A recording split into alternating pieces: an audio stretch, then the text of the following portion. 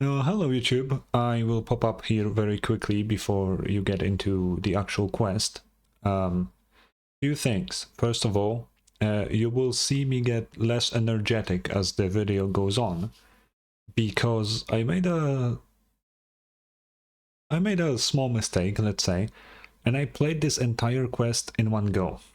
Normally, it wouldn't be an issue. The problem is that I ended the quest at around 4 AM, and I'm barely alive at that time, so yeah, don't expect too much enthusiasm towards the end.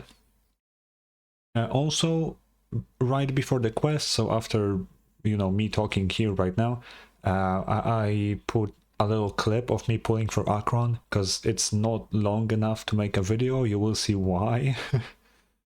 So I just decided to put it here, because why not? Hopefully you enjoy that little thing. And yeah, that's really all I wanted to say. Just this quick notice that I'm not gonna be full of energy towards the end. Anyway, enjoy the video. Let's first see if we can get Akron. Okay, we have quite a bit. I'm not sure how many is this.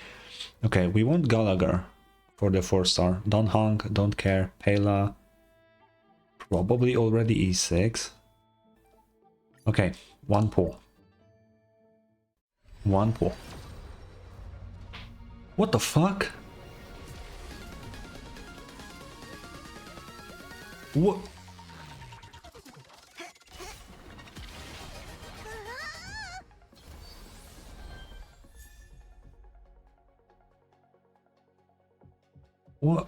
What do you mean?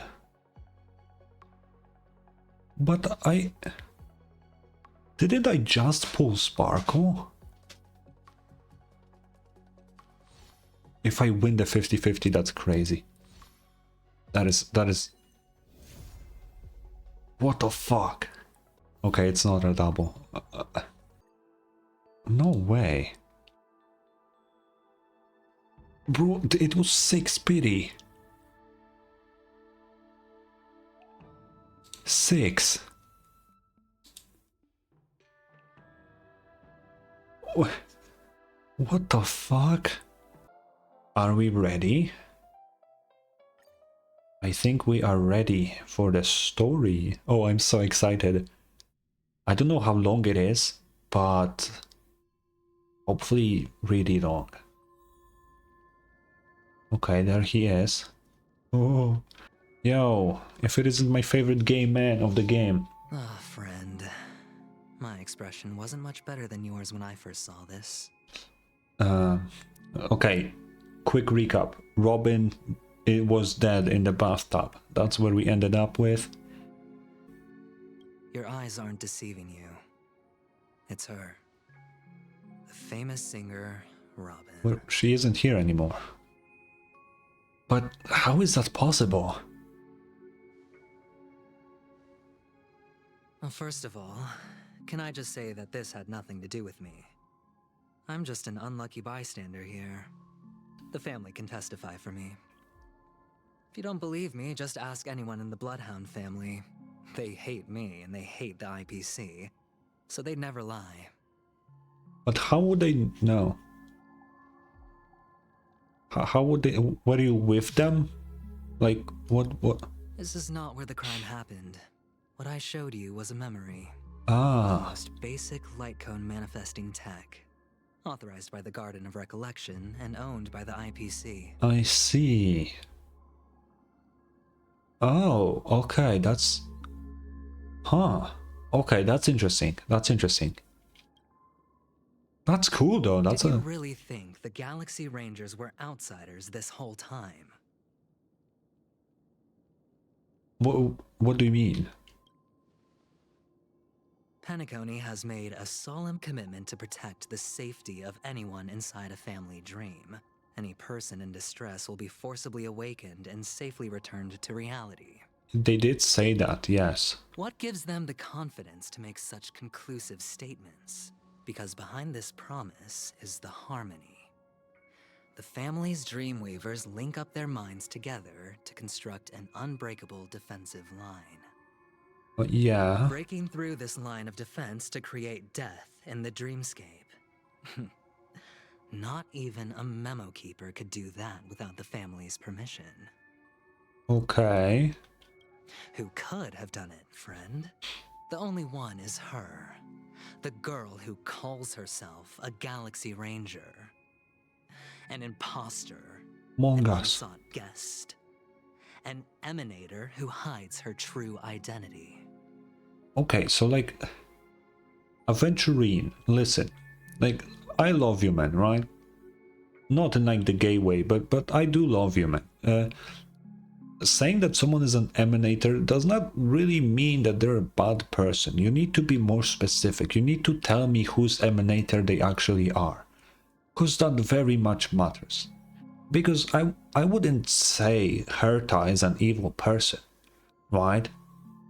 Like, she isn't, right? She's kinda a dick, but she isn't a bad person.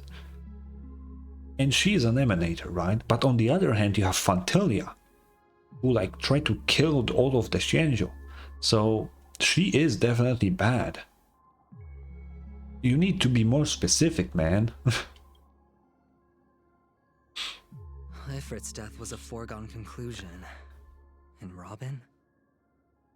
Her misfortune was staring right at her. Actually, Who will be the next to die? let me move myself down a little bit. I can't believe that Ifrit is dead. He was so cool.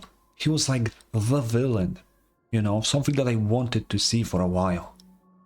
And he just got off-screened, bro. I mean, at least I hope Katerina is alive and Constance.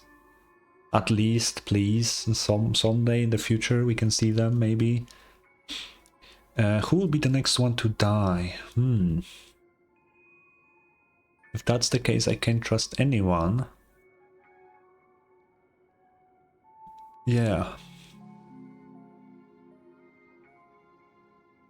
It's fine. Listen to your gut. Building trust always takes time. And I'm willing to wait. Okay. I just hope you realize that wherever that legacy is concerned, covert plans are already underway throughout Penacony. Everyone's got their own agenda. So I'm gonna just say this. I do trust Aventurine. Because he just seems too suspicious. You know, and that tells me that he's the kind of character that likes to play around, you know? He sees all of this as like a little game. But he isn't actually responsible, you know? I think he's that kind of character. So I'm gonna trust him until he actually does something in front of me that is really like, what the fuck are you doing, man? Careful You know? you don't get stuck on the wrong side. If I were you, I'd keep my distance from Acheron. After all, any schemes out in the open are always going to be better than a monster in the shadows, right? True. Who's to say there isn't an even deeper conspiracy Oh, lurking yeah. beneath the surface? Oh yeah, it's Black Swan, man. Memo Keeper, I think our little deal is finished. Oh? Aventurine is telling the truth. This memory is a real one, and there's no sign of any distortion grafting on. Okay. The IPC is not the Garden, and there are real limits to what they can actually do. But you know all this. Friend, let's not beat around the bush here. The thing is, I want to reach out personally to team up with the Astral Express. Oh.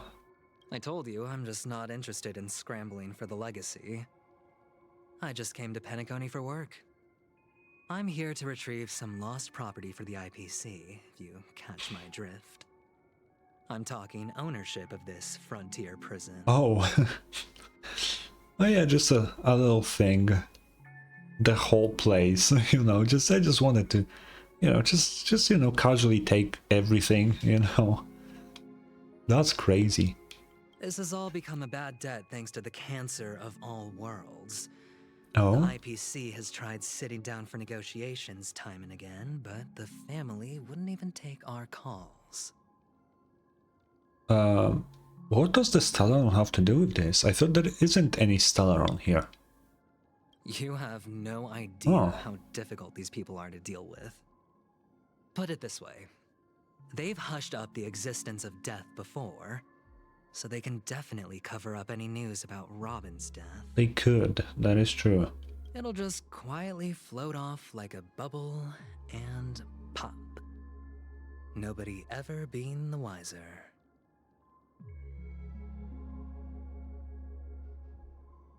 Sorry, I had to adjust my chair. That's not fair, right? So then, friend, I need your help. What's up? I have but only one goal. The family's front door is like a high wall, and to tear the whole thing down, I'll have to dig out a few chunks first. Once I find a weak point, the IPC will have plenty of means. You know what? Okay, I like throwing guesses, because we have the. So in the live stream they said that the battle with Aventurine is like a friendly fight, so I will trust them on that. But we also see him doing this weird golden dome around like Penacony. I think it's part of the plan, and we are also in on it. But Akron obviously doesn't know, and that's why she unsheaths her sword and shit. Yeah, I think Aventurine is genuinely a good person. I don't know if he has good motives. Actually, let me completely rephrase that. He is not a good person at all. Absolutely not. What I meant to say is he's innocent, but he's not a good person at all. That's no. But I really think he isn't the villain here. His motives are not too great. He just wants to take the whole place. That's not good. But I don't think he's responsible for anything that is going on here. Now we have our chance. So long as we can get to the truth behind her death, we can have justice for Robin. While also gaining a valuable bargaining chip for bringing the family to the table. Okay. Truly a once-in-a-blue-moon opportunity. I've been investigating and making lots of friends all over Penacony precisely for this very moment. This tragic news would be extremely bad for the family, so they'll be doing everything they can to stop it leaking. Yeah. Especially to the IPC. But I trust that there are still a few factions that remain How did you find exceptions. out? And that's why I need you all. The reputation of the Astral Express precedes you. And the Harmony will give you the fairest of appraisals. I just want to know, how did he found out about Robin's death? You know? You get to find out really what happened and seek justice. And I get to put it toward completing my mission for the IPC. It's what you call a win-win situation.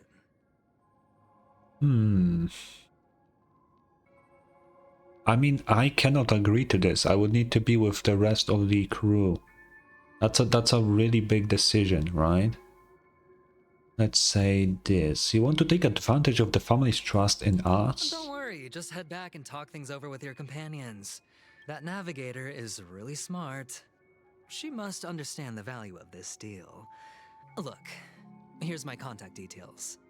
If you come to any conclusions, call me. Yo, we got Aventurine's number? Fuck yeah. Oh, and take this. A thorough investigation can always use a little more funding. Don't mention it. You're paying me again? So long, friend. I really am looking forward to uncovering the truth about death with everyone.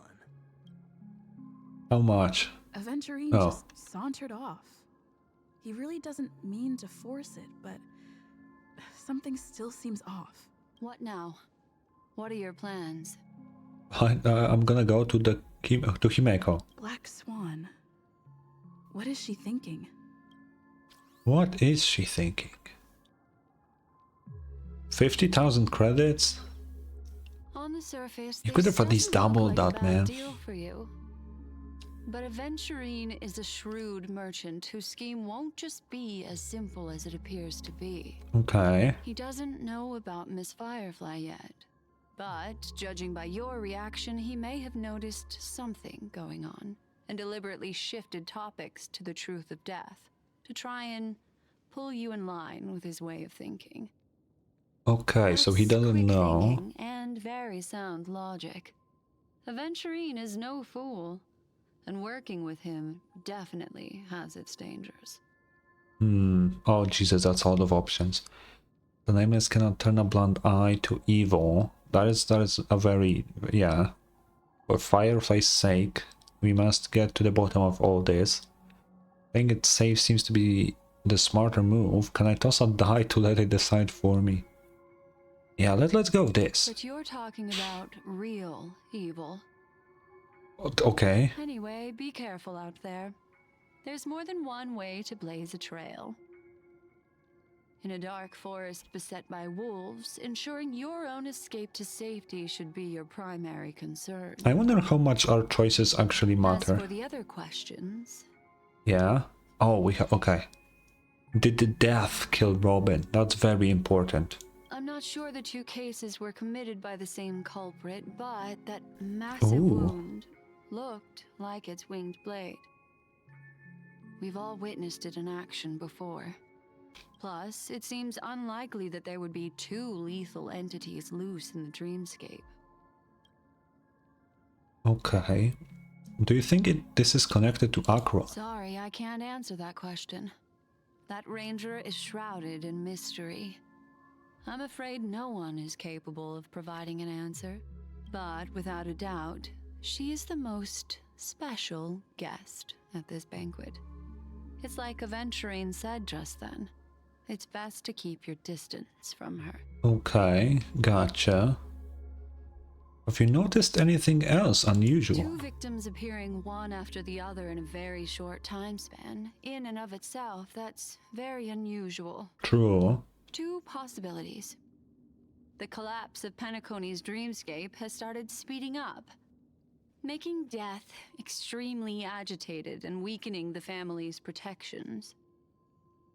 Or everything has been planned out and executed by someone.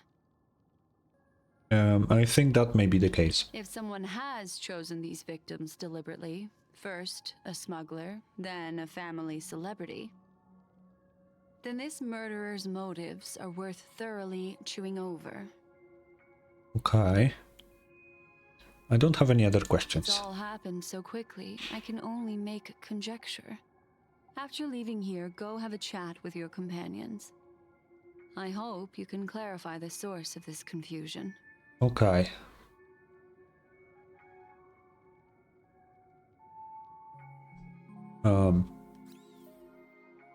Oh, Come, this way. calm. It's a short walk. Don't get lost. Oh, I'm gonna tell you one thing, because I am absolutely batshit crazy. I have found every single one of these everywhere. Truth be told, I did use a guide, but I did get all of these origami birds. They are really hidden. Like, without a guide, if someone found them, you're insane. Why are they coming back here? Hello? Don't make me relive that scene. This way.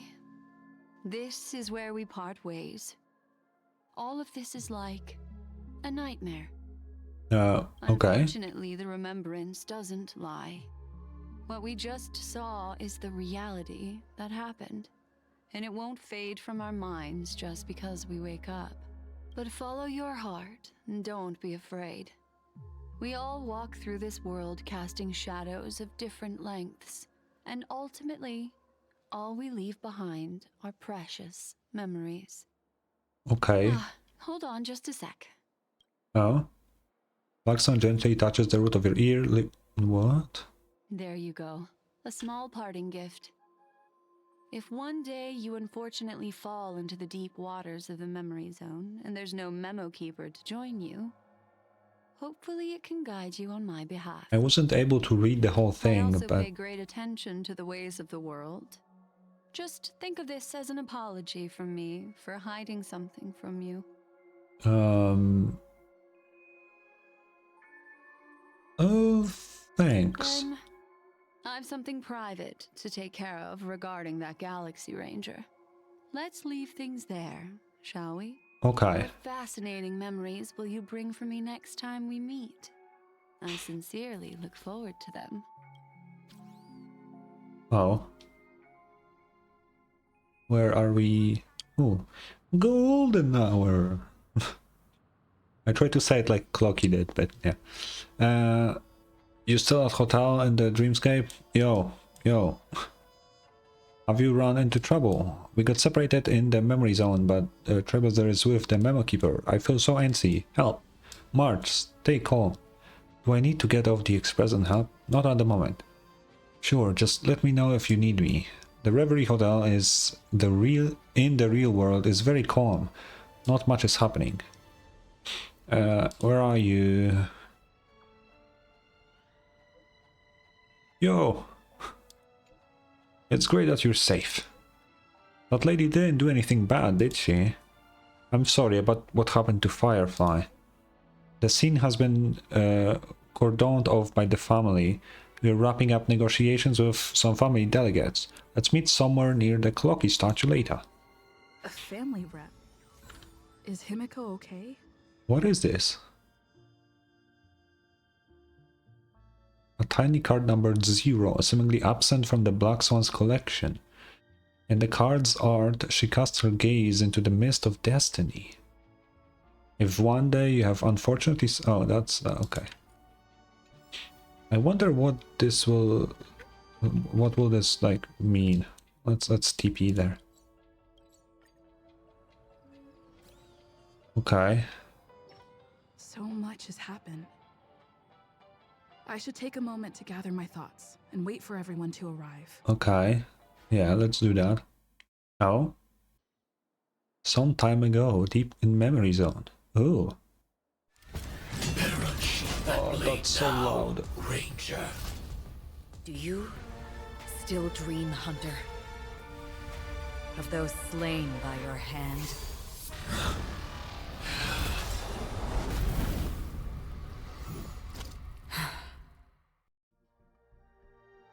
Oh.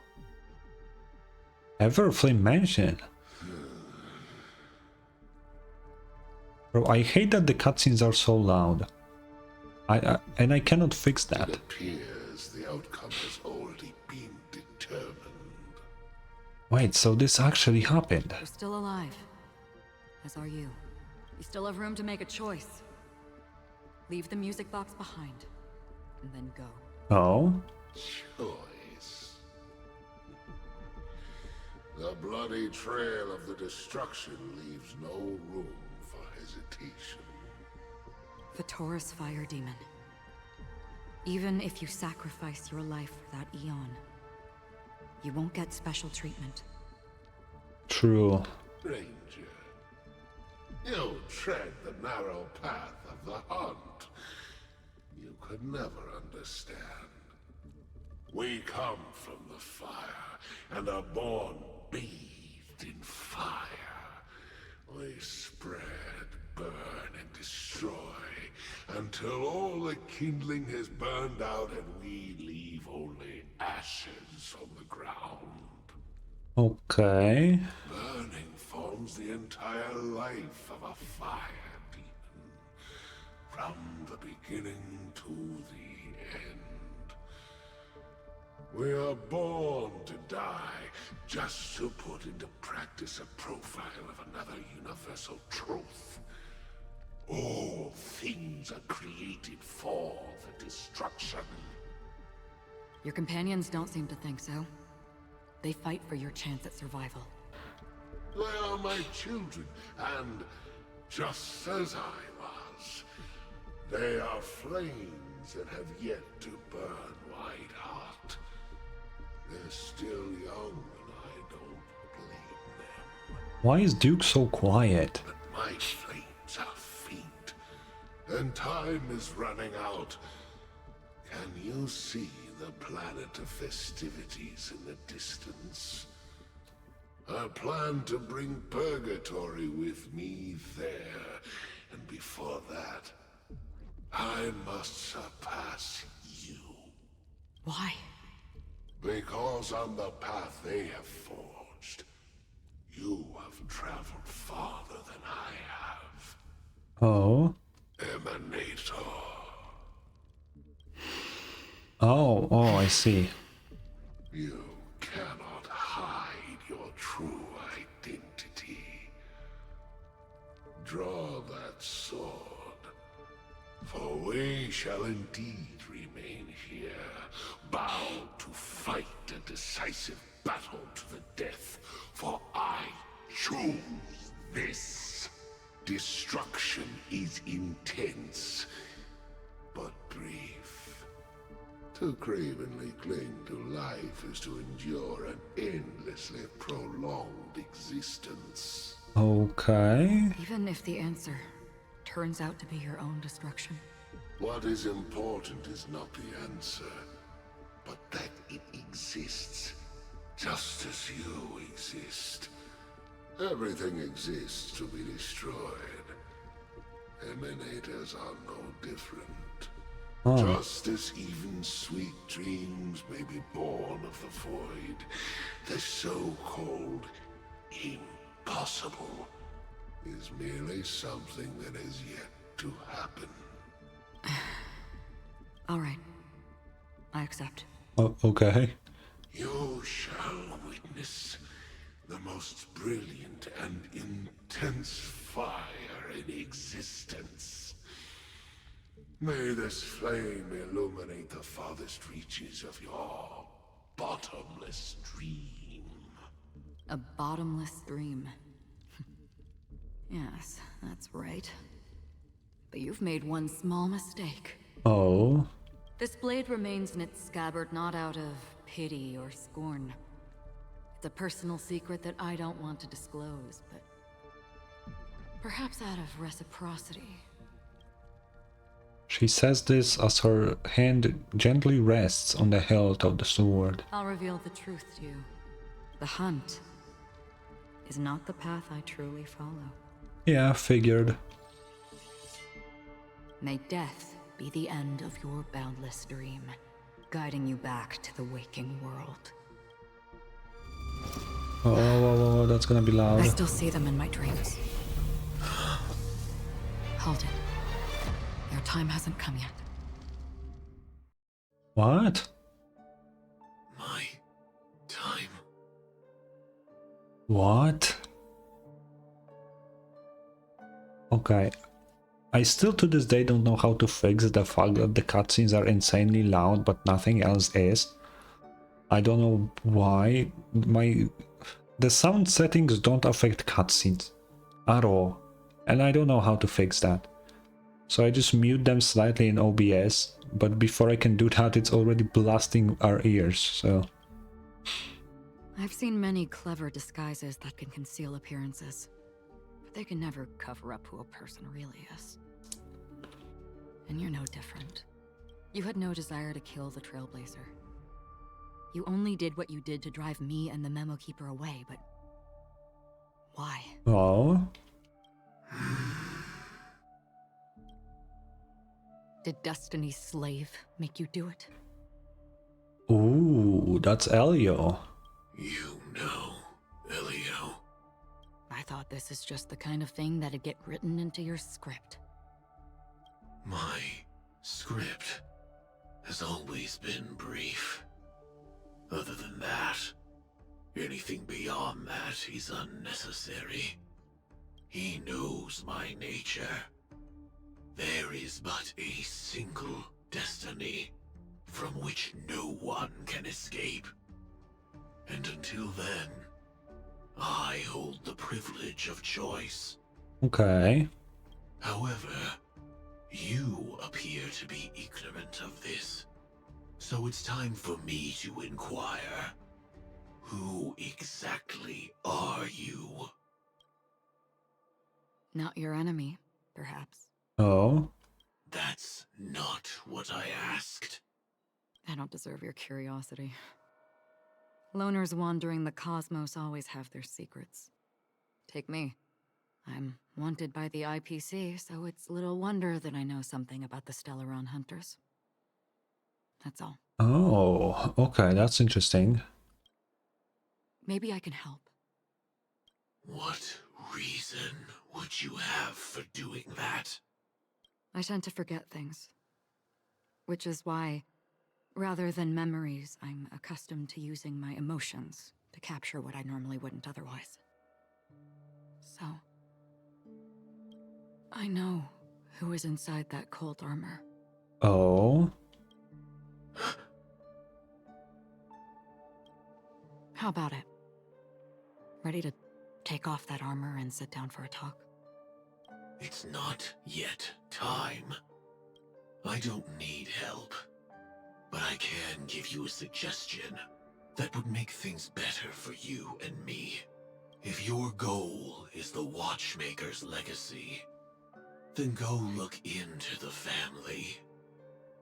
Not only are they covering up the existence of death, but they're burying the past and the truth about what happens inside the dreamscape. Already on it. Okay. And the Astral Express is no enemy of yours. I know that. I just never expected to hear you say it. Oh, What's next then? interesting. The Trailblazer's been taken by Black Swan. Will you go look for her? No need for that. No harm in mentioning that Elio's only given me one instruction. Get all of the Astral Express to track down the Grand Legacy. Oh. I tried settling this in an easier and more direct way. But as you can see, here I am, confronting you. I failed. Can't ever go against the script. The so-called impossible is merely something that has yet to happen. Mm-hmm. Oh, what the fuck? That's it. Before we split, can I ask you one more thing? Is there anything else in your script about me? I'd like to know what kind of footnote I get to leave in that future foreseen. Oh, why is only I red? Unfortunately, not a thing came up. I knew it. Interesting, huh? Hang on.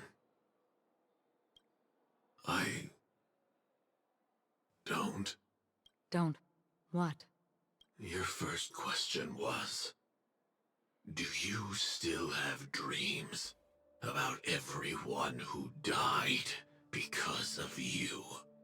I don't. Never have. Oh. I was born without the ability to dream. I live for this cold, harsh reality. For a little light. And to burn. Wait. To keep on burning. Until I turn to ash. Interesting. One thing. Not having the ability to dream. I may be looking too much into it, but didn't Firefly say something similar? The problem is that I genuinely... Some is too big to be Firefly, right? Like, it doesn't make sense. Because Firefly was talking about, like, not wanting to wake up from a dream because her normal life is, like, awful and all of that. But we are still in a dream, so why... I don't know. So, I really envy you. Is that so? Then you're already living in the waking world. Oh.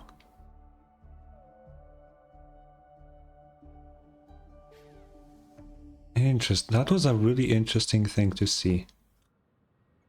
Present day golden hour. Okay.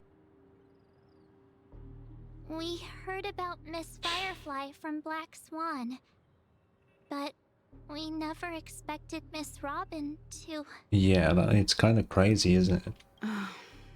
I'm sorry that I couldn't be with you then. I'm fine. Reality cruises on in serenity, while undercurrents bubble up from the dreamscape. Just like that memo keeper said. Yeah. Stay strong, everyone. we can still do what we can for them.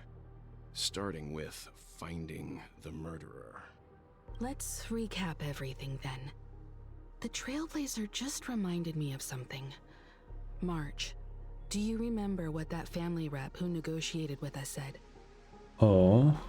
Indeed, we trust that the Nameless has nothing to do with this. And we also beg each of you to help assist the family in verifying the identity of the deceased. That's how it was put, in reference to Miss Firefly. Looking back, he seemed a little evasive at the time. And he also failed to mention anything about the earlier murder, too. The family's planning on covering up all news about Miss Robin's death. If news gets out, Penacony's going to turn into a bloodbath. Yeah. But the murder that followed closely after was obviously beyond their anticipation. The family had to try and turn things to their advantage by bringing in reinforcements from outside. The Charmony Festival is nearly here. They must be snowed under. It may also be that Miss Firefly's murder had so many witnesses that it couldn't be covered up. So True. they went with the flow and let more people on the scene to control the situation. After all, True. the nature of the two murders is fundamentally different. The family's first protective measure should be against malicious actors among the guests, such as that IPC envoy.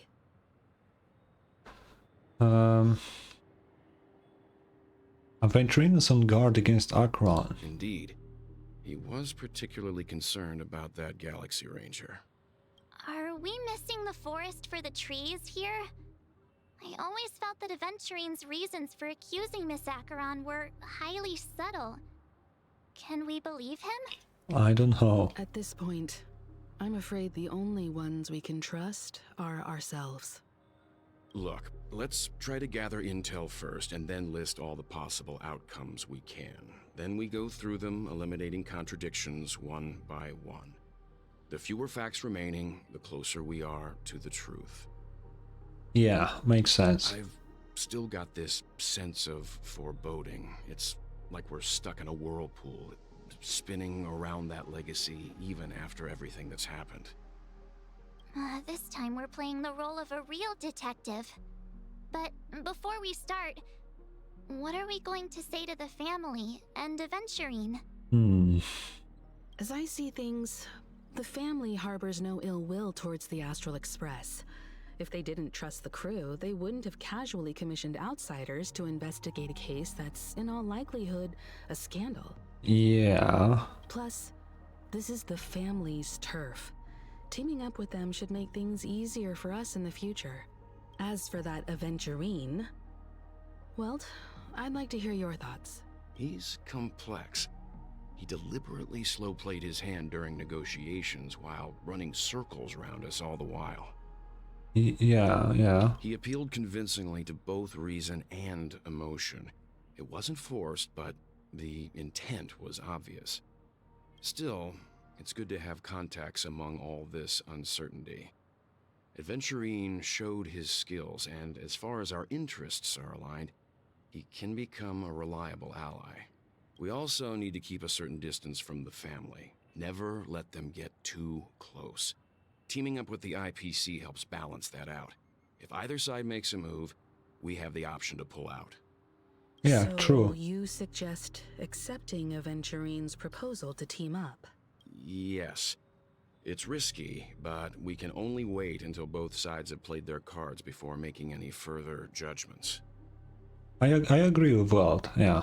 I get why, but there's a whole lot of bad guys and girls around here. And I'm worried about getting stabbed in the back. She's been bullied a few times now, and I can't stand it anymore. When was I bullied? What the fuck do you mean?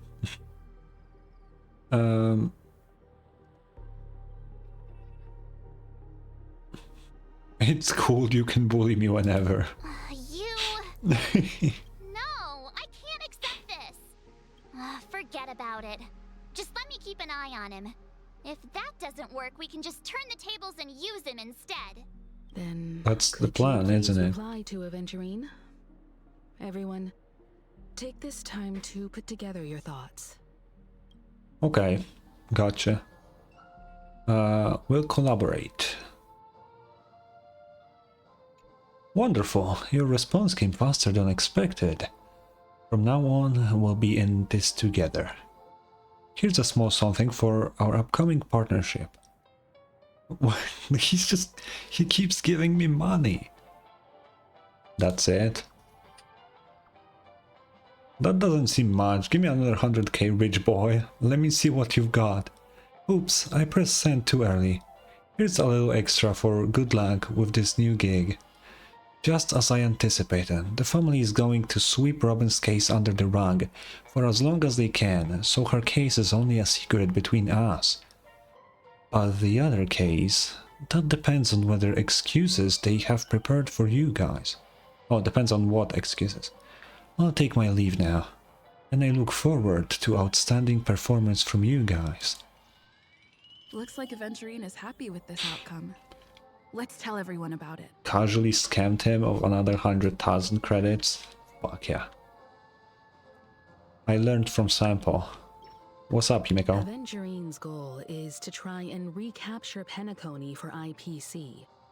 To do this, he'll have to bring down the family in its entirety to create a big enough chance. Yeah. The existence of death will be covered up by the family. So how does he plan on taking them down?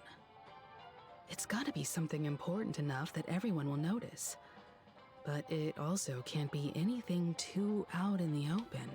Yeah. Oh my goodness. Perhaps he's going for the hotel? Attack on the hotel guests? Unlikely.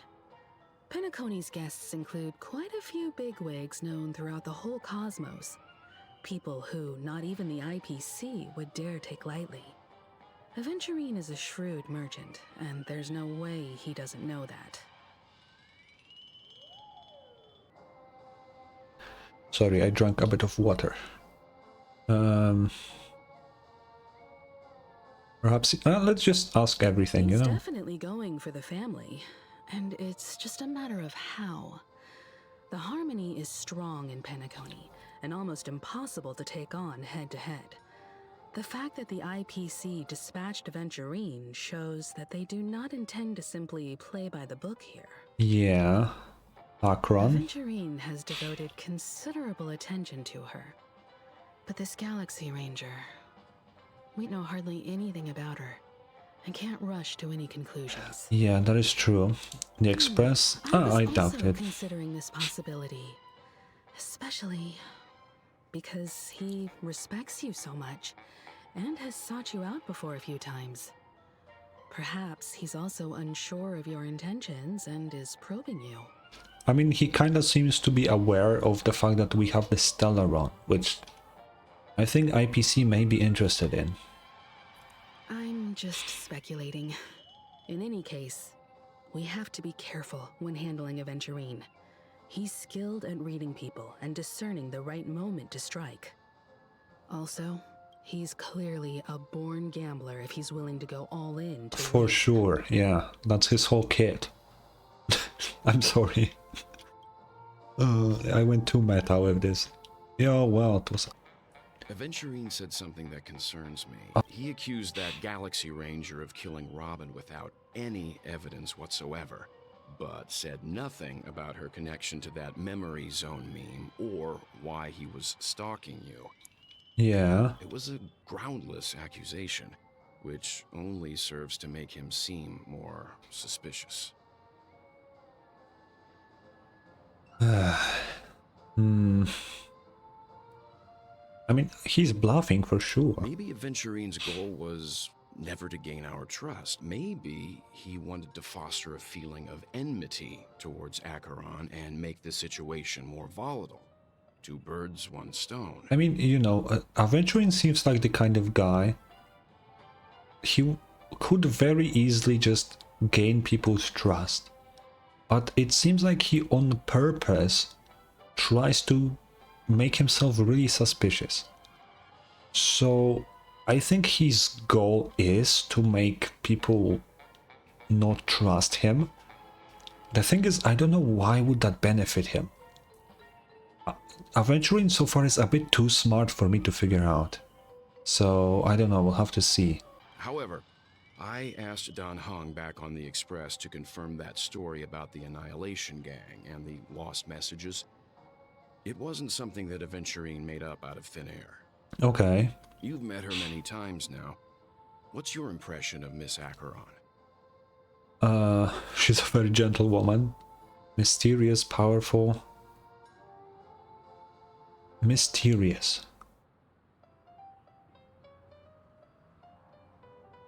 Oh. Weird, I can't seem to remember. That fits the stereotype of a Galaxy Ranger to a T. What do you mean, Walt? They're eccentric, unpredictable, and fond of being alone. No wonder she's a suspect. That's not what... I still don't really understand. What does this red text mean? Like, it's like when we try to speak about Acheron, it just forces us to say different stuff. You know, my theory is that she's the emanator of nihility still. I think that's a pretty... I would be surprised if she isn't, you know. Could nihility delete memories? You know? Could that be a thing? It could be a thing, right? Oh, that would fuck shit up so badly, though. Yo, March, what's up? I hope it's not too soon to bring it up, but I feel like Miss Robin isn't actually dead, but that she's still alive and well. Somewhere. That everything's just some horrible prank. You know, I kinda want to believe that too, March. But we don't know. Because aren't we supposed to be inside a dream? How could someone die in a beautiful dreamscape like this? Shouldn't only good things happen here? Yeah, they should, but that doesn't mean they will. Whenever I see the Grand Theater, I just can't stop all these thoughts from flooding my head.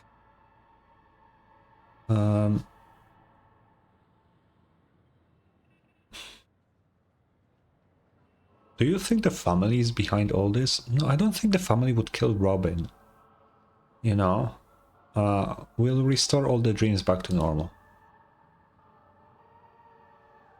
Yeah, of course. At times like this, we're so lucky to have our crew. Yeah. The family and the IPC. Everyone has their own plans going on. Everyone's still having a great time out there on the streets. Nobody knows what's happened. It's all so unreal. As if Firefly, Miss Robin, and us were all outsiders from another world.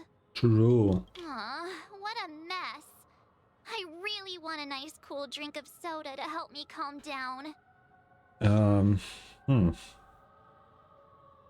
Okay. But then I'd be just like everyone else out on the streets. How about we get some Soul Glad? Looks like Aventurine doesn't need anything else. Let's turn our attention to the family's assignment for now. Himiko, what do you think? Among our current clues, the two murders that she witnessed are the most directly connected. I suggest starting here. Where? One thing I'm curious about is, if a person dies in a dream, what happens to them in real life? Seeing as we're at the family's behest, why not pop back out to reality and verify Miss Firefly's situation back at the hotel? Perhaps we could also make a few inquiries about her while out there. Okay. How about we split off into two groups? There are still some things worth focusing on inside the dreamscape. I'll investigate those, and we can link up again later. Can I go with Weld, please? Worth focusing on? Oh. No problem. I'll leave it to you then. Can I go with Welt? Huh?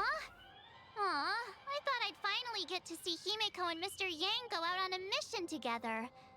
Oh well. Take care then, Mr. Yang. I will. Keep in touch. He's going alone? Oh. Honored guest, could you come out for a second? Oh, what the?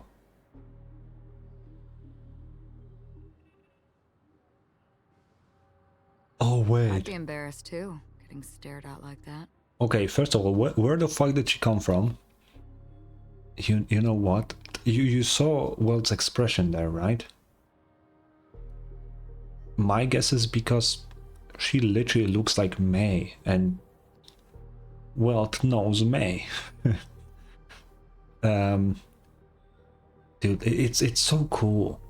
I really wonder what he will say, because he knows a different version of Akron. Ah. Forgive me.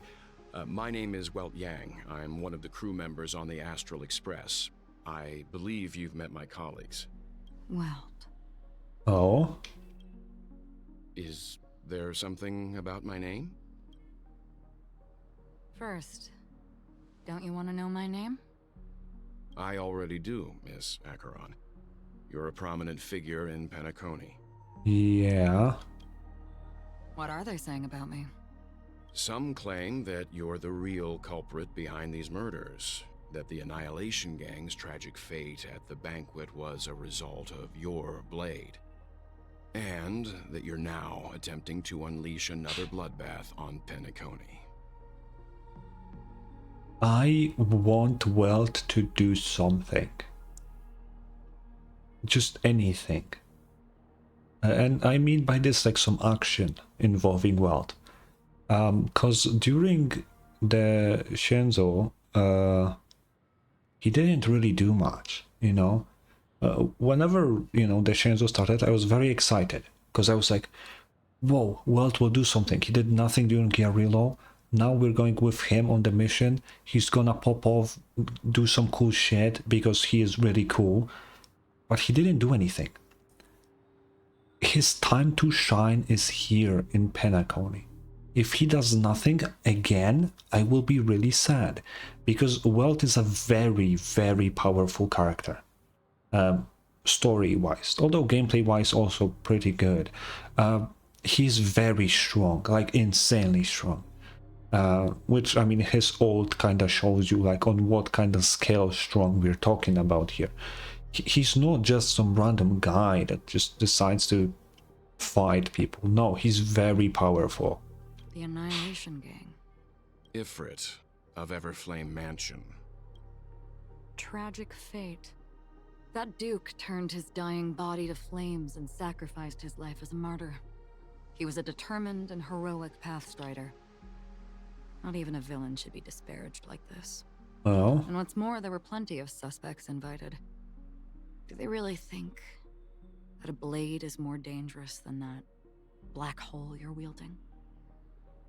How does she know?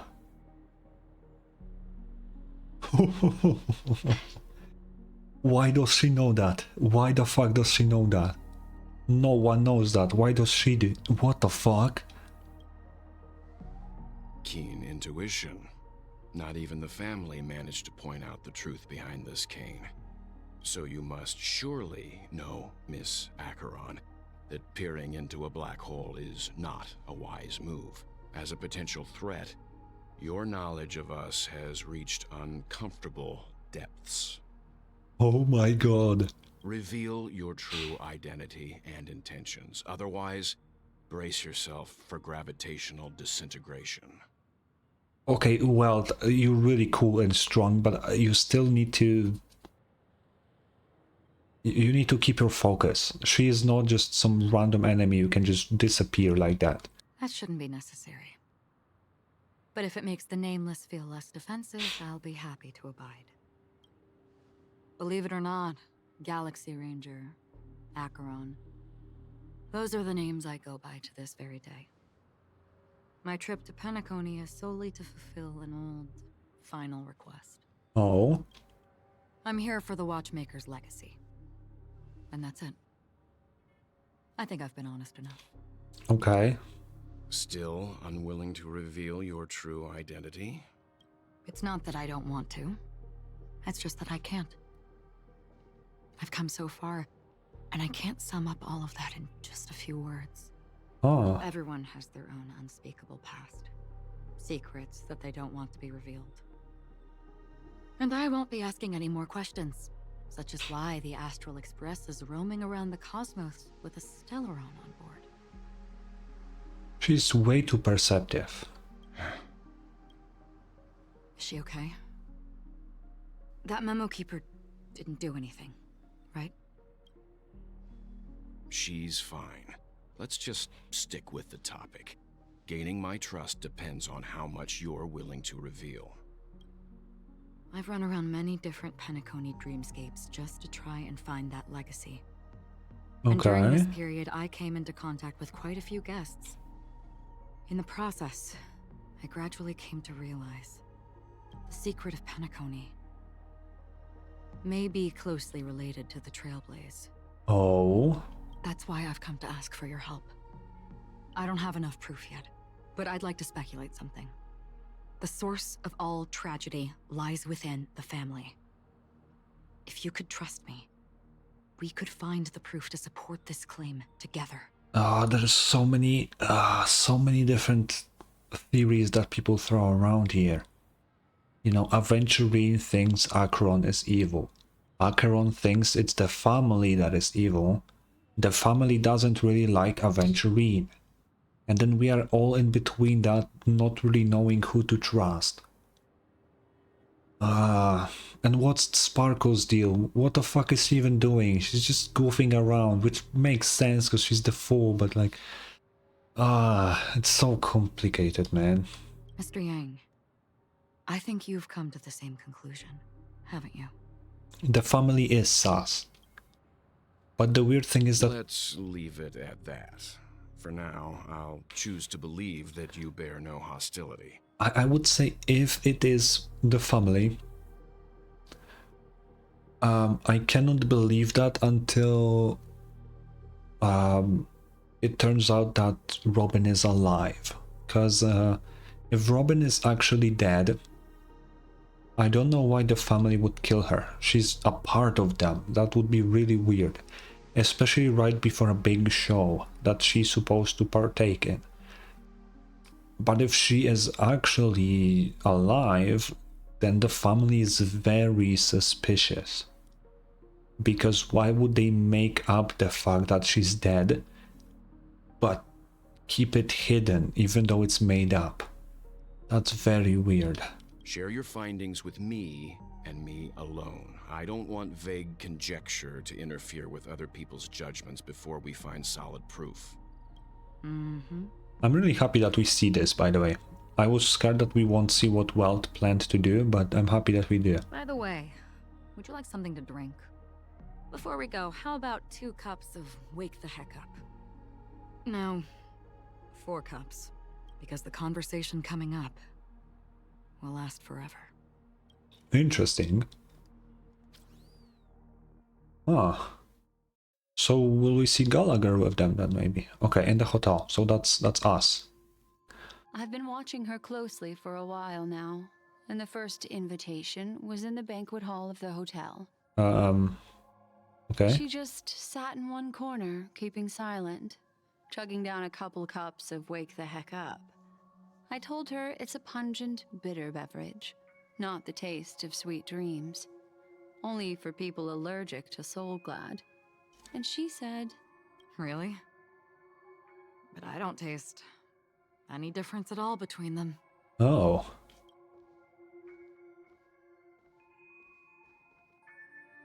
the guest rooms Interesting. are charmingly minimalist. An aesthetic you share, Miss Acheron.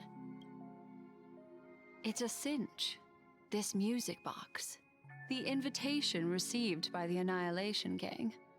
There are latent memories that linger on it yet. Wait, I kinda wanna see this up close. There are some symbols in these balls. But I don't know. You see, memories of you are not yours alone. They travel in other people, other things. I know much, and I can predict even more. With some help, the dead can be made to speak. The Annihilation Gang, that band of desperados who all disappeared after meeting you. What exactly happened to them? Well, let me reveal all. Oh. Is she really going to? Gradation 12. Dreamscape 12. Father, I dedicate this to you. Well done, Dubra. Wherever they go, shall be met by annihilation. Oh. There it is. It's hazy, but it's Ifrit's voice. The other one is probably his progeny. Yeah. This is the residual memory from when the invitation was first delivered. They were abruptly interrupted. Then, what happened next is... What are we seeing right now? They sought refuge in the land of sleep, merely wishing for undisturbed rest, away from the storms. I remember correctly, it said that this is happening in the hotel while Welt was talking to Akron, right? Who the fuck is Black Swan just talking to herself, or what is going on here? Children of the flame, this marks your rite of passage. She won't be necessary. I alone am enough. Oh, that's from the trailer. When have those on the path of destruction feared death? The Everflame Mansion has set out on a journey. Oh. Those poor people. They have no idea what lies in wait ahead of them. Memory recovery is going well, but slowly. She'll be here soon, and time is short. There's nobody else here, so there's no need to be delicate. In fact, I think I'd better go all out. Oh? Oh. What happened? The memory after that is blank. How is that possible? This music box fell into Acheron's hands, and she brought it to Penacony. That's a fact, and that's how it should have gone. But along the way... Wait, so can she actually delete memories? With nihility? Oh, no, that's really bad. It's like it's been erased. Who's done this? Who are you? Who are you? Oh? It's... No. Is this not a memory? Oh, a memo keeper. Do you serve the Garden of Recollection? Or the Cremators? Who the fuck are the Cremators? My name is Constance. A pleasure to meet you. Oh. We were supposed to meet in Penacony and spend an unforgettable time together. Constance. Oh shit. But Oh. that seems unrealistic. Dahlia's not welcome on the banquet star, and I don't need a coming-of-age ceremony. And you, I know what you're looking for. Want her secret? I can give it to you, and then you can enjoy the banquet for me. I did not expect to hear her here. I wish you unforgettable memories. Oh. A phone. Wanna listen in? Interesting. Whoa, I did not expect Constance to be here. I mean, she isn't here, but you know. Oh. Oh, switching to Aventurine's POV. That's the new feature they added, where you can swap the stories to different characters. A few days ago, the IPC made an announcement. Under the watchful guidance of the Marketing Development Department, and in accordance with the Interstellar Peace Charter, the independent Sigonian sovereignty has hereby been established, and shall take a legislative seat at the Interstellar Congress. The formation of the Sigonian sovereignty is of great historical significance to the Sigonia system. This move puts an end to the planet's long and bloody history, turning the sensational Kataka-Avgin extinction event into a distant memory. Okay. Sigonia 4 is located in an unclaimed zone at the intersection of the Denise, Prothean, and Dorneau star clusters. The planet's surface environment is known for being extremely harsh, constantly faced with the threat of impact from small-scale celestial objects.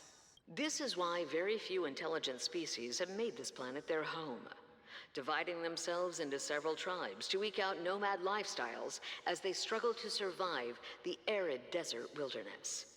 They have developed their own folk beliefs that are independent of the Eon belief system. Oh, interesting. Sigonia. Sigonia. Ravenous eye of the storm, spurned by all the gods. Is that supposed to be Aventurine? Land of rock, but not water. Lightning, but not rain. Blood, but not tears. You beat us with your falling stars. You lash us with wind and storm. You chew us up with the cracked earth. You promised us a land of honey, yet yoked us beneath a sword of bitterness. Oh, Gaiathra Triclops, if thou can hear me, please open up thy 3 eyes and gaze upon this child. What are we talking about When here? you took his father, my child was still sleeping in my belly. And where my husband went, I too soon must go. I don't ask for a peaceful death. Just for you to tell me, does the baby swaddled sweetly asleep? Does he dream of his mother's heartbeat and the sound of falling rain? Please tell me whether this life is all just a fleeting dream. Oh, Otherwise, why would this child be born to face impending death? why are we seeing this? Mommy! Mommy! Mommy! The rain! It's raining! Raining?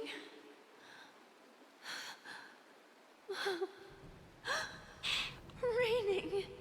It is raining! It's true!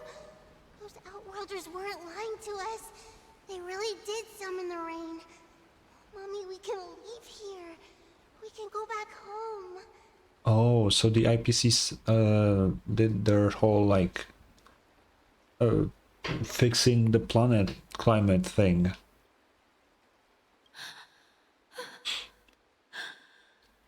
Back home. Gaiathra Triclops.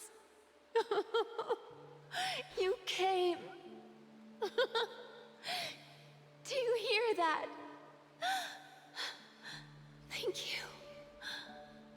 Thank you. Darling, listen.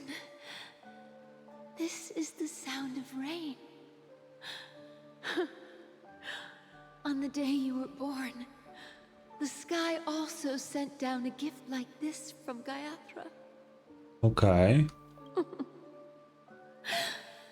Such a lucky child. Such a blessed child. Just like your name. A gift from them to Avgin. My boy. Actually, yeah, we don't know Aventurine's real name. Because Aventurine is just a code name from the APC, you know? Just like Topaz. Those are not real names. May the goddess Gayatri close her eyes 3 times. Keep your blood eternally pulsing. Let your journey be forever peaceful, and your schemes forever concealed. Oh. Welcome to this sad world, Kakavasha. Is that the name, or...? Time to wake up. It's a ratio. Let's fucking go. Oh, heavens. I must have drunk too much Soul Glad. Didn't expect you to be back so soon. How is it? Just as you guessed. Nobody outside knows about Robin's death. There aren't even baseless conspiracy theories. They are still streaming the rehearsal for her ceremony, using a stand-in, I guess. They must be dreaming. I mean, they are. Of course. Who could imagine that death would actually descend upon the idyllic dream created by the family? Let alone that the victim would be the female lead of the Charmony Festival. Yeah, that is crazy. To be honest with you, I didn't believe it. I even tested it a few times myself. Until I discovered that I couldn't actually die. Whoa. What? Whenever there's any danger, I'm forced awake by the dream pool, and it's all as if everything were just a nightmare. Wait. Are you telling me that Aventurine gambled and decided, oh, I'm going to kill myself to see if I actually can? And he did it multiple times? What the fuck? That's like a Russian roulette, but it's 50-50. That's crazy. That's why I'm convinced that there are a few big secrets lurking behind the scenes. Then you must have heard about the Memory Zone meme. When I graciously deigned to establish connections with the Oak family on your behalf, they were quite in a pitiful state of disarray. Yeah. Besides Robin, there was another body. I don't know the exact details, just that it was a stowaway. 2 murder cases? I told you something seemed off about the Nameless. Oh, she must have come across the other one. We did. This murderer is a psycho. But I have to admit, the case should be easy to crack. We can leverage the family's malfeasance and let the IPC use this as a reason to intervene. Actually, you know what? If there is one, like, killer...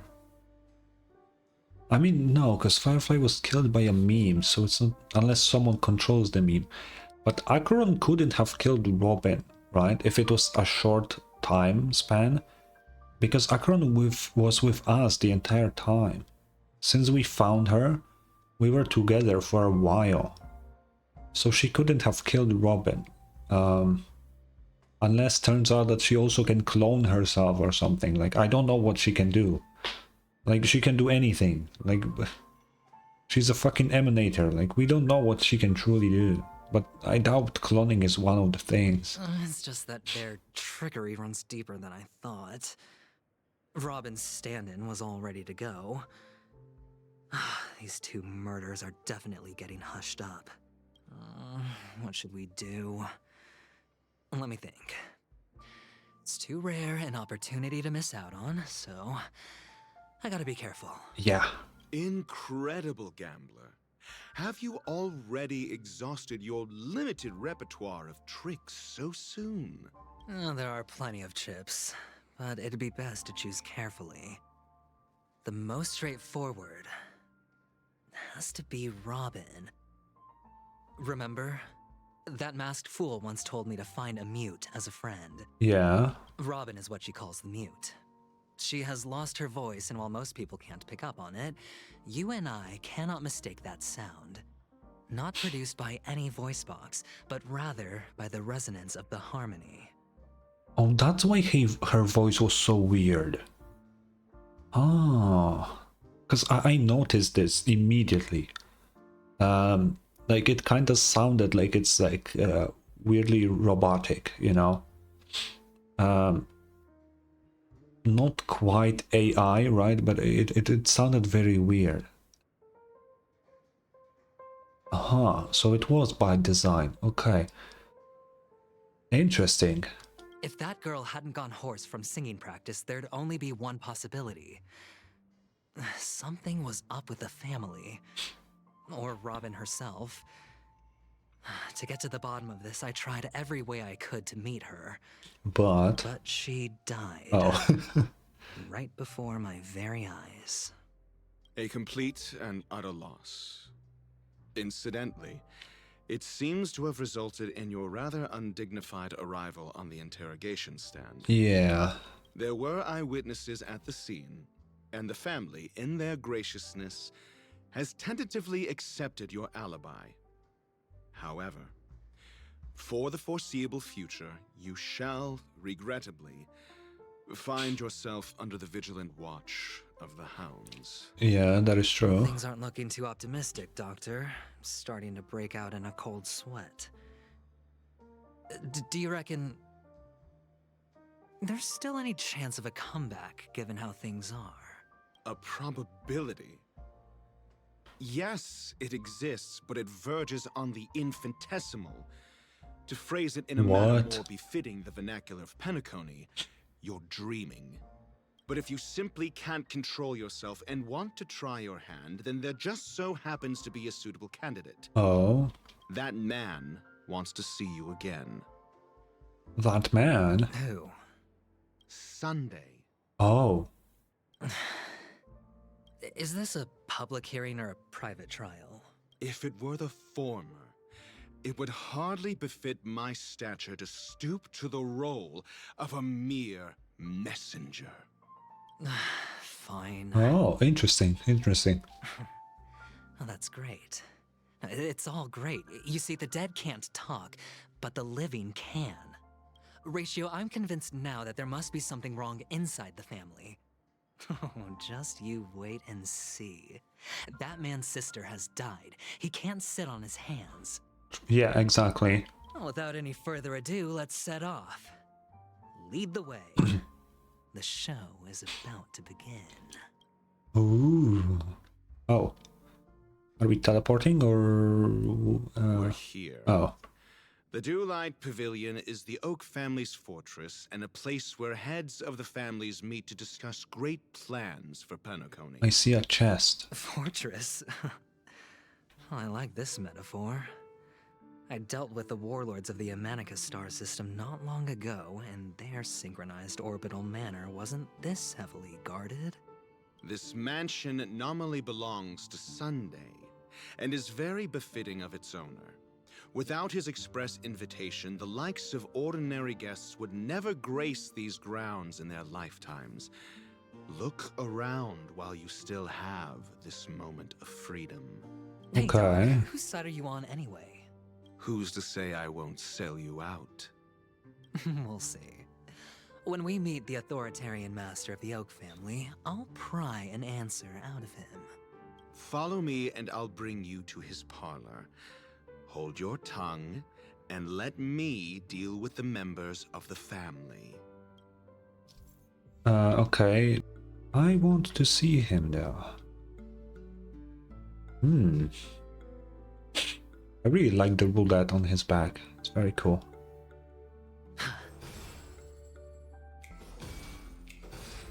He actually snaps. That's so cool. Hendrik. Hey, you two! That's a place of business. No entry.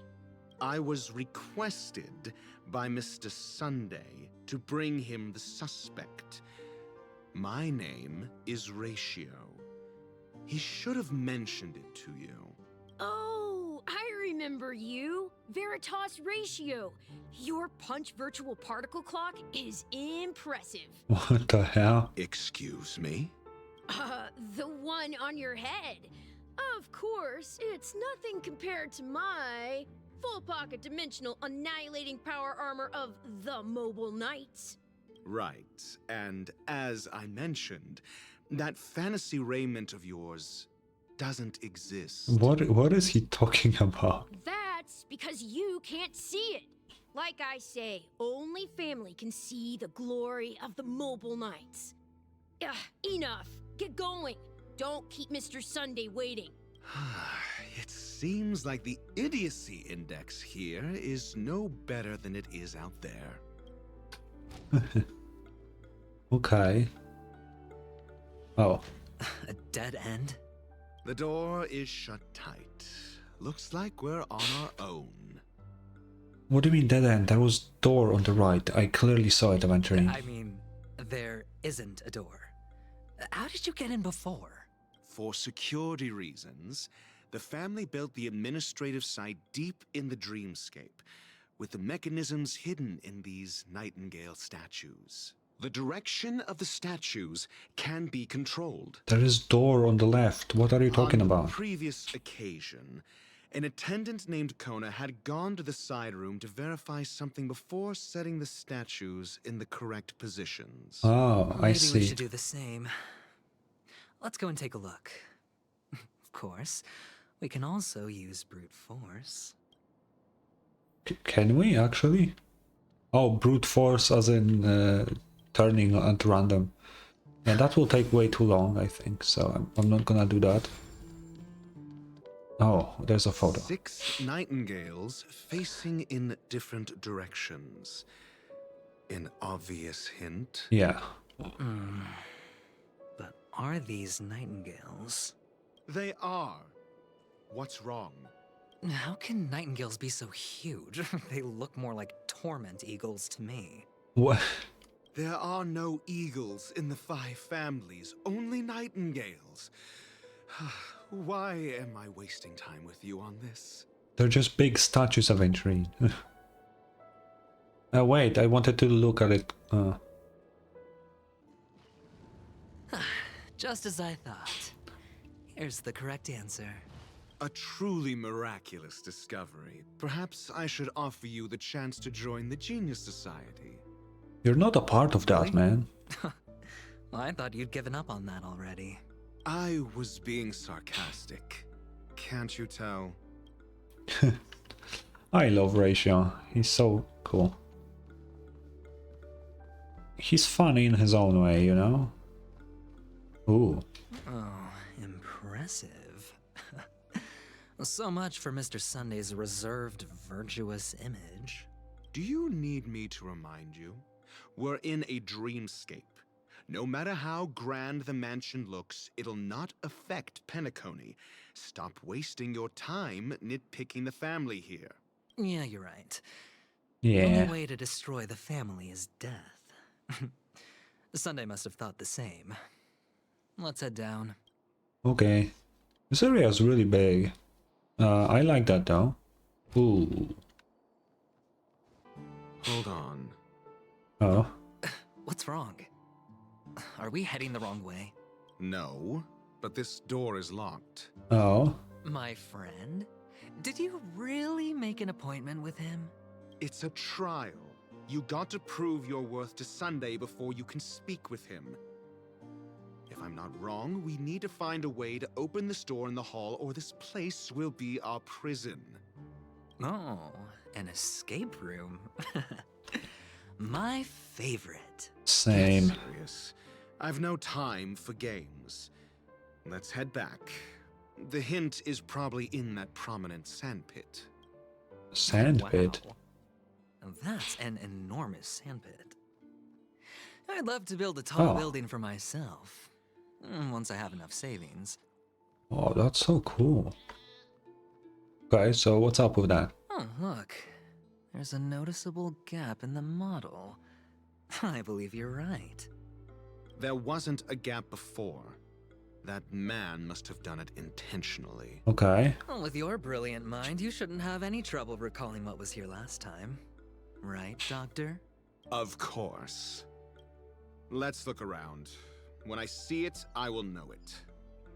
Okay. Fine. Fine. Why do I feel that we're pursuing a degree in burglary now? Oh. Oh, it's that thing. Huh. And the nameplate reads Gulliver's Arch. Well, I'm amazed you can remember something this tiny. You know, this reminds me of a tunnel I once saw that could shrink people who passed through it. Oh. If I were you, I would shut my mouth. It's wise to remain silent when you should. Okay.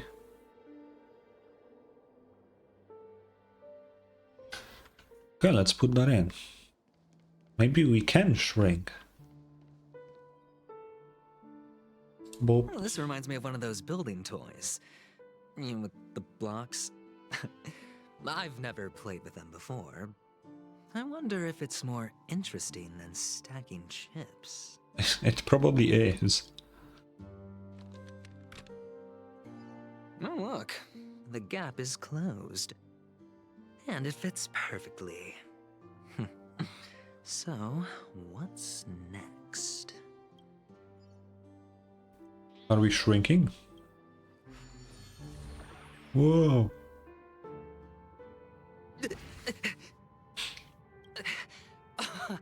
Oh, good heavens. Did I shrink? Am I still in a dream? Indeed. Oh, Doctor, you're huge. It's me! Down here! In the sand pit! Oh, actually, I think we could make this work for us. Just find a way to slip me into Sunday's collar, and I'll infiltrate the family just like that. That's not a good idea. Not right now. Oh, fine. I was just kidding. Let's find a way to open the door. You good, man? You're... Oh. Bro, is that still part of the same, like, area? It is. Bro, that's crazy that they made, like, an area within an area. Wait. Wait, this is just miniature golden hour. Oh, whoa. Yeah, this is Ideen Park. Oh. What the fuck is happening here? Is this supposed to be like this? Oh, okay, let's talk to him. Hello! Welcome to the Golden Hour base model. I am an Oak Soldier. I will be here to guide you through the tour of the base model. Happy to be of service. Okay. Tell me about the guided tour. And tell me about the tour. He's saying it. Hello! Welcome to the Golden Hour base model. Okay, I'm guessing they were supposed to be like this and they're just glitching. I am an Oak Soldier. I will be here to guide you through the tour of the base model. Give it a kick. Model. Happy to be of service. Oh, okay. Generating guide. Please wait patient.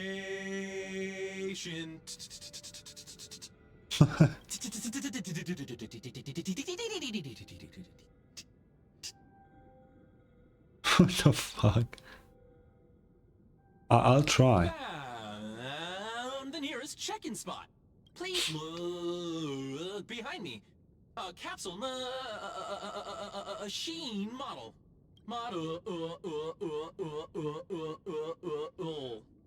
Whoever was voicing this guy must have had a lot of fun. After screaming, the soldier collapses. He didn't even have time to earn a 5-star rating from you. What's up with that? Now the family's toys are trying to frame me? I didn't do a thing to it, Doc. You've got to be my witness. Oh, capsule machine. There's no mechanism on the floor. Could there be one at the top? Doctor, do me a favor. Oh. Oh, what the hell? It's so loud. So, I was right. These models have interiors that look exactly like the real buildings. The only difference is that no one lives in them. Yeah, I mean, it will Funny be that Sunday weird. puts a miniature that makes him seem like a giant by comparison, right where he can see it first thing in the morning. Insecure much? Yeah, it is kind of weird to have something like that. So, we have... Oh, one of the fragments flew upstairs. Oh, I'll need to use the pinball machine to flick myself up there. okay, that's the TP. But it's tough. It really isn't Aventurine. It really... Oh, it's not here. I assume we need to make it with that... Oh, we need to investigate. Okay, let's do that. Oh, great. There's another pinball machine base here. And it's empty too. Doc! I'll need your brain power again. There's no need to yell, I can hear you. The pinball machine must be hidden somewhere in the hall, like the arch. Wait here, and I'll be back in a minute. Okay. Oh. Finally, a moment of peace. Can we talk to him or something?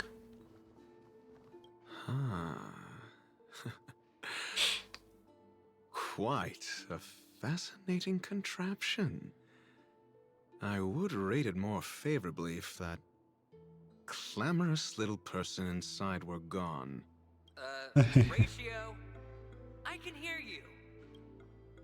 That's cool. Nice that we're playing as Rachel now. I really like the fact that we have the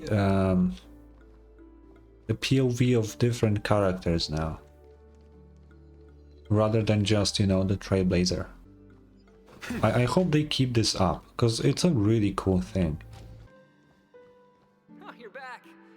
Just place it here. Thank you. Okay. Oh, it's gonna be loud.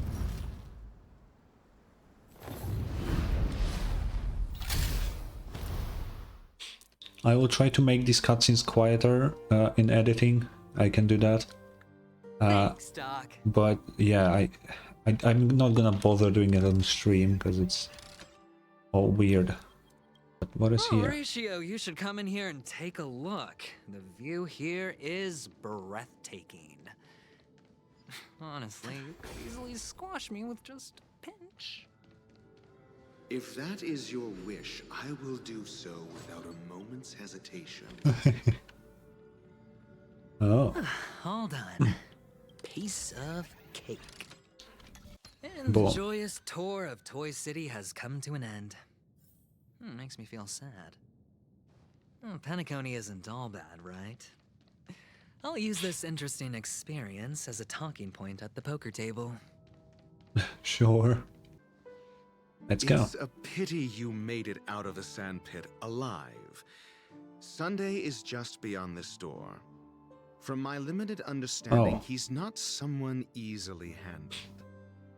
Are you prepared? An error in the text. Yeah. Only I believe he's the one who should be prepared to face me. Tell me about your plan. I don't have a plan. I'll just play it by ear. There are only two kinds of bargaining chips when dealing with people. Benefit or fear. Oh. Looks like sincerity isn't in your dictionary. Am I not sincere enough? There's no need to emphasize it. We've got to make good use of death. That man's sister is dead. He won't be able to turn a blind eye, and that's fear. Yeah. And I'll help him find the murderer. He can't do it due to his status and position, but I can. And that's benefit. On what basis do you believe he's incapable, necessitating the delegation to someone from a rival faction? The IPC. Yeah, I wonder what his plan will be. Simple. Because that murderer could very well be a traitor hiding inside the family. That is true. Yeah, that makes sense. Do you mean the Galaxy Ranger whom you accused previously? Oh yeah, I didn't think about it.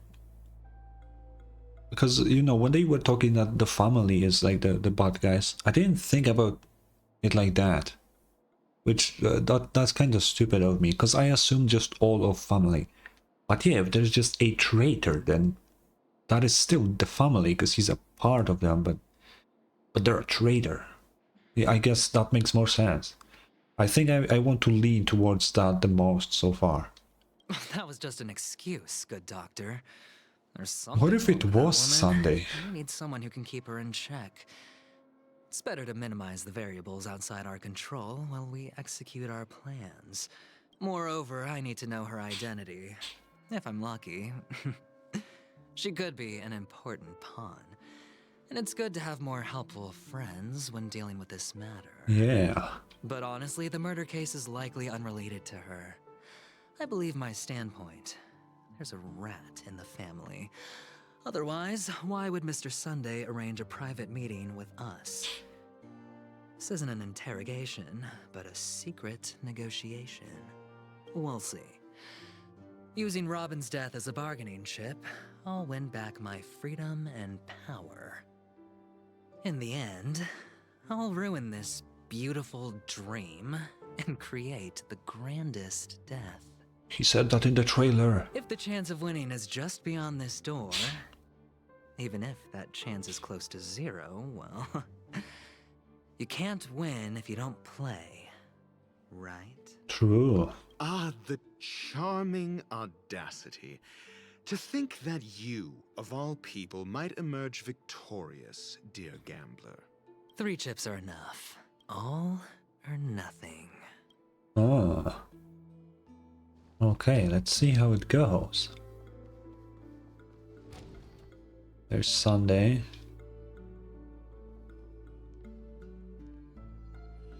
Oop. Okay, let's see how this proceeds. It seems my puzzles are too effortless for you, IPC Ambassador. Oh yeah, also, what the fuck is up with those puzzles, Sunday? You want to have a meeting and you make the people that you invite to fucking solve some puzzles to get here? What the fuck is up with that, man? I appreciate your words. And I see you put a lot of effort into welcoming me, Mr. Sunday. However, this is no way to greet a guest. Why is he so smug, you see him? Well, this isn't an invitation, but a summoning. Before we speak, I need to test your character. I imagine this knowledgeable doctor friend of yours has been of great help, yes? Certainly. You ought to know this better than I do. He's already faithfully fulfilled his duties, hasn't he? Oh. Yes. The doctor has assured me of your noble character. He considers you, like himself, a virtuous person who can be trusted by the family. I have come to know you very well as a person, Mr. Aventurine. You're diligent, generous, and willing to cooperate. The fact that you succeeded in overcoming many obstacles just to meet me gave me the reason to believe in your wisdom and courage. Okay. But there's one thing I must ask you. That is, you've used your wisdom at the wrong place to meet the wrong person and put yourself in a situation where you shouldn't be, witnessing a tragedy that shouldn't have happened. You don't look too well. Am I making you anxious? If not, then it means I'm on your side. Oh. If I wasn't mistaken, you'd just made a serious accusation against the family. No, you weren't mistaken. For depravity is creeping in around you. There's no need for us to be evasive. Let's talk about your sister. Your sister's talent is unrivaled in the world of show business. As you know, her voice has been out of tune since she returned to Penacony. What's more disheartening, she can't sing anymore. I love how they specify death. You can sing because she's dead. Just if you didn't figure that out, you know? Who could be responsible for this? Many suspect the culprit is among the outsiders, but I know you hold a different opinion. Now your noble status has become a shackle, preventing you from apprehending the murderer and avenging your sister's death. You're feeling anxious because you're out on a limb. Okay. But don't worry. I'm on your side. Aventurine, you seem to be on everyone's side, but also on nobody's side. I'm immensely honored by your concern for me, Mr. Aventurine. Since you're so selfless and generous, I believe you wouldn't ask for anything in return, would you? Well, naturally, you wouldn't incur any loss from this. I just want to reclaim what is mine. My liberty and the personal items under the family's custody, the bag of gift money, and... the box in which the cornerstone is stored. Oh, what is that? That's right. Cornerstone. I've heard it's a treasured asset of the Strategic Investment Department. A sacred stone that seals the Preservation Emanator, granting significant power. And every liquidation specialist holds one. Oh. Interesting. For an object so precious, it probably comes at an even higher price than other forms of recompense. But he said every of the 10 stone hearts. Wouldn't that include Topaz, or is she not? But she's Topaz. That's also a stone, right? Unless the 10 stone hearts are like, they're like the peak, and then there's like lower stones, but I don't think that's the case, right? Maybe it is. I'm not sure. Oh, emanator level. Oh shit, that's kind of crazy. Okay. Well, I'm sure you're aware of the high level of risk I'll be undertaking to bring the truth to light. Mr. Aventurine, when you're out and about, do you always make adjustments to your appearance? Your tie should be on the center line. Your shirt must not protrude from your vest. Your trouser creases should be perfectly straight, and always aligned with the tips of your shoes. Of course. But I don't, because it's not appropriate to do so in public. You should make sure everything is presentable and in order before leaving the house. Okay. I'm not the kind that takes risks. The cornerstone must be in the custody of the family. No room for negotiation? Please, don't let me turn you down twice. Sure. The gift money is good enough. I suppose you wouldn't mind that. After all, a merchant can't function without a bargaining chip. You compromised quicker than I thought. Unfortunately, it's a gambler that needs a bargaining chip, not a merchant. I can give you your gift money, but before that, I want you to tell me. I mean, based on the trailer, I assume he gets the stone, right? That's the thing that he, like, you know, had with him. Oh. The fact that you can decisively forsake the box you asked for, what exactly is stored in it? That's a... well... Oh, triple-faced soul, please sear his tongue and palms with a hot iron, so that he will not be able to fabricate lies and make false vows. Oh, what the fuck? What have you done? Under the light of the harmony, all wickedness is revealed. I implore them to shed their light, and I'll ask you questions on their behalf. Next, you have 113 seconds to prove your innocence and gain my trust. Why so specific? And if I refuse to answer? You can try, and we'll see if the harmony rejects you. Question. Do you own a cornerstone?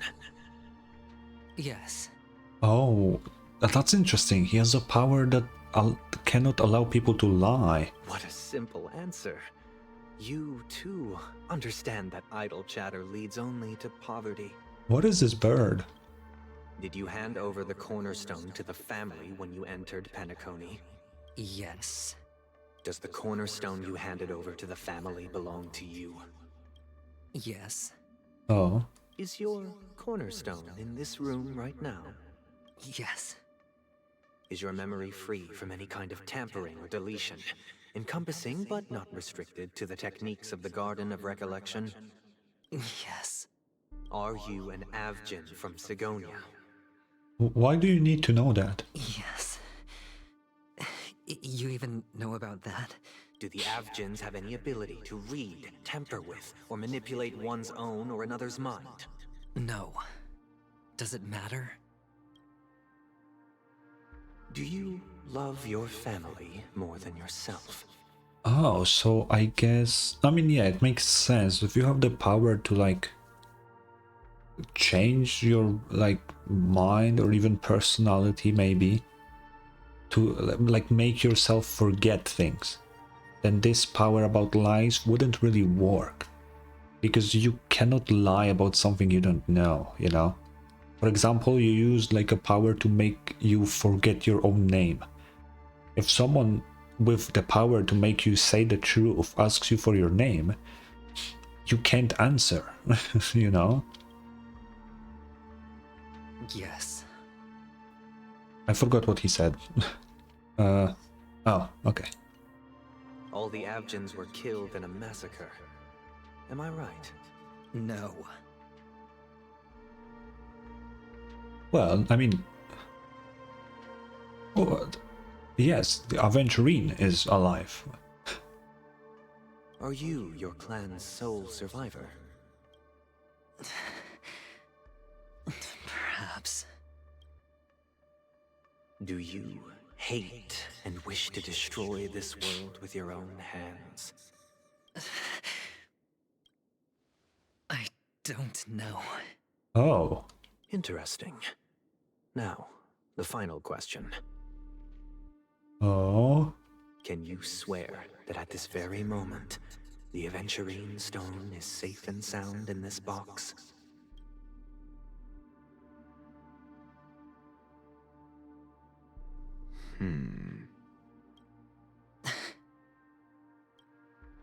Of course. Looks like we can get an answer. Okay. Open it, Mr. Aventurine. It's your last chance to defend your honor. It's going to be loud, so warning. Not on YouTube though.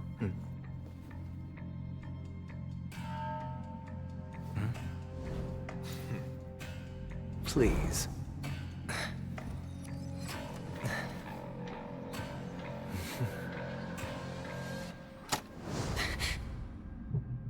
Oh. Are these what you're looking for? Oh, that's a topaz. Oh shit, I just remembered.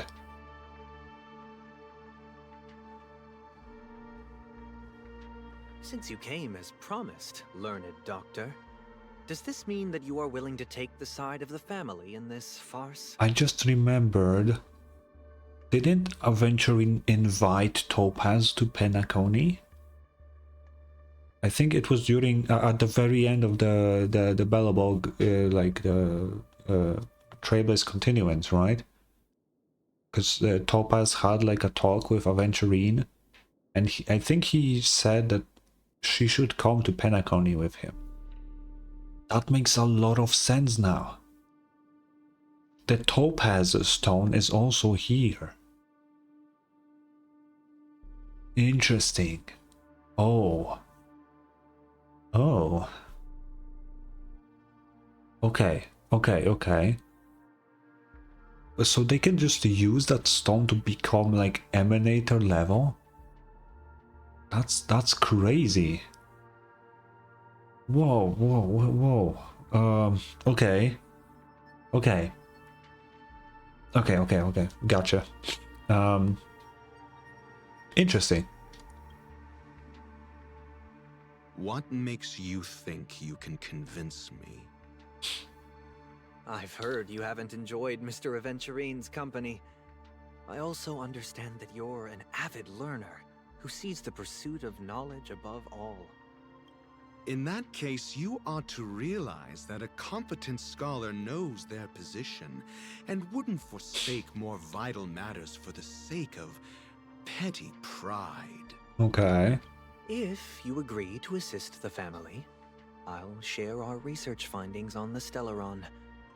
You must be quite aware that, besides the family, no other faction is willing to share such information. Why does the family care about the Stellaron? Cut to the chase. What do you need from me? I need Mr. Aventurine's comprehensive plan. Haven't you confiscated his cornerstone? You can't expect a featherless bird to take flight. But I've also heard the 10 elites in the Strategic Investment Department have united, progressing together in the interests of the IPC. Okay. You'll have to speak more clearly than that. The cornerstone, which Mr. Aventurine surrendered. Was it really his? Well, you can probably just see the rock that is there. You question whether he would entrust you with someone else's cornerstone. The 10 Stonehearts aren't as united as you think. Cornerstones are significantly more precious to them than their very own lives. Oh. But you know that he's a crazed gambler. The more vocal he is about it, the more cautious I must be. I never imagined someone would share his way of thinking. Honestly, you should see a shrink. Bring it. The box containing the cornerstone is unique, and only IPC senior staff and related members can access it. But I happen to be among them. Oh.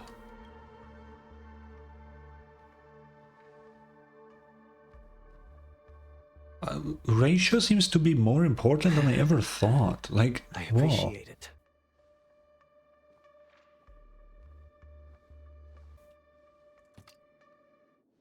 Unfortunately, your guess is correct. Oh. Okay. Wait, then how did they get the other stone? The golden stone. Its color and glow are similar to that of Klepoth's body. This is the very ruse he intends to use to fool you. He won't reveal to you that the 10 Stonehearts chisel their own will into the cornerstones, granting them an unparalleled radiance. And this golden statue is also known as Topaz, not Aventurine, and it belongs to Topaz. Yeah, how did he get it? So, do you wish to confront him?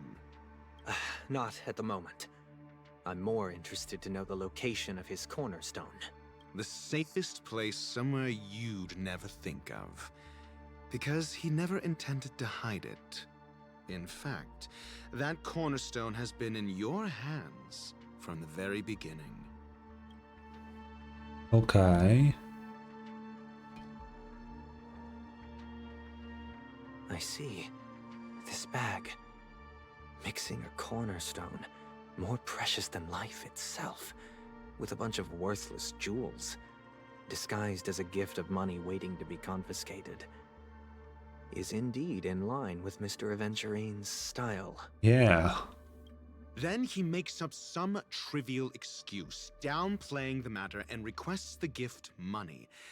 This is a gamble, one he's all too familiar with, betting on your single misstep, leading to a total loss. Learned doctor, I am grateful for your help. The family will surely reward a righteous person like you. I wonder why did Ratio go against him? As for the villain, I hope he retreats in humiliation. It was all thanks to your friend with a keen eye that I could add a blot of utter failure to your storied career. Ratio, you wretch. Finally shown your true colors, huh? Oh, and just to remind you, you currently only have 17 system hours left to live. What? Treasure your remaining time and savor the delectable Whoa, aftertaste. what the fuck do you mean? You might as well explain yourself a little more clearly. What I performed on you just now was the Harmony's consecration. You were to show allegiance beneath the illumination of their grace. Yet you acted willfully, uttering nothing but falsehoods, transforming the consecration into a trial. I genuinely see no reason to absolve you from it. Okay. Is this what the Harmony represents? But is it built upon constraint and coercion? You misunderstand, Mr. Aventurine. Punishment is meant for the irreverent. But I have seen your resilient spirit, and thus I offer you the possibility of a new beginning. Okay. I don't know what is happening, but okay. Throughout these 17 system hours, you will be unable to escape the dreamscape or contact any of your companions. You only have 2 paths before you, and it all depends on whether you can complete my test within the time limit. Oh. Should you succeed, you will be able to coalesce into the Harmony and be with your family.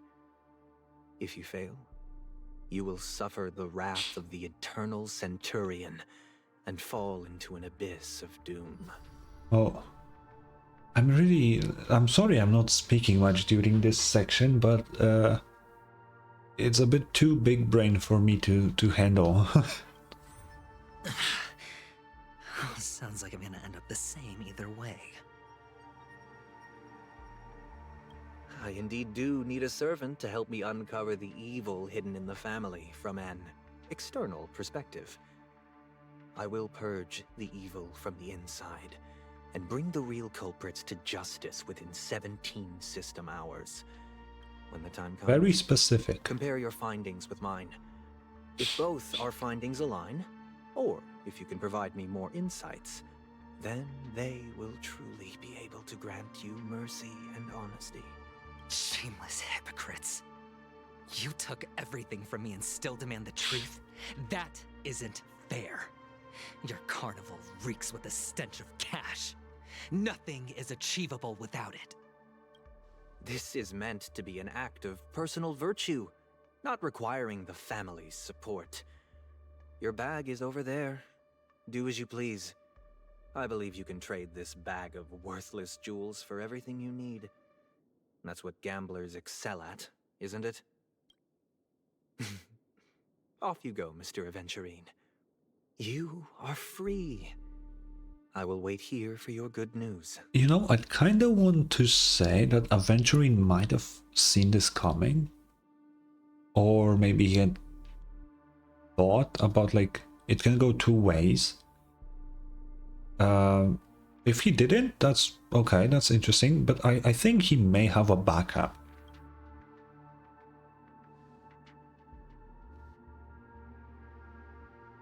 What's with this bird? This meeting isn't an interrogation or a negotiation. It's an outright execution. Why would I do that, Mr. Aventurine? I'm just wondering what a passerby who stumbled upon a scene of a murder could have found out. That's all. Okay. By the way, before you go, I have a personal question. What is it now? Do you truly wish to bring about the destruction of this world? Oh. Kakavasha! Oh. Where did you go? Oh, are you injured? I got it back, sister. You went to look for them? That's too dangerous. It's just a necklace. It's neither food nor water. We can survive without it. I wonder why we get so many Aventurine backstory. How much? Like, interesting. But I can't live without you, little brother. Promise me not to look for those catechins again, okay? Shell slasher? What the fuck is that? Sister, don't be afraid. The catechins are fools, but I'm smart. I played a game with them, and I won. Won? What happened exactly? Tell me. I made a bet with them. The two birds in the desert and me. Who will die first? I won. They suspected me of cheating, but I didn't. I won fair and square. Of course. Of course you'd win. You've always been a lucky child. Gaiathra Triclops must be watching over you. Okay. But that's no reason to push your luck by going up against those bloodthirsty, cruel catechins. Have you forgotten how Mom and Dad... Look, this is just a necklace. But Kakavasha, you are my only family. Yeah. I'm sorry, sister. I thought you'd be happy.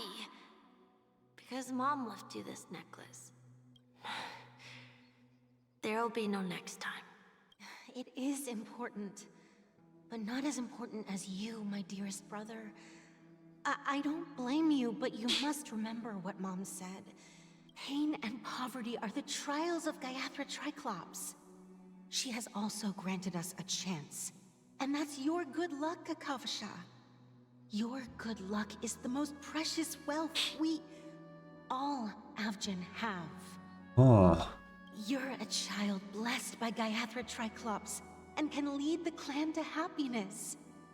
So always remember to protect yourself and never resent the pain and poverty you're going through. All right? Listen to me and swear to Gaiathra Triclops. I wonder what this is actually. Like, is that an eon or is it like a made up thing? They said something that they didn't believe in eons but then said something different. But I wonder. Okay. We'll swear to Gaiathra Triclops to protect this wealth. But sister, if Gaiathra Triclops was really watching over us, then why did she not protect Dad when he was swept away by the quicksand?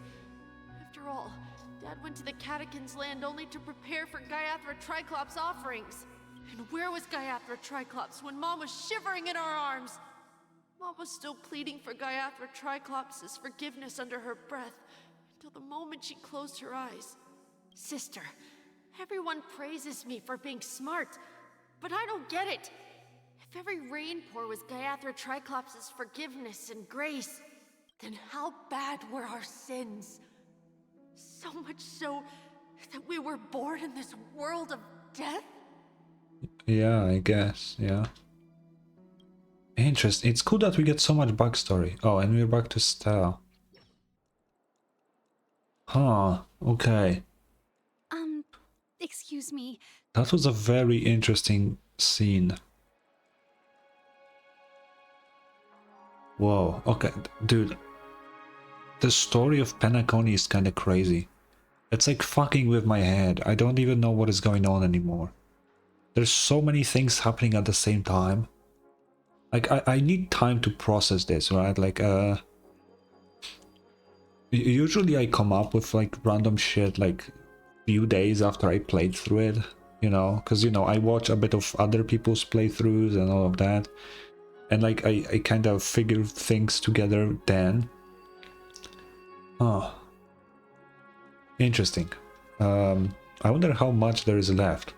I can't seem to find any information on this artist in the Iris family archives. The photo you provided also doesn't show any matches. Wait, what? Just as I thought. I'd like to ask, what kind of traces do people leave when they enter a dream? Are you referring to the records when you enter the dream pool? The equipment will monitor physiological indicators such as heart rate, blood oxygen levels, and body temperature in real time. This data will be included in statistics and handed over to the family for the screening of any data anomalies.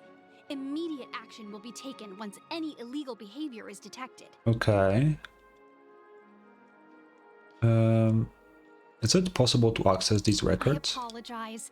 The hotel does not have access. This information is managed by the Bloodhound family.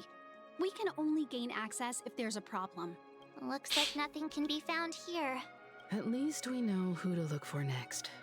We can ask the Bloodhound family for information. Yeah. Thank you for your assistance, Miss Allie. By the way, is Miss Robin doing fine? We are looking forward to her performance. Fine? What does that mean? Is there something wrong with Miss Robin? The preparations for the Charmony Festival have been proceeding smoothly, so I guess things are pretty good. I believe she will be able to put on a spectacular show for all of you. Well, will she now? I'm sure. Sure enough, no one knows about Miss Robin. I'm not surprised. But that Miss Firefly is truly mysterious. There's no information on her in the hotel system. Even if she's a stowaway, she should have a disguised identity after entering the planet. True. I mean, yeah, but if she's disguised and you don't know her name. She's also in the running for the legacy. How is she going to sneak into the dreamscape unnoticed? Is there any other way to enter a dream?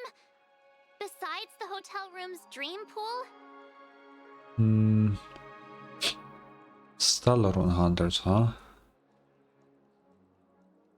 I don't know how the Stellaron Hunters would have anything to be able to do that.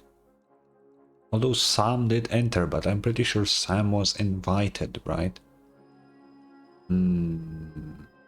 Let's go with the Garden of Recollection. The Memo Keepers have abilities that are difficult for normal people to comprehend. In the memory zone of Penacony, they thrive effortlessly. A fact proven to us by Black Swan. Yeah. The hacker girl from the Stellaron Hunters used extraordinary means to unlock the Dreamscape Hotel's seal. According to the scene witnessed by her, it is likely that they are behind Miss Firefly's case. Oh yeah, I guess Silverwolf could do something about it. The Garden of Recollection and the Stellaron Hunters. Both are possible, but what about the IPC? Since they want Penacony all for themselves, they're bound to have a plan. Who are you guys? The Bravo team has arrived at their designated position, ready to execute armed evacuation operation. Boss, get moving! What the who the fuck are you? Armed evacuation? Boss, are you drunk? What do you know? It's more efficient this way. Just don't let the director find out. Act first, report later. Help! Oh. Help me! I spent all my year-end bonus on the snowball! I don't want my name on the department's major disciplinary notice! Hey, check it out! That Yeah.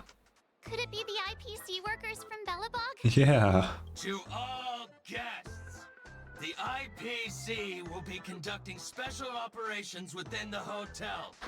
Please follow the staff in charge of evacuation to the designated safe zones, or compulsory measures will be enforced. Alfred wants a beating for you lot! You've been told not to drink during work hours. Oh, she's here. My favorite's here. Oh my god. Take him back to the hotel room. I'll organize a meeting later to properly go over how this incident report should be written. She's actually here. Oh my god. It's Topaz. I never thought I'd run into you on Penacony. Oh, long time no see, Astral Express crew. Aventurine has told me a lot about your happenings. Huh? What? It's fine. Do as they ask and try to avoid any conflicts with the family. Report to me before taking any action. Yes, all right. As you see, the IPC isn't very popular here on Penacony. Cordiality from the family is a mere facade. The former frontier prison has turned around and cuffed its shackles on the IPC staff now. Yeah. Only Aventurine, who carries an invitation, is allowed to attend the banquet. An entourage like us, we can only sit around in the reality hotel, unauthorized to even enter dreams. Oh. No wonder Aventurine's scrambling to partner up with someone. The IPC can't back him up in the dreamscape. His situation isn't optimistic, I hear. You're all helping to investigate some dirt on the family, are you not? Let me know if you need anything outside the dreamscape. The IPC always treats its partners well. Okay. Thank you, Miss Topaz. We're on our way to the Hounds to verify some intel. Perhaps you've had dealings with them? Yep. They're tailing us right now. Why not go and talk to them? It'll take the spotlight off me. Being constantly stared at is really uncomfortable. Yeah, I can tell. Oh, she's here. Oh, what the hell? There are 2 Topaz. Wow. There's 2 of them. If you couldn't tell, I really like Topaz. How does it feel to be in business with Aventurine? I bet you're not used to it. That's just his style. He's interesting. All or nothing is his mantra. He's always cozying up to his clients while egging them on to undertake some dangerous assignment with him. But everyone has their merits, so I won't comment further. But Aventurine's luck has always been good. He's always closed all his cases without a hitch, and basically never lost a gamble. Which is why, on the issue of retaking Penacony, I'm watching with keen interest. I actually wonder now, because if Aventurine gets back his stone, he would get topazes as well. Would we be able to see Topaz Emanator form? Because I think I would lose my soul after seeing that.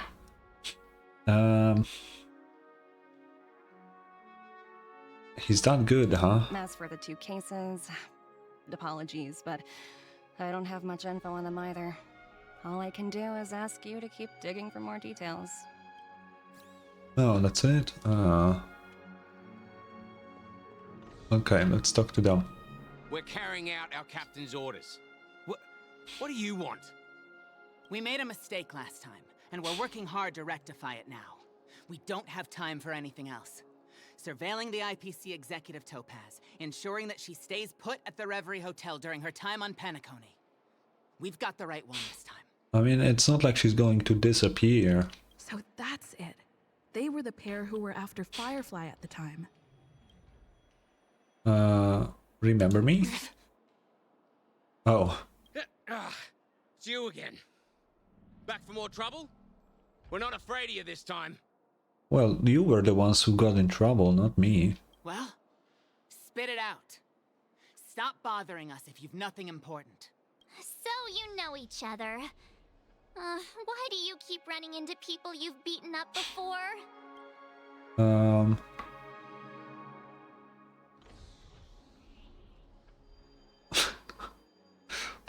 Hungry. What the fuck? What the fuck? No, let's actually fuck it. Oh, sheesh, why do you keep asking me that? We're in the middle of investigating a murder case for the family. May we speak to your captain about it? Wait. Well... Hey! The security officer instructed everyone to shut their traps before he returned from Dream's Edge. What murder? You'd better stop spouting nonsense. Yeah, that's right. We have nothing to report. Please leave. Looks like they're not going to cooperate. But they did at least tell us that the captain is at Dream's Edge. Why don't we just look for the security officer then? It's probably Gallagher, the one she mentioned, right? Yeah. Okay, let's look for him. Why would he be here though? Okay. Such tight security. I bet they're stumped by the case as well. Constructing dreams. Gallagher. Gallagher. Where could he be? I don't know, March. I don't know where he could be. He could be anywhere. Apologies. The Bloodhound family is running an investigation up ahead. No unauthorized personnel allowed. Why here? Hold on a minute. I think I've seen you before. The gray-haired one. Oh shit, that's the guy that we... made cry and beat the shit out of him, right? How much trouble have you stirred up exactly on Penacony? March, you don't need to know.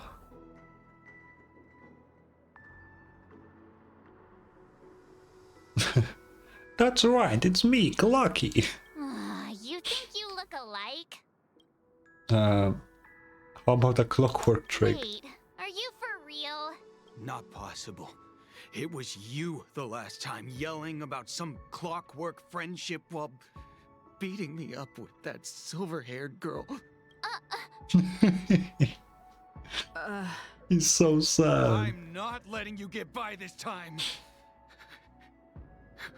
Please leave, or I'll have to get on my knees and beg you. Oh my god. We gave him PTSD, man. Huh? What kind of heinous crime have you committed now? That sounds like some war crime shit. Why is this building in the back so low quality? What the fuck happened? What the fuck? This wall here and this arch and these look good. What's happened to the fucking walls? What the fuck? What is going on? Hold on, sir. We have documents authorized by the family that would aid your investigation. If it wouldn't trouble you, could we see this, Mr. Gallagher? Who exactly is this Gallagher you keep talking about? There've been a few people mentioning this name. Even the one with the gray hair. He didn't send you all here? It was the security officer who dispatched us. That's all I can divulge. Is Gallagher like undercover? He'll do. He's the one we've been looking for. Sorry, no can do. The boss said that since it's a matter of the family's reputation, no one's allowed through. Everyone, please leave. There's really no need for us to make things difficult for each other, right? We're really sorry for troubling you. Let's think of another way. Okay. Another way. That's it! Didn't they say something about that... what was it? Clockwork? That got this guy to change his mind? Yeah. Can you perform it again? That... clocky magic. But I can't abuse it for evil doings. Nah, we have to do it.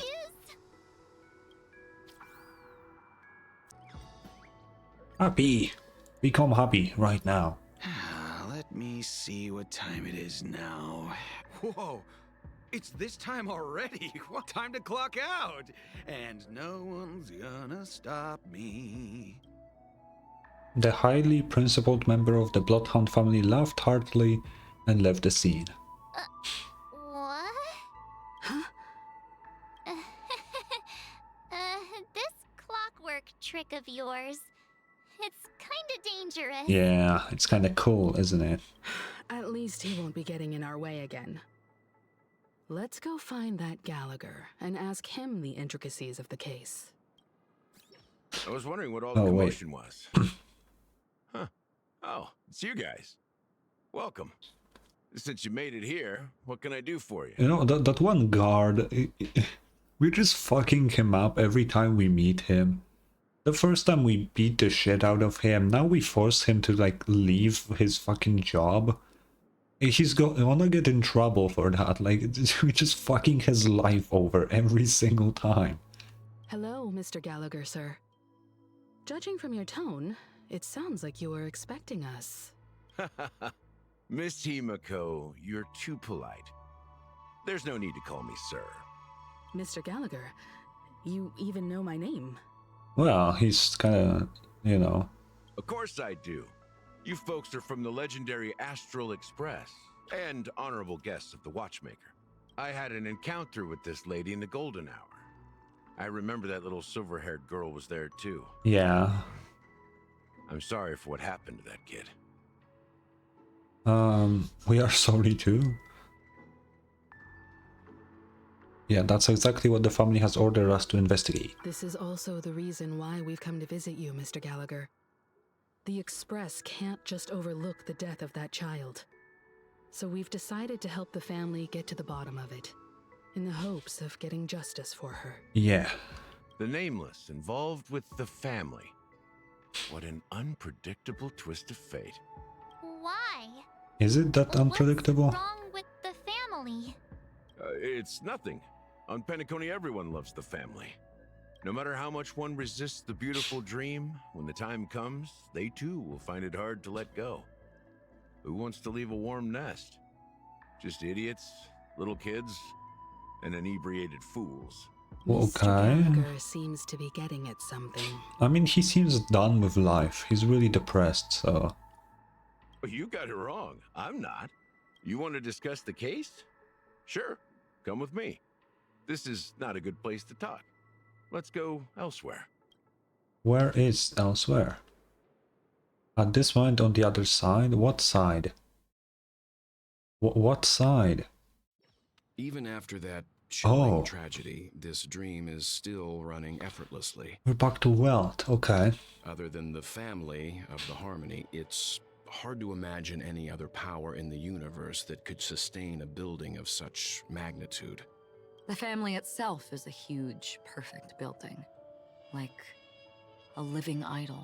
Okay. Each member of the family sees themselves as a piece of the divine puzzle, revolving around a singular core and a shared ideal. Under their command, they loyally fulfill their roles, offering themselves while also receiving sustenance in return. Okay. Interesting analogy. Perhaps that's why Penacony's beautiful dream has persisted for so long. But the human body has its limits, and so does the divine's. That doesn't sound like the kind of comment a Galaxy Ranger would make. Just pointing out the facts. Mr. Yang will definitely have a better sense of what's going on than I do. Why do you say that, Miss Acheron? The beautiful dream is crumbling. But not because of a particular eon, a particular faction, or a particular visitor.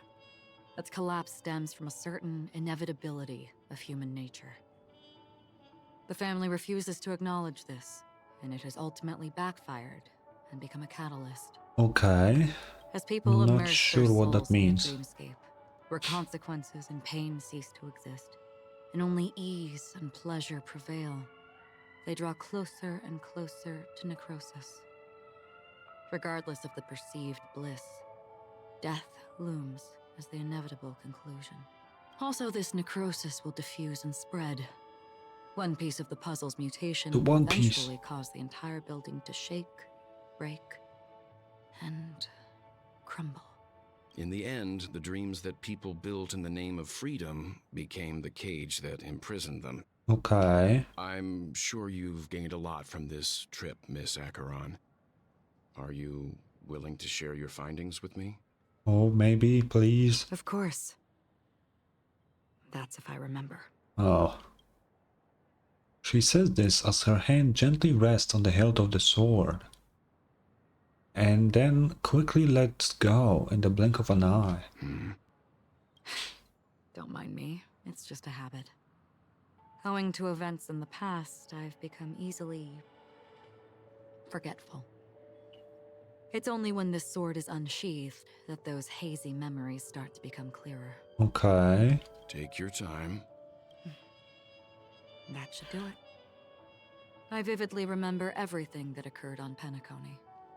Ask away. Just like that? Oh, that's a lot. Regarding the moment of daybreak. The moment of daybreak. I've heard that's where the Dawn Factory, which processes the foundation of the dreamscape, is located. Behind the dreamscape's song and dance stand many imagination factories. Workers create all kinds of whimsical works day in and day out in their dreams. Then they return to reality and sleep on a narrow bed in a room. A far cry from luxury. Okay, that doesn't sound good. They say it will suffice. Experiencing the bizarre and motley dreamscape is the best reward. There I encountered a young woman who had just come of age. The perfect time to indulge in beautiful dreams. Her greatest wish was to one day move to the golden hour and see the magnificent garments she had woven with her own hands. For certain reasons, her wish was difficult to fulfill. But I managed to bring her a garment. Regarding the Gilded Hour. Gilded Hour. It's said to be Penacony's currency center. Yes. It is a fortress-like financial city, the economic heart of the dreamscape. The Pepeshi people of the Alfalfa family are there to keep it running, sending blood that is made from money everywhere on Penacony. Oh, what the hell? Everyone there is exquisitely dressed and always in a hurry. The greatest wish of the local Pepeshi people is for their future generations to work in the Gilded Hour. I've never met anyone who is willing to talk. I could only stand at the crossroads, watching crowds of people hurrying like the wind through the jungle of steel, only to deposit the alfalfa credits that they'd earned into the bank's vault. Oh. I don't know if they would open the vault door, but before I left, I witnessed a well-dressed Pepeshi person plummet from the sky, while those around him continued on their way, unfazed. What the hell? The Blue Hour. I hear the Blue Hour is very romantic. Do you have any tales to share? Perhaps Mr. Yang has heard. There is a large boat called the Aventurine, anchored along the Sea of Dreams, where soft music and dancing persist endlessly every night. Okay. I ran into a wizened lady there. She was at the dock, waiting for her long-departed lover to return, waiting for countless hours within time that stood still. In the humid sea breeze, she spoke of her own youth. Like many who desired wealth and love, they came to Penacony to pursue their dreams. Alas, her lover's consciousness was lost in the dark depths of the Sea of Dreams. Oh. Finally, she suggested we continue our conversation on a boat in the shallows. I agreed and boarded the boat with her. But she never said anything. Her eyes absent-mindedly gazing at the horizon for what seemed like forever. I like this little bit. She gives us information about the other, like, dreamscapes, which I hope we will be able to visit in the future. Would be really nice. Finally, we retreated to the beach.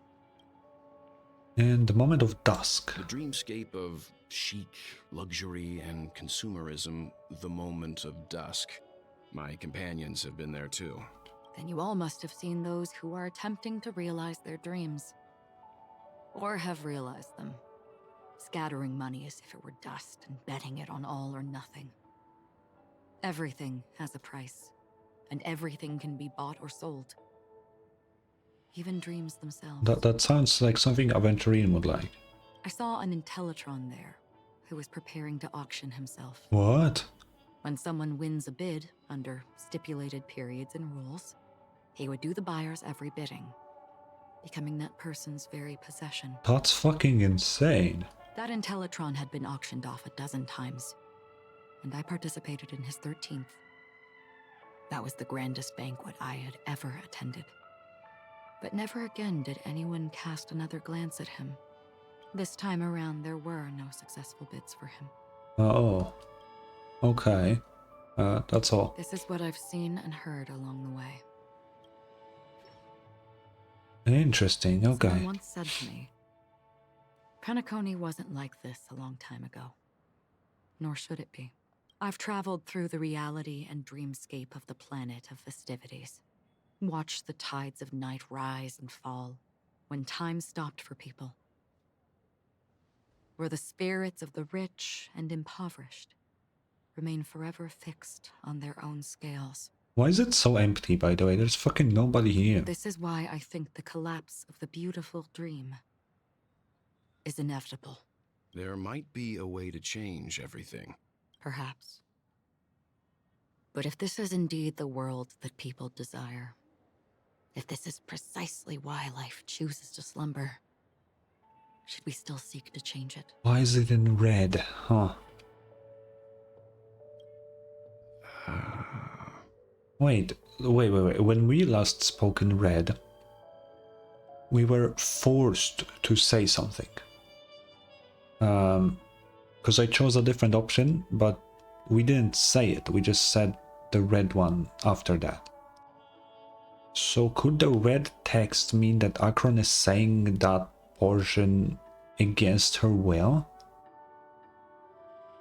That could be interesting. Miss Acheron, now it's my turn to share a story with you. Oh? There was a man from my homeland who, at a time when the world was grappling with deep, unhealable pain, made a choice. He wove together the dreams of everyone in the world, linking people's dreamscapes, and shouldered this burden himself. From this, he created a giant, a spiritual atom. And since that moment, the giant stood between heaven and earth, becoming the pillar of the world's existence. As a price, those who found it hard to move forward, who could not advance, forever lost their future. Okay. They slumbered in a dream, devoid of disaster and pain, living out their days peacefully in the man's created utopia. And it is because of the wishes of those people who wished not to awaken that this spiritual atom became unbreakable. And yet, you stand here right now. Which also means that man failed. Because people must always move towards the future. Even if human weaknesses make them pause when they truly cannot move forward, humanity will eventually seek a way to save itself. I think Walt is talking. I'm not that caught up with Honkai Impact, and I probably never will. But I think it's the whole thing during like the whole moon thing. I'm pretty sure something like that happens. I'm not gonna talk about it because I don't know enough, but it's probably like a huge spoiler if you give too much context. But I think that's what he's talking about. I don't know enough details to even comprehend any of this, but I think it was something like that. And that man, he was never a failure. Like everyone in that world, he etched the possibilities of human nature into his heart. Oh, there are people there now. Oh. The sun chaser of legend, soaring towards the sky and embracing his final victory with his fall. He ascended to heights uncharted, only to come face to face with the sun, a place not visited by anyone before. His wings would melt because of it, only for him to fall into the sea.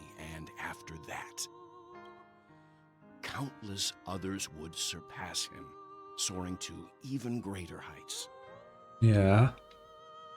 A fitting metaphor for the Nameless's trailblazing spirit. Thank you, Mr. Yang. I know what you wish to confirm.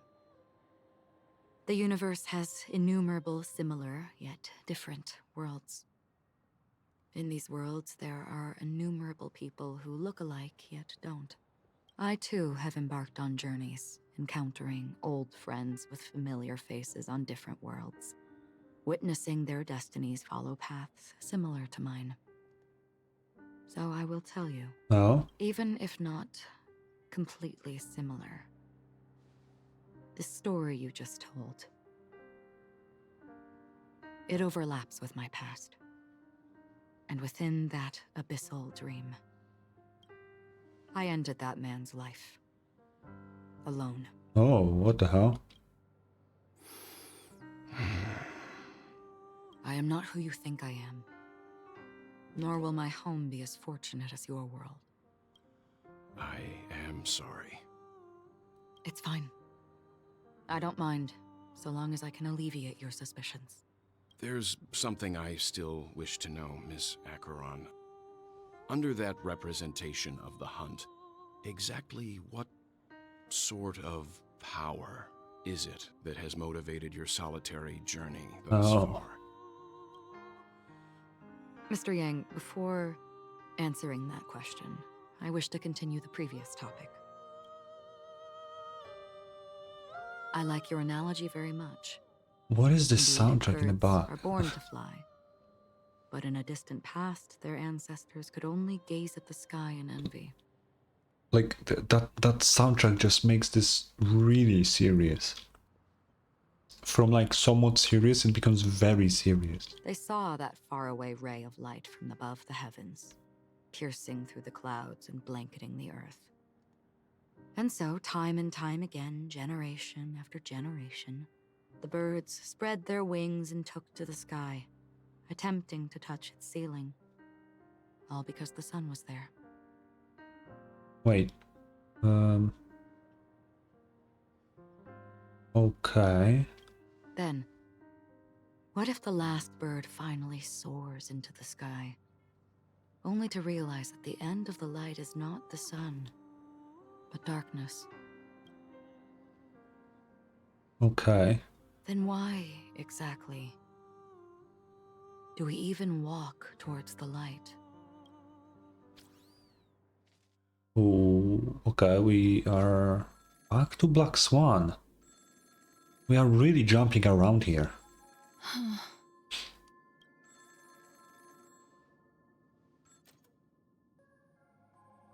Long time no see.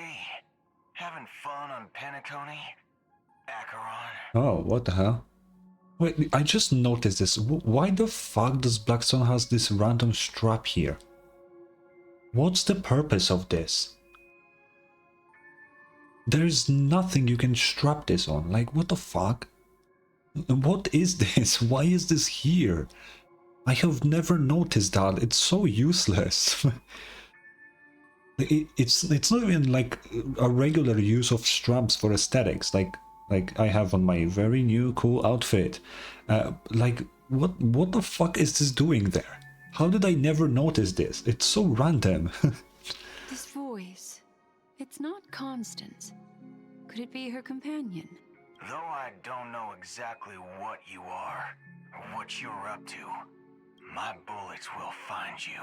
Bullets? Until then, you best find a casket store on Penacony and ask the owner to reserve a good quality casket for you, imposter. Bullets. Interesting. Imposter? I see. She gave my whereabouts to someone who's tracking Acheron too. Who are you? Huh? Did I make a mistake? Who the heck are you?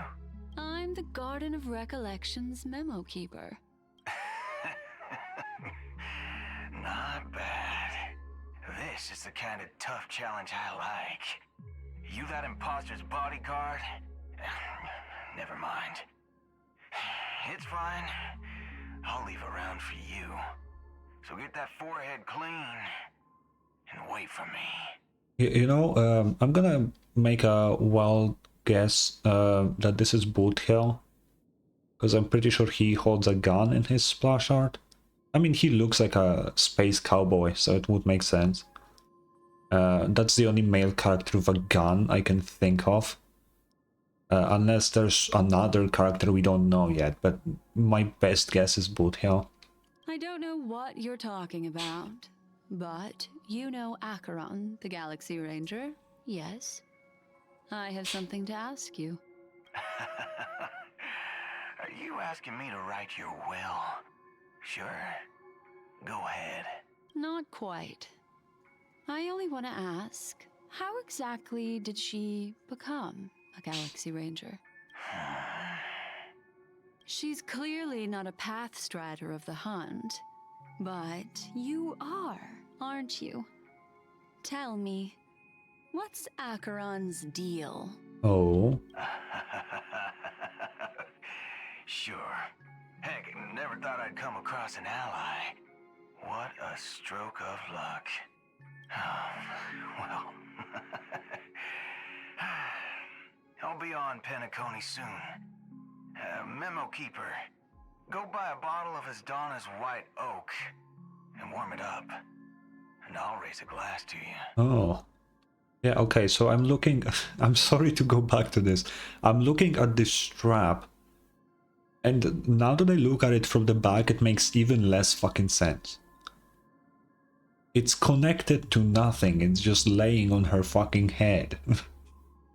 It's strapped to nothing. She just put it on her head and just left it there, and it magically stays up. Why? Why is this there? I get it, Blackstone has a lot of straps, even here, as you can see. This one doesn't work. It cannot physically work. It makes no sense. What the fuck is this? That lady's passed. Well, nobody knows. But if all you want is a simple answer, sure, you best get a chair and take a seat. That woman, named Acheron, Oh. is an emanator who should not exist. What does that mean? Oh, back to Aventurine? Fuck yeah, baby. Back to my favorite game, man. She shouldn't exist. What could that mean? What could that mean? What could that mean? I don't know. I don't know. I have no idea. No idea.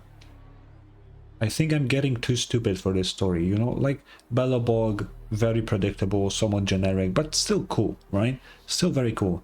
The Shenzo kind of flopped. It was kind of weird, but also somewhat predictable, I guess. Cool. Penacony, I have no idea what the fuck is going on. And I'm gonna be honest, I like it, but it's hard to make any sort of commentary because I don't know what's happening. What am I supposed to comment on if I don't know what's going on, you know? I'm trying my best here, but it's kind of difficult. It doesn't help the fact that it's 1 AM soon. But I hope we can finish it. I am willing to go to sleep at 4 AM, so we'll see. You look pale. Or is that also part of your act? Okay, why is Horatio still with him? He flat out backstabbed Aventurine and they're just chill again? I didn't think you'd have the nerve to show yourself. No, okay. I thought this was exactly what you wanted. After all, I faithfully fulfilled my duties as you instructed. Just tell me if you can't hold on any longer. So, the genius of the Council of Mundanites wants to be my Undertaker now. My, what an honor. Huh. Yes, and I'm pretty sure the people at the Strategic Investment Department would love to be notified of your death in due time. But let's not forget, you won't be seeing them, because I'm the manager of this task. Great. Then tell your people that Aventurine is ready to go in 17 system hours. Oh, you've got a lot of nerve. How exactly do you plan on completing your task while your hands are tied by the harmony? Well, my conversation with Sunday convinced me that there's a traitor in the family, and that they hold the secrets of Penacony. So, I took the opportunity to set everything in motion. I even managed to recover the gift money. Things haven't gone this smoothly since I walked through the doors of the Reverie. Now I'm only one step away from victory. Let's just wait and see.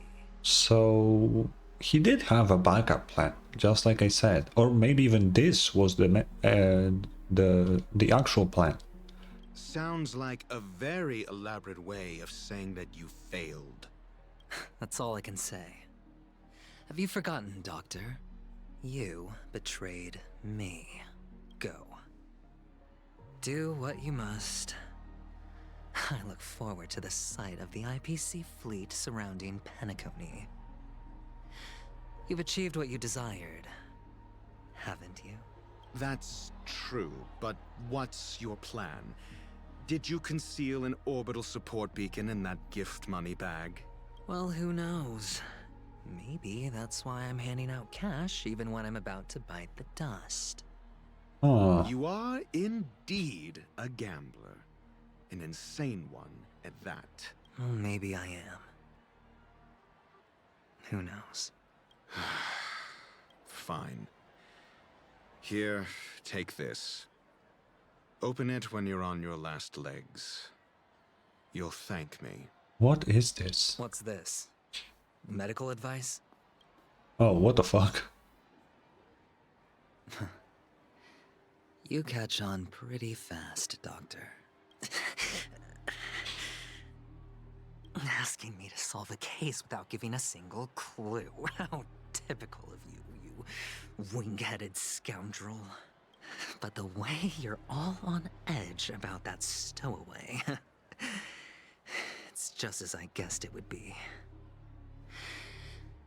As for now, let the rain of wealth from the IPC fall evenly on everyone. Okay. Let's see what this is. A most exquisite scroll holding a doctor's prescription within. Dr. Rachel advises you to only unveil it in a moment of life or death. You look distressed. Is something troubling you? If so, you can figure it out yourself. Great. To Icarus. Okay, yeah, I get it. Distribute gems and asks for clues. Okay.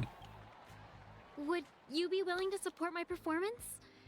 And keep the Song of Beauty alive in the cosmos?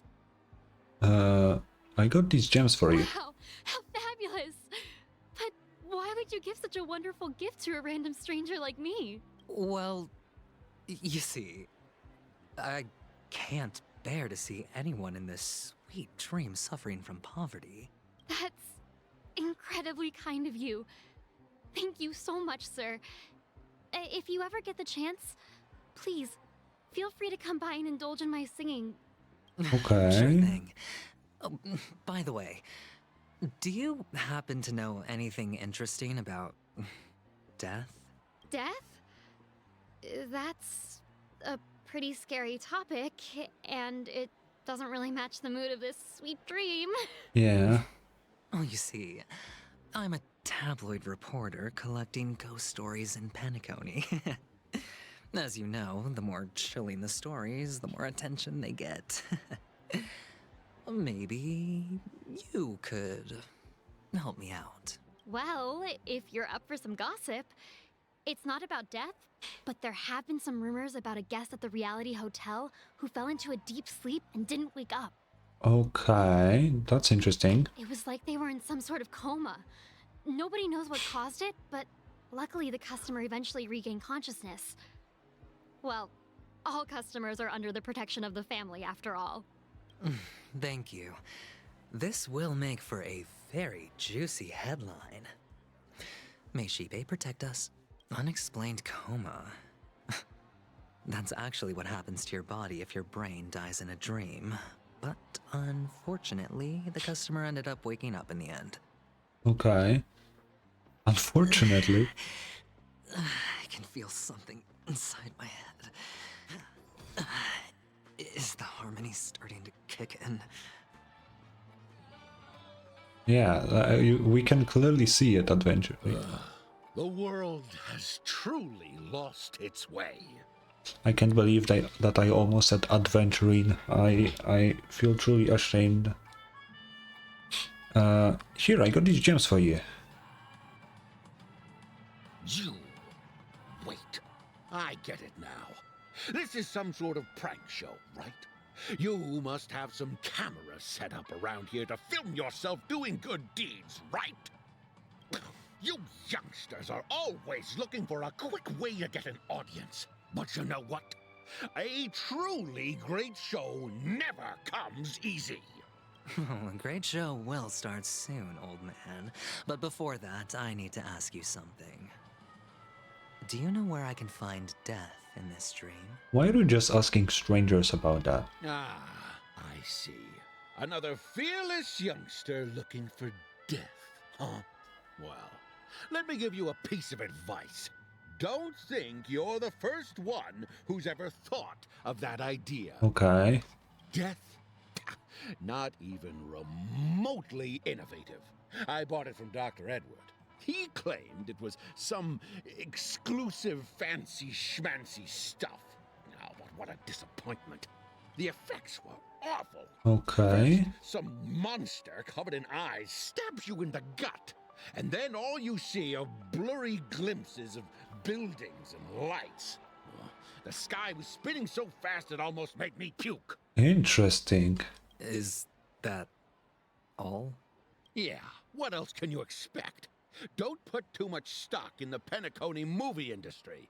They even call this junk groundbreaking art. Can you believe it? Oh. What a joke. Well, I'll leave you be then. I hope you have a wonderful day. A monster covered in eyes. That sounds like the Memory Zone meme. But buildings and lights... I don't think those have anything to do with death. Oh, that whole dream bubble was probably created using rumors and gossip.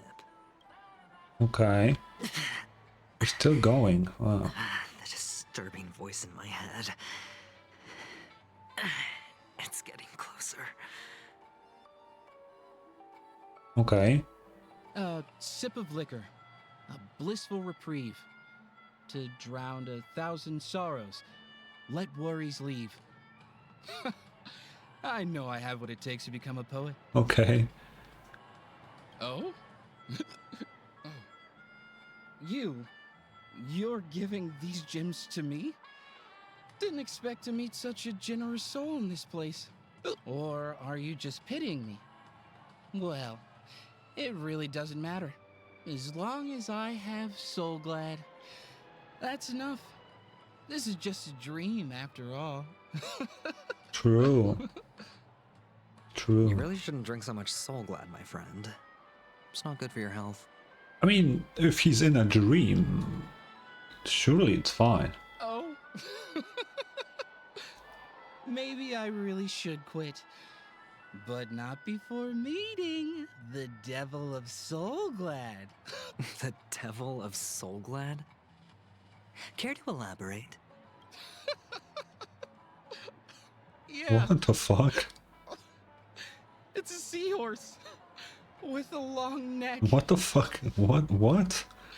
They say it loves to appear to drunk people, especially the ones who are passed out on the side of the road. How funny. Jeez, he's really drunk. Yeah. Very funny indeed. Thank you. That wasn't helpful at all. Does everyone have to go through so much torment before joining the family? Darn it. Now I just want to dig out my brain and use it as evidence. What the hell? Take care, my friend. If you ever find yourself in danger, remember that the hounds are always ready to help. Here. The expression of this hunk of a man was complex, as if he were looking at a mud-soaked sparrow, unable to fly and nearing its end. You don't look good, my friend. If you need assistance, I can contact the hotel and have them wake you up forcefully. That won't be necessary. I have some business to attend to. But thank you all the same. All right, then. If you ever need help, don't hesitate to reach out to us hounds. Yeah, okay. Well, actually, I do need a favor. As the most outstanding hound in Penacony, have you come across any stowaways recently? Oh. Stowaways? How could there be stowaways in Penacony? We've never had anything like that before. Aventurine is getting very direct. All right. Good luck with your work then. Oh, what the fuck? I broke a piece of... Oh, whatever. What was I even thinking? Family would never share intel with the IPC. True.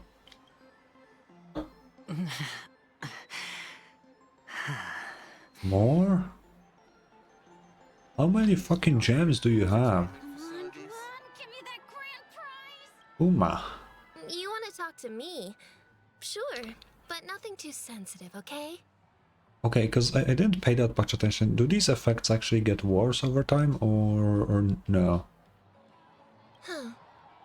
Wealthy people have fancy ways to enjoy this dream. But to be honest, I've never seen anyone who gives out money to others like you.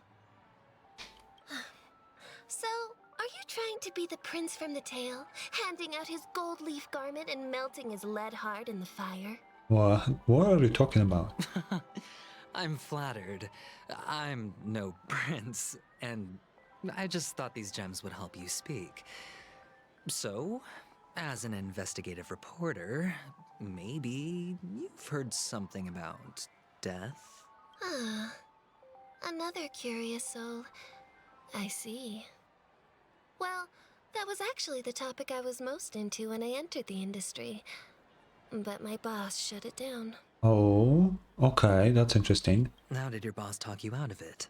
Well, she simply said, covering baseless urban legends like that would make us look like some third-rate tabloid.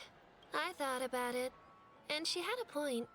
Reporting on stuff like blowing out birthday candles and getting spooked by nightmare ghosts isn't exactly professional material. I guess so, yeah. Guess she's got a point. Thank you for sharing. We are not really getting far.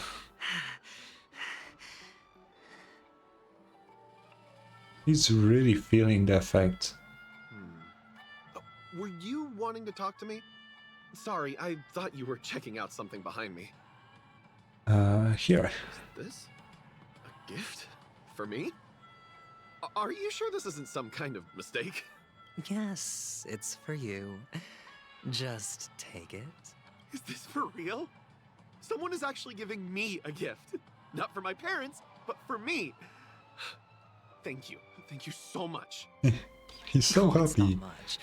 I just want to ask you something. I knew it.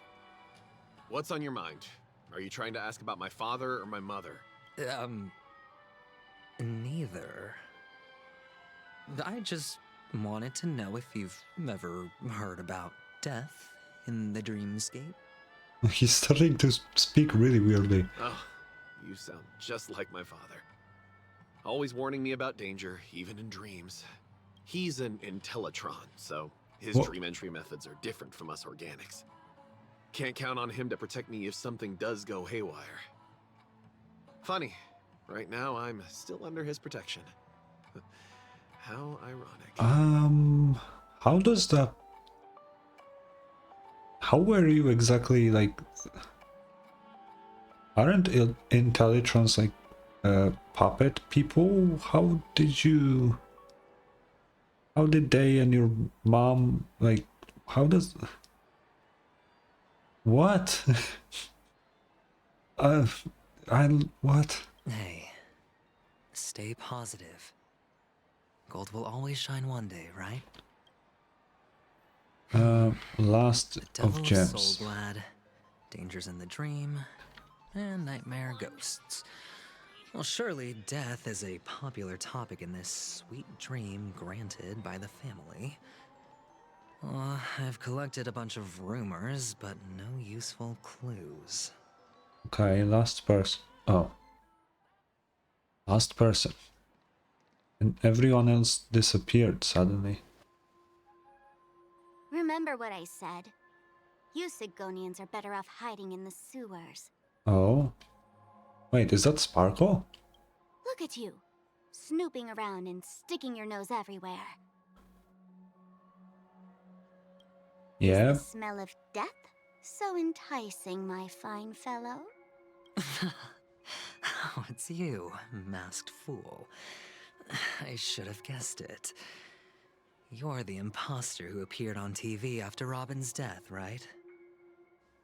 Okay. I heard you got caught by the family. I gave you a clear clue. Befriend a mute. Simple and straightforward, you know? And what did you do? You messed it up and ended up as their prisoner. I told you to make friends with a mute, not become one yourself. You really let me down. But she's dead. What do you mean? You know better than I do. Who watched the little songbird that couldn't sing perish right before their eyes? You did, Blondie. No, I mean... What did you mean by becoming one myself? Well, it means you'll soon end up like her, unable to speak ever again. Oh. But it's a good thing if you ask me, because... Because I'm getting closer to the truth, right? Oh? Oh? Why else do you think I'm handing out cheap trinkets all over the streets, fool? All part of the act. Fool's bait. The more pathetic I seem, the more likely you'll come sniffing around. So, now that I've drawn you out, will you reward me with an answer for my efforts? Oh, okay, gotcha. Why should I help you? Don't you want to see Penacony descend into chaos? Well, I can make that happen. I just need an answer to one question. Back then, when you asked me to find a mute, did you really mean Robin? Oh. Hmm. It's that bird again. And what if I say no? Then I'll thank you. Oh, the word no has never sounded so pleasing. Well done. I admit I underestimated you, but what difference would it make? Yeah, who is she talking Let me about tell you then? something. There were 2 mutes, but one is dead now, and the other, though he's still in Penacony, I'm afraid you'll never find him again. E. Okay. Now I'm completely sure that I was on the right track from the beginning and never strayed, fool. Okay. Right now, there are only 2 things missing from my grasp. The meaning behind the truth, and the means to expose it. How impressive. That's quite a fancy way of saying I haven't learned anything so far. Not exactly. I've gathered enough clues to prove its existence, and that's enough for me. As for the answers to my questions, I'll find them within 16 system hours. Okay. Oh, really? Only 16 system hours? Well, let me lend you a hand. Here you go. This is my precious, mutually assured destruction button, and I have one just like it. When either of us presses it, the other and the whole of Penacony will go up in smoke. Didn't she give this to Black Swan or something in her quest? If you're really so desperate for the IPC to take over Penacony, blowing up the chessboard isn't a bad idea. Start from scratch. That's where the IPC excels, right? Okay. But how would she... Like, it doesn't make sense. How would she have, like, the tech to blow up the whole place? Just press the button when you're at your wit's end. And of course, feel free to reach out to me for my hospice care too. Oh, that's another thing that we have to use at the end, huh? I wonder if that choice will actually matter. Oh, a deadly button, huh? Well, I guess the family didn't take your threat seriously at all. Otherwise, how on earth did you manage to bring it in here? I have my own ways. That's all you need to know. Oh. Well, I'm afraid I'll have to decline your offer. Who knows if your little gadget will actually work. By the way, I have no plans to search for the other mute friend you speak of, but it's good to hear that he's still here in Penacony. Who are we talking about? I'll handle the rest myself. I'll orchestrate a grand finale for the downfall of the family. And at the climax, the walls will crumble, people will wake up, and those who couldn't speak will find their voices again. Okay. When that time comes, go ahead, press the button, light up the sky with a magnificent fireworks display for me. Catch you later, fool. You're still talking big, but sure, if that happens, I'll stay true to my word. Just don't let me down now, okay? Oh. Oh? Ooh, more Aventurine backstory. So, number 35. You're back. Like your new lucky charm? Can a commodity code really be considered a lucky charm? Silence! I didn't give you permission to speak, you Sigonian hound. The guys in black didn't say much, so I've no idea what you did to save your skin in that massacre back in the day. But I figured you must have had good luck, so I bought you. From now on, you and your good luck are my assets. Are we clear? Okay. Your first task is simple. In addition to you, I've purchased 34 other slaves. Go and play a game with them. You came out alive after 2 days. It proves that you are the real deal. Interesting. You're insane. Wait, like a battle royale? What the fuck? Testing out if you're a good product. Aren't you worried that the money you spent on me will go to waste? I've got stacks on stacks, Blondie.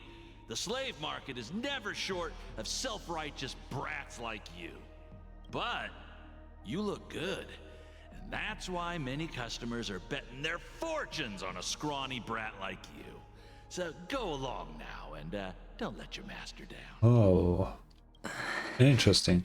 How much did you spend? What? My price. How much did you pay for me? Huh. You really want to know? Well, it was 60 tanba. No more, no less. I'll take my chances. 30 tanba. If I come back alive, you'll give me 30 tanba. Deal? Oh. Are you trying to strike a bet with me? Oh, you've got some guts.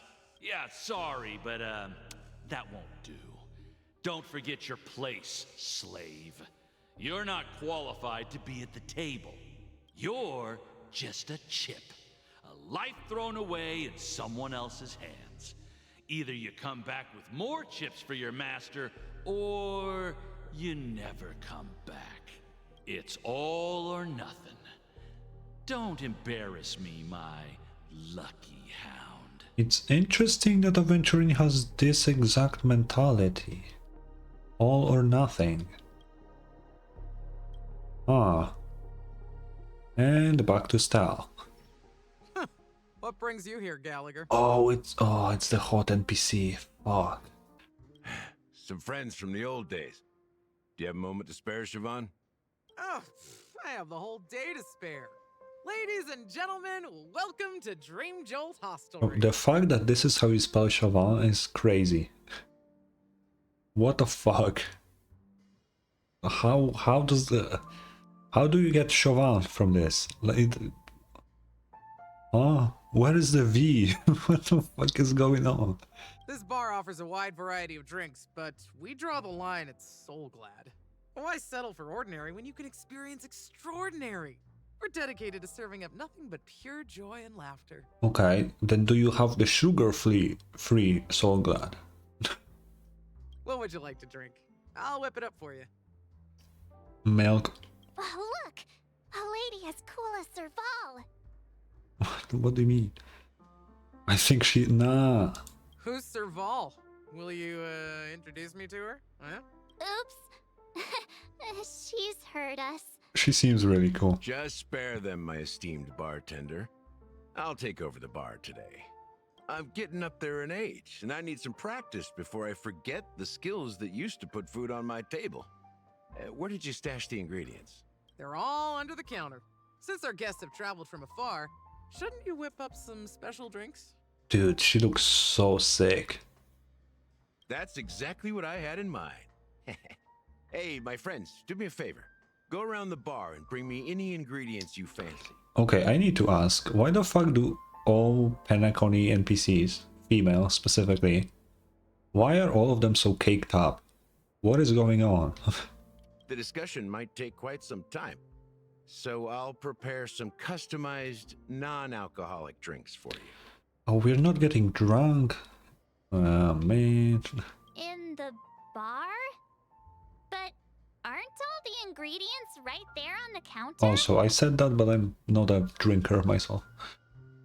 I don't mind drinking, but only if there's an occasion. Why, we're in a dream, my lovely lady. You can help yourself to anything if you wish for it. Comfort, hunger, confusion, or even boredom. It's all within reach, right at your fingertips. Okay. Did you hear that? She just called me my lovely lady. You really like her, Marge. Even in reality, mixing drinks is more than just throwing ingredients together. A bartender needs to capture the bar's atmosphere, master technique, and spin a tale of mystery and anticipation. Okay. Only then can a perfect drink crafted with a customer's life story be created. In other words, what you get from your drink is down to luck, so don't overthink it. Indecisiveness has no place when it comes to enjoyment. Okay, collect ingredients for the drink. What is this? Can this be used for mixing drinks? Oh, and there's a note underneath. Exchange with your precious things. Oh? Oh, what should we exchange for it? And who should we give our stuff to? Give a bag of trash? Yes, that's very precious.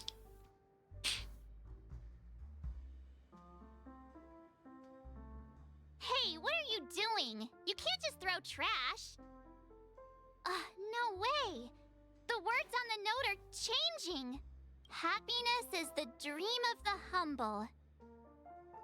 Does this mean we can take it? Something feels weird about this. We are taking it, March. Recycled one trash. Recipe, bright future. Okay. One other thing. Check out this bottle. The liquid inside looks beautiful. And the label reads, Dream Syrup, thick. I don't see an expiration date, but the production date is half an amber era ago. Okay. Ugh, drinking this stuff can't lead to anything good. That's for sure. I mean, alcohol ages pretty well. Oh, but we're doing non-alcoholic. Yeah, then I don't know if I want to drink it. But I thought we could drink anything in dreams. Yeah. That's true. But this really doesn't seem fresh. So our choices currently is something that could be potentially expired, or a drink made out of literal trash. Did you find the bottle of syrup I've been hoarding? Don't worry, it's all just a dream and it won't upset your stomach. It's been aging for years and should have a refined taste by now. Feel free to have some. It's perfect for entertaining lovely guests like you. Okay. Then we'll keep it for now. Okay. That's quite a stash. Not sure Whoa, that looks so cool. if it's enough. Stay out of my way. I'm looking for Siobhan. Uh-huh? What's all the commotion about? Hello? Haven't I made myself clear enough, Miss Amiki?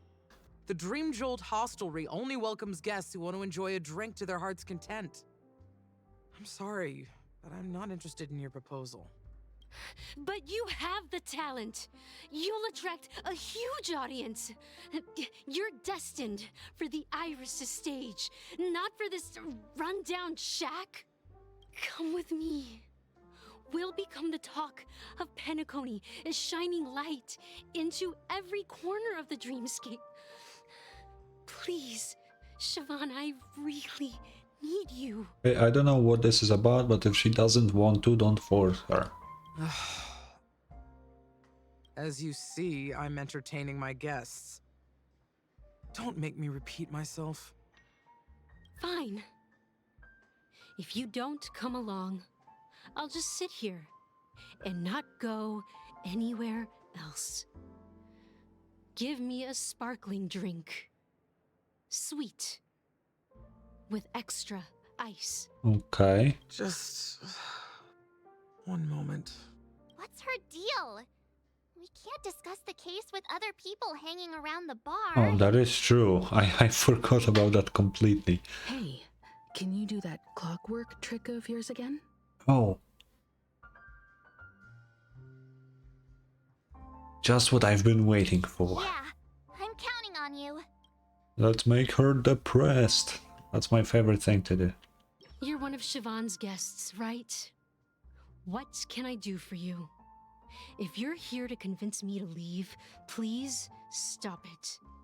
I'll never leave until she accepts my proposal. That sounds like harassment. I'm just gonna put it out there. I just don't get why she won't leave this place. This rundown shack with no customers whatsoever. Become angry. Oh. Those darn Irish jerks! They're the ones who forced Siobhan into hiding here, running this pesky bar. It's all their dirty scheming. I get it now. She's not leaving because she doesn't want to run into them again. Okay. I can help clear the way for her. I can do her a favor. I'll go back and write a letter to the Dream Master exposing the crimes committed by the Iris family. Siobhan will definitely appreciate it. She doesn't care, I think. Well, talking to you has got me feeling a bit down. My thoughts are swirling, making my mind clear, and bringing tears to my eyes. Maybe I should find a place to reflect on what Siobhan truly means to me. Yeah, please do. Here's the payment for the drinks. Please, pass it on to her. I'm leaving now. Amaki has left? Yeah. That's good for her. Radiant dreams may be enticing, but they're nothing more than dreams. Her drink is on the house. Please keep the money. Oh, fuck yeah. When you're ready, go to Gallagher. I can tell he's itching to show off his skills. Okay. 1800? Wait, continue collecting ingredients. But there's nothing more, is there? Wait. Is this a part of the... Hey! Oh. Look at all these chips scattered everywhere. A few days ago, an actor from the Iris family came. Caused a ruckus with Siobhan. Those chips must have gotten scattered during all the chaos. Oh. So enemies drop gold coins even in a dream? That's a clever metaphor. That being said, opening a bar in this place, filled with monsters, is quite a feat. Siobhan must have a lot of tricks up her sleeve, right? You'll have to ask her yourself to find out. But I have a feeling she won't budge unless you impress her with an incredible drink. Okay, that's probably the event that will be here. Do I care about anything else? Nah, let's just make the drink out of trash. That being said, mixing a drink is way simpler than you'd imagine. Just pick your favorite ingredients, toss them in a glass, mix it up, and it's done. So go ahead, explore the bar, and bring me any ingredients you prefer. Okay, I have it. Nice work. Let me take a look. You found some interesting ingredients there. Now take your pick. Each drink has its own unique flavor, and the base ingredient sets the tone for the initial taste and the lingering aftertaste. So, which one would you like to use as the base? The trash. Oh. Oh. Let's go with This syrup. You won't find a sweeter drink anywhere in Penacony. And that's what today's dream seekers crave. Now that you've chosen the base, it's time to pick the adjunct. The ingredient that'll create a marvelous chemical reaction with the base. It should give an unforgettable taste without overpowering the main tone. So, what's your choice for the adjunct? The trash, yeah. Bright future. A taste that's been a long time coming. Yeah. I'll never forget the flavor that danced on my tongue as Mikhail whisked me through the dreamscape wilderness. Those were haunting times. Too beautiful to be real. Mikhail, huh? Interesting. Mikhail. Yeah, we know that name. Almost there. Let's pick a decoration. Which style do you prefer? Anything you need, I've got it. Hanu's sign. A symbol of bravery and dauntlessness. May you break free from your shackles just like he did. Well, it's done. Okay. Whoa. Here's to you, Dream Seeker, with this glass of El Dorado. Oh. To golden dreams. Well done, Gallagher. You're not over the hill yet. So, are you satisfied? Oh, the flavors. They're way more sophisticated than Soul Glad. Yeah, because we put trash in them. That makes it way better. The richness and layers of these flavors are a masterpiece, especially with the adjuncts. I can taste the spicy and sour notes with a hint of sweetness. I'm not entirely sure what it all means. Maybe Mr. Gallagher can shed some light on it. Well, if you're expecting a profound answer, I'm afraid I'll disappoint you. The imagery it implies is pretty straightforward. It's just a glimpse of what this dream truly tastes like. Nothing more. Okay. Does this true taste have anything to do with that Mikhail? I've heard this name in my dream, yeah. Yeah, that name does sound familiar. When you got knocked out by that masked fool girl, I think I heard someone calling that name. Do you remember? Oh. I was right about you. You guys seem to know quite a bit. And now there's no reason to hide anything from you anymore. Let's dig deeper into the case. And of course, I'll tell you a story about Mikhail. Fuck yeah. All right. Let's start with what we know based on the clues the family has. It seems that Firefly isn't a local or an invited guest. In other words, she's a stowaway. Yeah, we know that. She managed to fool me at first. My age must be getting the best of me. But here on the planet of festivities, stowaways are a common sight. You're bound to run into one sooner or later. After the incident, the hounds wasted no time searching for that girl in both the dreamscape and reality. But here's the thing. We only received bad news, and the trickiest kind at that. Yeah. She simply vanished, leaving no trace in the dreamscape or reality, as if she had never come to Penacony at all. Interesting. Huh? Does that mean... She's a ghost. Is she a ghost? A clever metaphor. You were making a metaphor, right?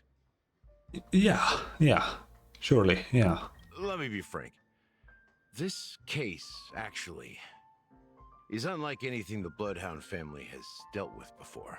Dealt with before? Okay. So, death does happen in Penacony, if I understand correctly. You've witnessed it, so there's no need to hide. Even the shiniest city has its dark side. We're all adults here. Surely I don't need to explain too much to you.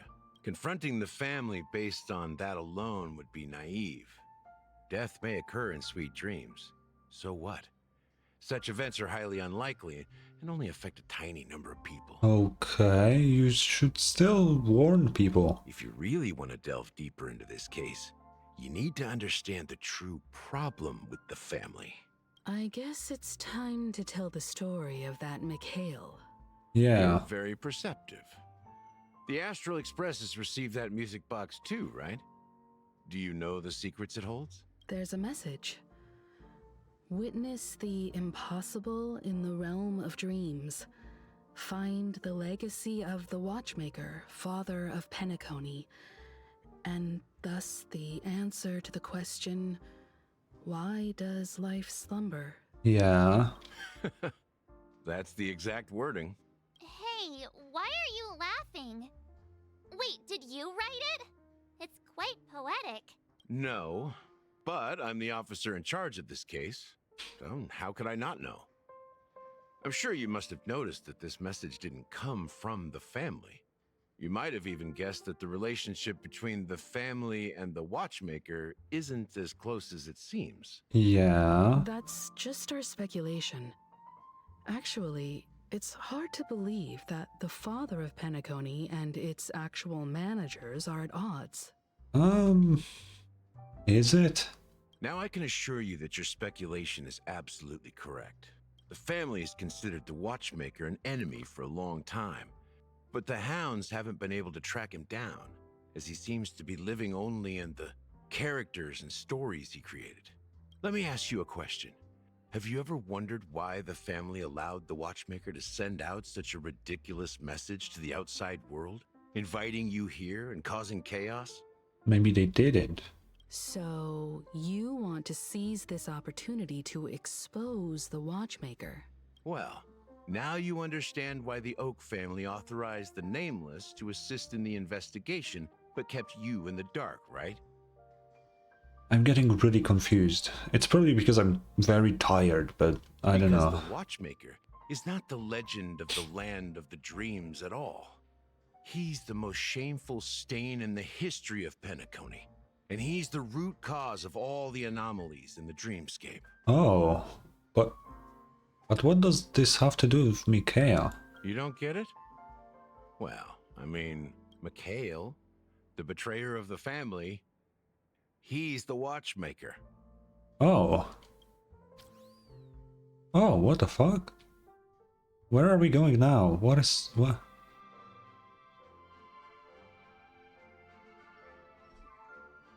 Sometime later. Here we are, Clock Studios Theme Park, the most popular entertainment center in Penacony. Why are we here now? Wait, aren't we supposed to be discussing the Watchmaker? I would have expected you to take us to maybe a library or an archive room of sorts. But an amusement park? Yeah, what the fuck, man? The culture of a city reflects its history in the most authentic way. To you, it's a fun place. But to me, it's a prison for the planet's past. You know that Penacony used to be the IPC's prison planet, right? Yeah. All the prisoners were brought here, helping the Garden of Recollection salvage the leaking memoria from the macro void. The prolonged exposure to high concentrations of memoria caused a unique phenomenon. The dreams of countless prisoners intersected and overlapped. Okay. People started meeting each other in their dreams, living lives that were almost identical to reality. Oh, okay. But everything has a price, and sweet dreams are no exception. In the end, the dream world was unable to alleviate the suffering of prisoners in reality. One of the prisoners broke free from the IPC shackles and fought for freedom. He is Hanu, the great leader of Dreamville, the great peacemaker, and the faithful companion of the underdogs. Oh, okay. So the character Hanu is based on a real person. Wait, so is Clocky the Watchmaker, History basically? is always written by the winners. However, it's undeniable that Clocky is an animation that draws from Penacony's actual history. Interesting. These characters not only exist in Dreamville, but also in the distant past. Once you realize this, you'll understand why we're here. Okay, I see. There are so many members of the Bloodhound family around here. They just received a lockdown order, supposedly from Sunday himself. Who knows what it's for? Oh, that's weird then. Why would he lock it up? Anyone go in?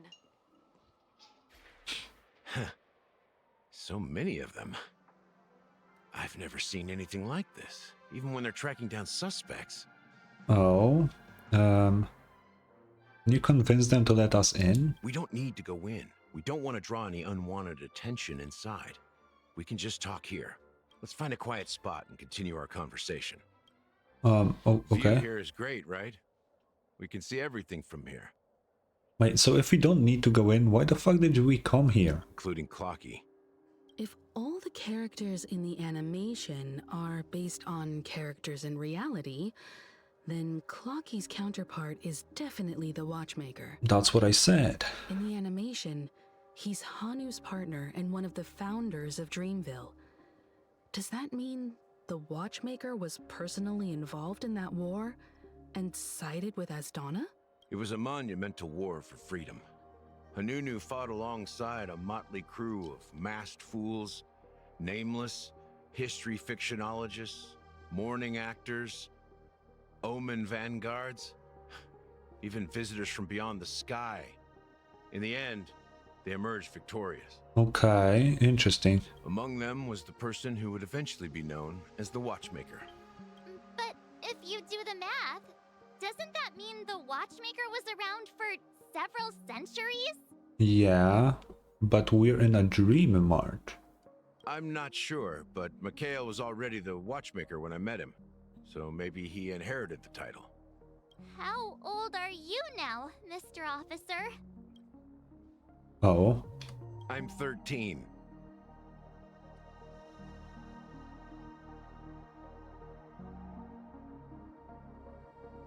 What?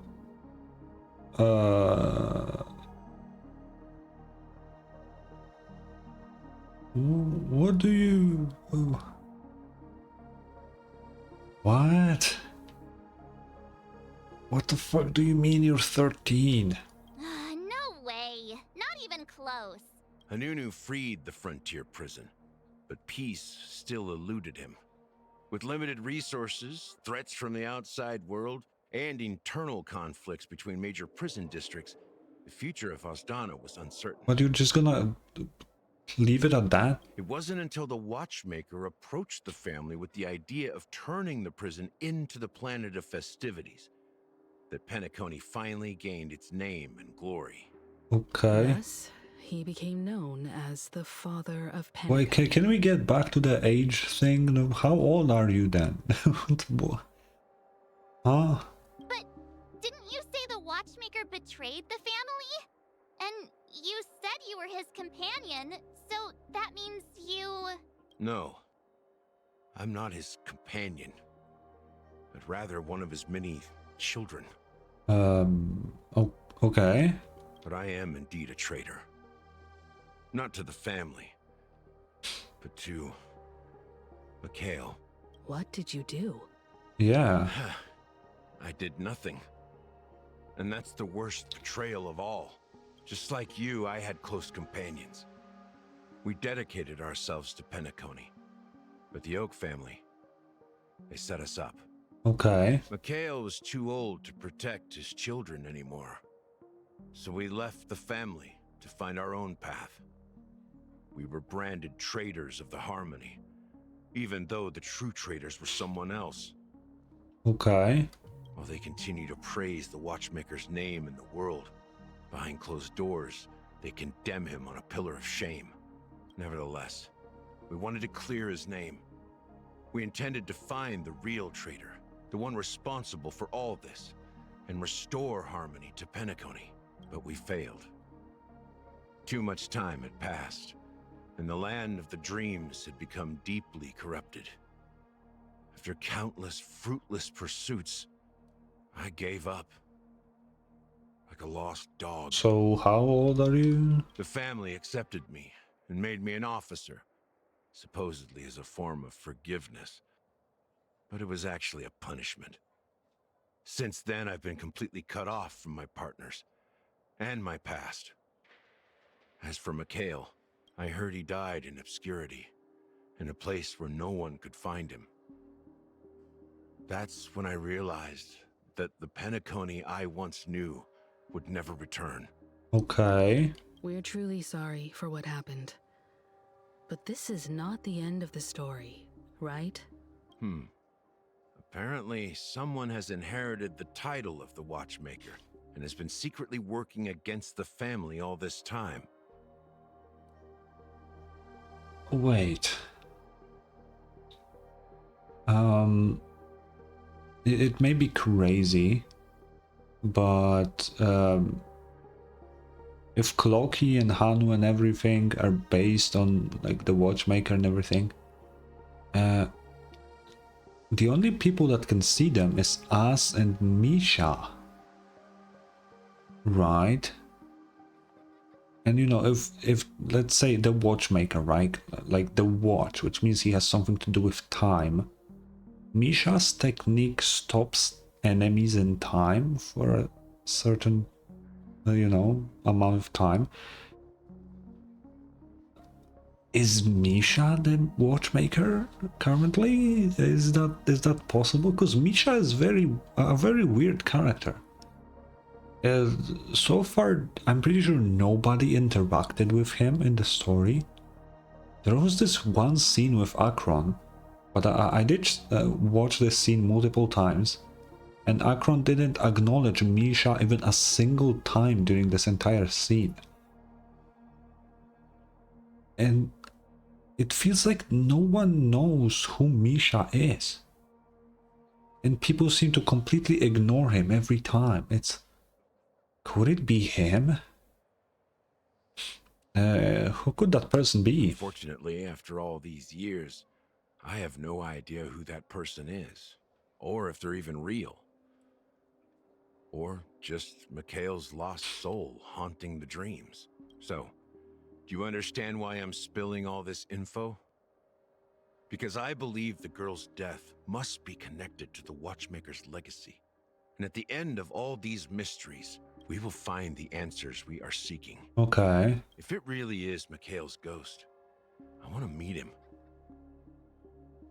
If only for the last time. For those who despise me could form a line from here all the way to the entrance of the hotel. But those willing to look me in the eye and hear me out? Let's just say, there won't be many. Okay. I've told you all I know is a sign of gratitude. Thank you for listening to this old dog. Bark and all. Something just happened at the theme park. Now if you'll excuse me, good luck to all of you. Okay. How ironic. What's so different between the stowaways rejected by Penacony today and the dream seekers once hailed as pioneers several amber eras ago? I don't know. Gallagher does have a troubled past, it seems. Yeah, and a really complicated one at that. I really like the whole Misha idea I have. It seems really simple, but it would make sense.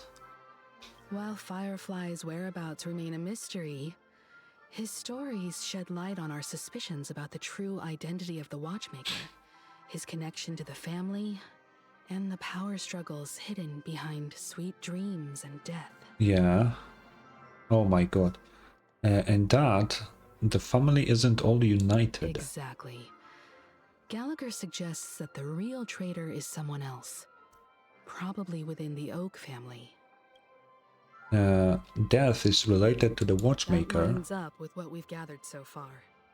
Firefly got involved in this mess because of the legacy, and now we're sure that Aventurine's accusations against Acheron are baseless. Yeah, and Cloaky is based on the Watchmaker. You're really into Cloaky, huh? He's just a fictional character, not a real person.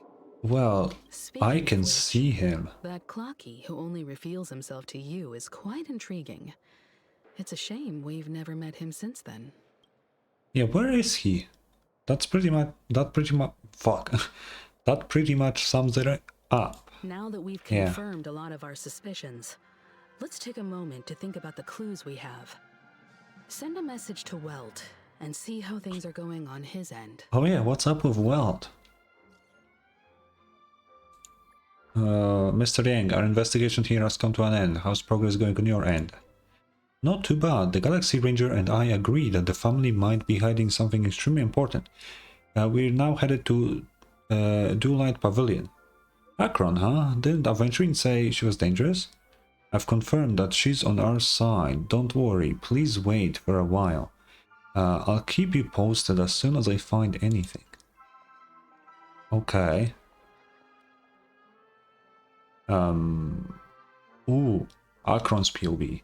Are your companions worried about you? They're just checking up on me. Let's get in and get out. Seems they've made some progress. Okay. Looks like we're about to enter the depths of Duelite Pavilion. It's been a smooth ride. Almost too smooth for a heavily guarded Oh, mansion. they are getting into here? Let's see if there's anyone waiting to greet us. Well, you are taking a really great risk here. Okay, let's look at her closely. Oh my goodness, she looks so good. Bro, okay. I think I'm a little bit too down bad for Akron. It's open. It's open, huh? Something feels off. A grand mansion like this and not a butler or servant in sight. Could it be due to the disruption caused by the emergency? Notice that the doors are open, but the birds are in a different position than before. Well, this door is open. Looks like we'll have to investigate ourselves. Let's proceed with caution. Just one moment. Oh?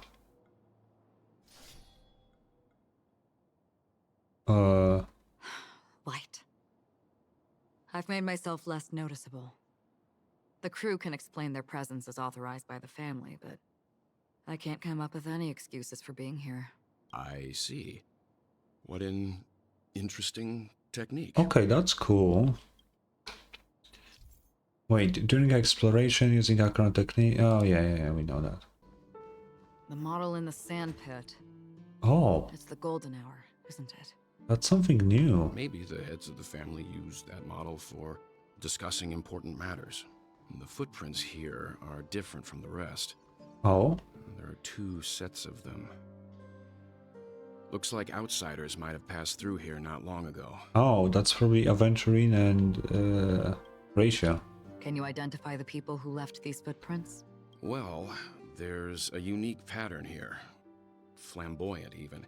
And judging by the size, I'd say these were men's shoes. Yeah. If I'm right, it could be the IPC ambassador, Aventurine. Aventurine. What about the other set? It looks like they were walking side by side as opposed to one behind the other, so the second individual is likely equal in status to Aventurine. Yeah.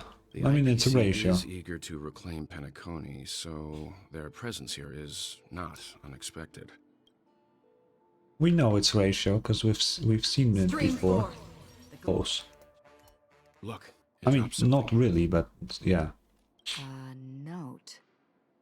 Looks like instructions from the butler for the other servants. Okay. Seems like the mansion's entire workforce were assigned other tasks before Robin's death. Oh. It must have been a big project to require that much manpower. The Charmony Festival, perhaps. But no matter what their main priorities are, there should always be someone left at the mansion, right? Yeah. So you're saying someone deliberately cleared the place out? Yeah, but I don't know why. Interesting. I wonder... Oh, we're just getting in here? No one here either. Since no one's around to entertain us, let's make ourselves at home. Stay close to me so that my white can cover you too. Oh, it works like an area? That's cool. That's sick. What a cool technique. Oh, fuck this. I'm not reading all of that. Not fucking at 2 AM. I'll just skim through it. If I feel nice, I'll read it in post. As soon as I and the rest of the crew arrived in Penacony, Mr. Sunday and Robin showed up to greet us. I remember hearing something unusual in her voice, and now it seems I was right. Okay. Robin believed it was because the harmony had been tampered with somehow. But as far as I know, there aren't many entities capable of interfering with the power of paths. Yeah. Meaning? If there really is a traitor within the family, that person must hold a high position or possess unimaginable strength. What if Sunday actually is the traitor? That would explain why Mr. Sunday has been having such difficulty in catching the traitor. What if it is Sunday and it's not that it's difficult for him, he just doesn't want to, you know, expose himself? Because who else is at the level of Sunday, you know, basically?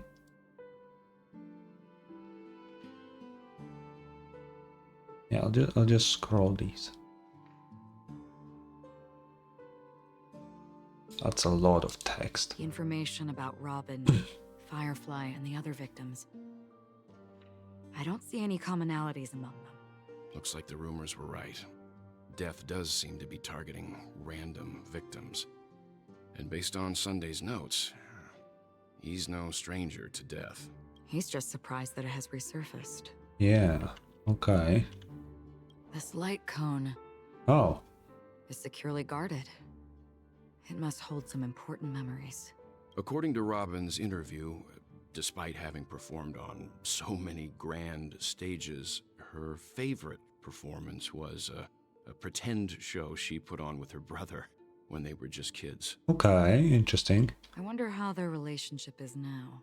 Growing up brings gains, but also losses. Yeah, time has a way of smoothing things out. The beautiful dreams of youth will eventually fade away. There's more, huh? Let's see. Oh my goodness. Oh my goodness. There's a lot. Mr. Sunday has done some serious research on his suspects. This traitor must have been causing trouble for the family for a long time. They all seem to be insiders, but I haven't met any of them. Okay. Huh? Wait, these characteristics. What is it? No, nothing. Maybe I'm just overthinking things. However, if this traitor really exists, could they be responsible for Firefly and Robin's deaths? Probably. Perhaps that's why Sunday is taking this matter so seriously. I mean, why wouldn't they be responsible, right? Okay, to Sunday from... Okay. It seems neither the Dream Master of Penacony nor this old Odie is happy with Sunday's recent performance. They don't seem to care much about death. Instead, they're more concerned about the Charmony Festival and the Watchmaker. Yeah. Maybe the other family heads don't think death is a big deal. One thing's for sure. There's a lot of internal conflict within the family, and everybody has their own agenda. Okay. That's all for now. Nothing more noteworthy. Before coming here, I had all sorts of scenarios in my head about dealing with the family. I did not expect an empty mansion. It is very suspicious. Watch out. Someone's approaching. Oh. I don't think trespassing on forbidden areas is the way to be a guest, Mr. Yang. And Acheron? The Galaxy Ranger? He can see us, just like that. Our apologies, Mr. Sunday. Nobody came to greet us, so we entered without permission. I hope you can forgive us. But even if there's no one to greet you, you should wait for the host. Don't you agree? Even without the famous Galaxy Ranger. As far as I know, the crew has officially accepted the family's commission, so coming here will be unnecessary for you. On the contrary, that's exactly why we're here, to ask you about the case and gather more information.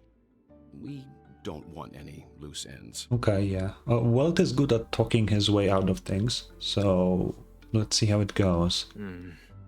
Well, since you've come with goodwill, I have no reason to show you the door. Rest assured, he hasn't figured out that we went through those documents. While the truth remains a mystery, I'm getting close to it. I assure you that the traitor will soon pay the price. Okay. Let's hope justice will prevail soon. I have a question for you, if you don't mind. How did the family come to the conclusion that the murderer was within the family? With all due respect, it's in the IPC's interest to wreak havoc before the Charmony Festival, and the family has every reason to suspect the IPC's involvement. Yeah. Well, other family heads share the same suspicions as you, but in my opinion, the true murderer would never have drawn as much attention as that ambassador did. Not to mention, I personally shackled him a while ago. That is true, yes. However, I'll give you a suggestion regarding your suspicions, Mr. Yang. You should be more cautious of Aventurine. While the wicked can't break through high walls, they can plunge their evil dagger into the heart of the righteous. He's a businessman, not some philanthropist. But right now, he's out there handing out his wealth on the streets.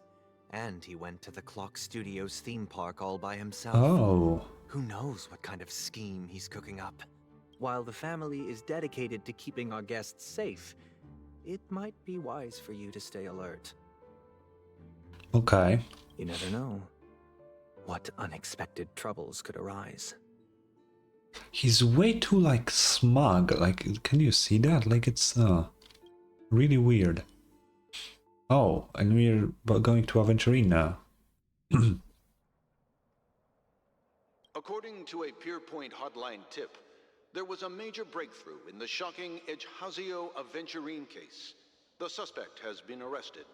This fraud case has been linked to many departments within the Interastral Peace Corporation and the Intelligentsia Guild, causing a large drain in manpower and resources, resulting in the IPC taking a massive loss. Okay. The case's main suspect originates from Sigonia 4 and is one of the survivors of the second Kataka Abjin extinction event, who does not carry an interstellar refugee travel permit. As per Strategic Investment Department head Diamond's sentiments, the IPC has appropriately relocated the suspect in the spirit of the Charter and will continue to conduct further investigations as to the motive of the suspect. What are we talking about now? Who is that? Oh my, hello. What pretty eyes. Jade. Tell me, do they shine in the dark? Oh. Ooh, ooh. Well, if they did, I'd sell them in a heartbeat. You don't know how many people long for your eyes to be closed forever. As a servant, you should not resist your master. Yet, you went and killed that man anyway. No lawyer has the audacity to defend you. Perhaps you ought to represent yourself. Not difficult, but definitely pointless. Who is Jade? You're pretty confident on your eloquence. Did you also think that when you lied to the Intelligentsia Guild? Ask and you shall receive. You wanted the perfect construction material. All I did was offer a possibility. It was just a small wager. If your luck holds out, the IPC will dig something up from the golden sands of Ejhazio. Maybe even the Sand King's remains. Pity your luck has run out. I'll admit that. What I'm more curious about, though, is why such a grand scheme failed to benefit anyone in the end, including the perpetrator himself. Madam, I already have what I want. To be brought before you for the next high-stakes gamble. Oh. Then let's talk about the second gamble. Tell me, what are you prepared to wager this time? My life. I bet you won't send me to the gallows. What do you want, then? I want your Lenore to meet with me. I have something to say. Oh. And then what? I want cash. It can't be that simple, can it? It is that simple. 30 tonbas. The remainder of my market value. 30 tanbas. No more, no less. With this money, I'll climb to even greater heights than you. Grasp even more riches than you. I wager you won't give me this chance. Which is why you should call him here. Okay, interesting. Interesting. That's what I just said, yes. Very interesting. A pity Diamond won't see you. No one gets to see him. From here on out, I am Diamond's representative, and I will decide on his behalf. You're wrong. 30 tanbas. I'll give you that. And much more than that. Wealth, status, power. The IPC will give you whatever you want, even what you don't want. Okay. Kakavasha. A good name, but unfortunately destined to be buried in the dirt. You, though, you deserve to live, to create even more wealth for us. Go, pick the clothes you like, then choose your desired identity. And then, use them well, child. Huh. Why is she so nice to him? May your plans never suffer failure. Life is like a long-term investment. Those who choose correctly, do the correct things, reach the correct outcomes, and show the world their value. People can't always make the right choices in their lives. But luck has always been on my side. I've never lost. I wish I'd never lost. Is it because Gayathra blesses me? Well, if that's the case, she must also be looking upon me right now. My success is inevitable. What if there is an eon of luck? You know, if every eon follows like some sort of concept, basically, why not luck? You know? Maybe there is an eon of luck and then decided, oh, this guy looks cool. Let me bless him with luck. And that's why Aventurine's gambles usually pay off. You know? But what then? Even if I overcome this difficult trial, what would come next? What awaits me after this glorious gamble? An even more glorious one? Will I return triumphant with unending riches after countless successes, or will I encounter failure? I don't know. Never to return. I'm pretty sure you already have some ideas, lowly gambler. Why is he talking to himself? Oh yeah, because he's fucking dying. What? Oh. Am I dreaming, or have I gone completely insane? Perhaps both. Forgotten me already? When you were strapped to that electric chair by a mannequin warlords, who was it that gave you the idea? Fine. I may be crazy, but I'm not stupid. Get out of my head, newborn of the Harmony. Oh. The Harmony? Oh, don't play the fool. It's not the first time we've met.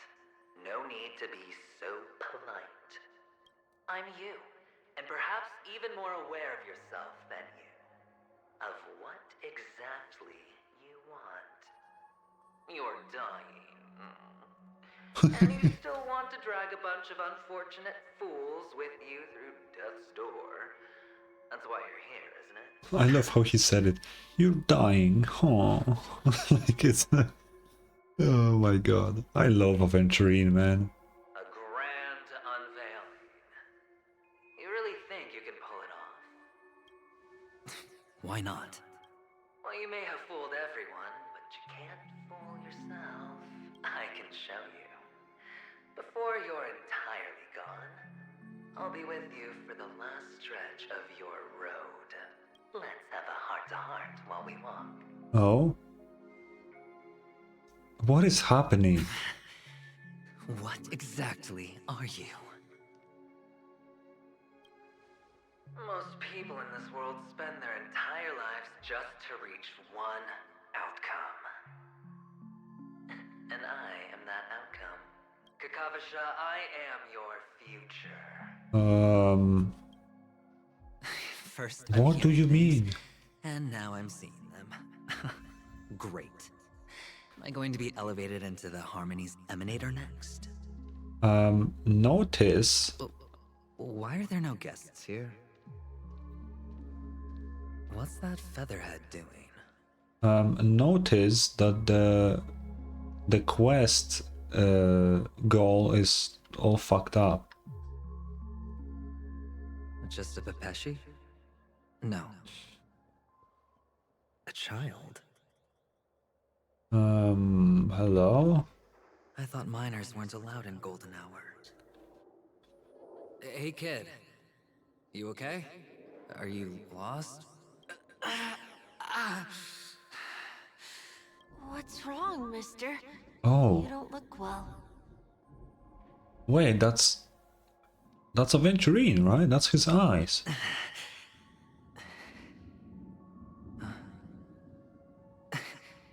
Your eyes. Impossible. Who are you? They're pretty, aren't they? Sis said they're a gift from Mama Funga. Colorful eyes are said to bring good luck. Mister, you have pretty eyes too. Beautiful. Are you alone? Where are your parents? Dead? They're in that amusement park. Oh. Papa and Mama went in first. I'm just about to go look for them. Okay. I have to go. Goodbye, mister. Hope you have a good time, too. What is happening here? Those eyes. And Mama Funga. No, it can't. Actually, There aren't any Avgens left. you know, one thing that could be happening, you know, Aventurine is dying. And it's a pretty common thing for people to like have a flashes of their entire life when they're dying. That's a common thing. I mean, that is just what's happening now, maybe, you know? Mama, wait for me. Oh. Only on Paniconi, am I right? What are you still doing here? Well, you've known all along. The family truly showed leniency to everyone who came seeking help. Why would there be a need for such high walls and deep moats? However, people don't see it like that. Especially since the flavor of the dream syrup is so alluring. You will receive no charity on Paniconi.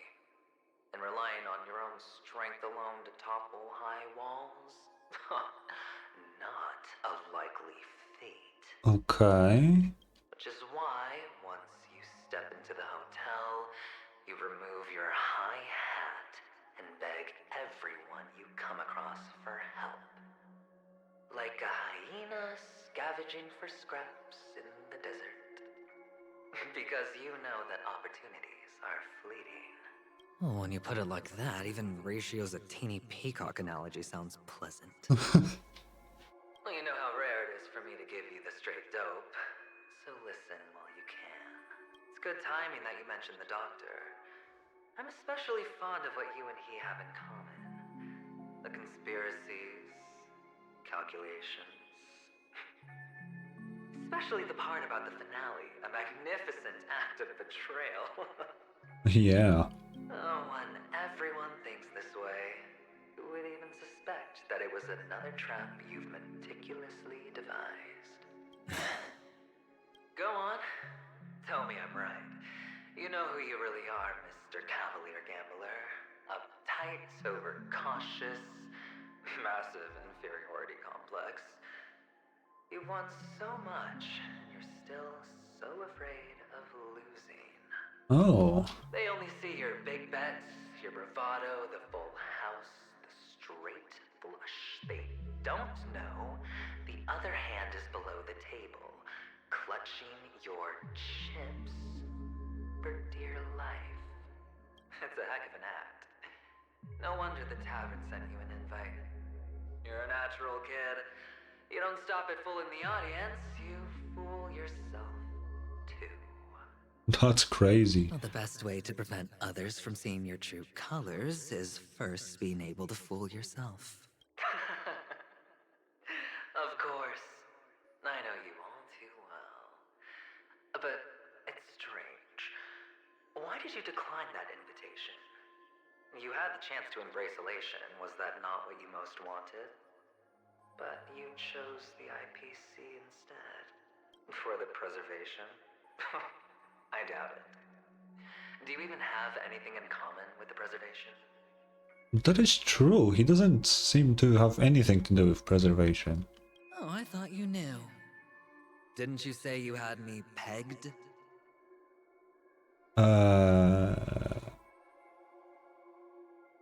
Aventurine, it's not that kind of game. There's no pegging involved here, you know, like, you know, I assume you're into that, but that's not what's going on here.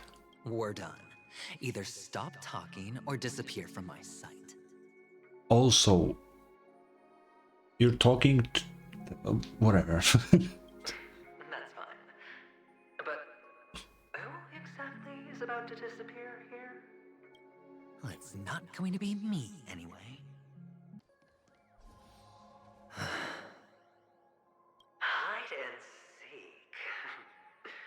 What sweet childhood memories. When Mama said goodbye that day, how many catechins were like jackals hot on your heels? I know you won't forget that sound anytime soon.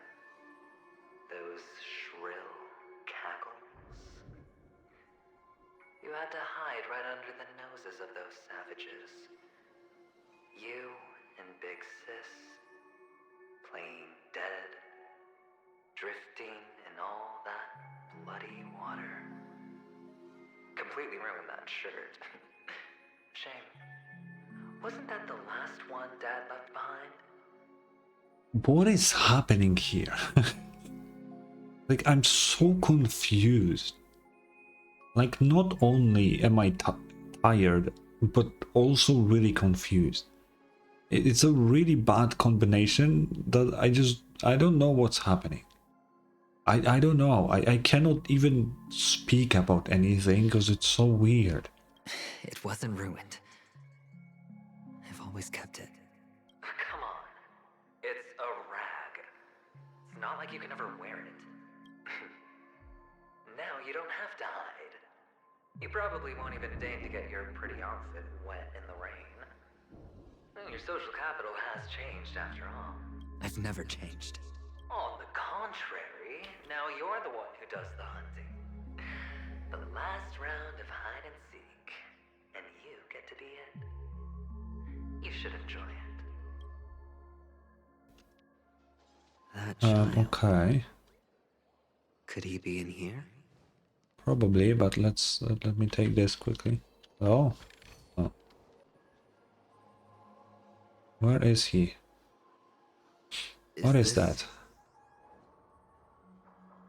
Why is it here? A topaz? What is this doing here? Yeah, what the fuck? What?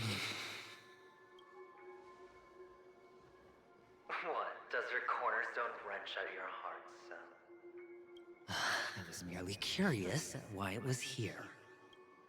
Maybe that winged guy put it here. To taunt you. Just to make you realize that your painstakingly arranged magic show is nothing but a death rattle. Could Aventurine use the topaz? Or is it assigned to a specific person? The cornerstone's hue is the same as the radiance of Clipant's body. I've got to give it to you. I've heard a lot of baloney, but that lie deserves a prize for sheer nerve. If he were just a little bit smarter, the jig would have been up right there. This is just bait. Of course. That's why Ratio's betrayal was one of the keys to your plan. I have to say, that doctor's acting was superb. Oh, so those were fakes, or? Or maybe he wasn't acting at all. All the better for you. Sunday didn't become head of the Oak family by acting sloppy. He's obsessed with control. You have to give him enough detail to satisfy his meticulous nature, but not so much that he gets suspicious. Which is why you had Ratio seek him out and leak the plan on purpose. To prevent the other party from suspecting anything. The intel you gave to Ratio was all true, and he spoke the same to Sunday. Okay. Finally, Sunday took the bait, found the other cornerstone, and before you know it, everyone's distracted enough for you to steal the third stone right out from under them. The third? Why don't you stop rummaging through my mind? Your mind. It's our mind. You're me, and I'm you. We're the same. The best way to prevent others from seeing your true colors is to first be able to fool yourself. Really? You can't even fool yourself. You just got lucky this time. I This see. is the other cornerstone in Sunday's hands. Rather beautiful green. Just like you. Smooth. Cunning. Tell me, what's its name? Why are you even asking me? Must I do all the work? Aventurine is the stone of luck and trickery. That's what she said when you received the stone, wasn't it? Maybe. This type of stone isn't rare, but its hue is very similar to a certain gem. In fact, it's often used as a substitute. And that more precious gem is... Jade. Oh. Even Sunday can't tell the difference. Oh, looks like Jade can be substituted for Aventurine, too. Sauce for the goose. Okay, so who has the actual Aventurine then? Aventurine, Topaz, Jade. 3 elites, 3 cornerstones who, for a measly penny, offered their everything. Oh, you're even more united than the family. As I've said before, 3 chips are sufficient. All or nothing. But will it be the former or the latter? We'll find out. So where is the third stone? So, where's the real Aventurine stone? Take it out, let's have a look. Oh, okay. Uh-huh. Suddenly you don't know where it is? I just want to hear you say it. After all, it really does resemble its owner. As you So wish, then. They never went anywhere. They're right where they belong. Piled up with these cheap baubles. You smashed the Aventurine stone before you left? Oh shit. Oh, just look at it. Shattered. Just like your life. Poor thing. A humble pebble coated in the most lustrous sheen. I take it back. This thing's far more precious than your life. You're absolutely clear about the consequences of doing this. Blasphemy against Clipoth's body. You think the IPC will let you get off scot-free? Well, Diamond has always been all about results. As long as I could create value far beyond the cost, the ends justify the means. Okay, but is it worth it? How else would the family be fooled if there was no price to pay? It doesn't matter. Even smashed to smithereens, the preservation's cornerstone can still be used. Its effect may be greatly diminished, but it's enough for me. Now I'm really curious. Why does every step you take involve reckless risks, and the choices you prepare for yourself always come with a strong impulse for self-destruction. Do you truly believe that the greater the risk, the greater the rewards? I wouldn't have guessed you'd be so loyal to the IPC. There is so much you don't see. Which is also why you'll never see how I'll win it all. Oh. That is, if you can do what it takes. We'll just have to wait and see then. The cornerstone is gone. What? Another illusion of the harmony. Oh. Huh? Whoop. Okay, what's next? Oh. Hello. We meet again, Mr. Pretty Eyes. Yes. We meet again. Did you find your mother and father? Of course. Big Sis is there too. The four of us were just playing hide and seek. Okay. I'm so happy. On our way here, Papa even brought me to see a blim. Flim. I think you mean film. Yes, that's it. Putting many drawings together and turning them into a moving wall painting.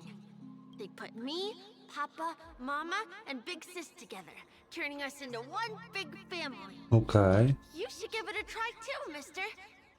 You look sad. The amusement park will cheer you up. Sure. Okay. Okay, why did we do that? How's that? Not a bad score, eh? Boring. He left. Let's see. Why aren't you talking? You've piqued my interest. I'll admit that there are still aspects of you that I don't completely understand. Well, you sound sincere this time at least. Well, sincerity is one of my traits that everybody likes. And I have precious few of those. Moving on. See that maze over there? I'll know everything about you before you reach the exit. Okay. Our journey through this amusement park still isn't over. And I wouldn't mind stretching this out at all. Oh. A dead end? Oh, is this the wrong way? Oh. Is this? Oh, what's on your mind? It's got nothing to do with you. Do you need a hint? These are manacles on you. That man gave you your first job, and you made your first pot of gold. I remember it all too well. You wrapped that iron chain around your fist, for that is the only tool you could find. Then, in that maze, you... Shut up! Oh, you don't wish to face your past? Unwilling to admit that your life is worth only 60 tonbas? Well, from what I see, you refuse to confront it, because it only proves your weakness. How could a weak person take such daring risks? Oh, that's right. You love the thrill of danger, but you refuse to let go of meaningless sentiments. Even in this beautiful dream, the only thing you dare allow yourself is death. In your hands, those who follow you could have become Joker cards. They're far more useful that way. It's not like this is the only place the family ever cut corners.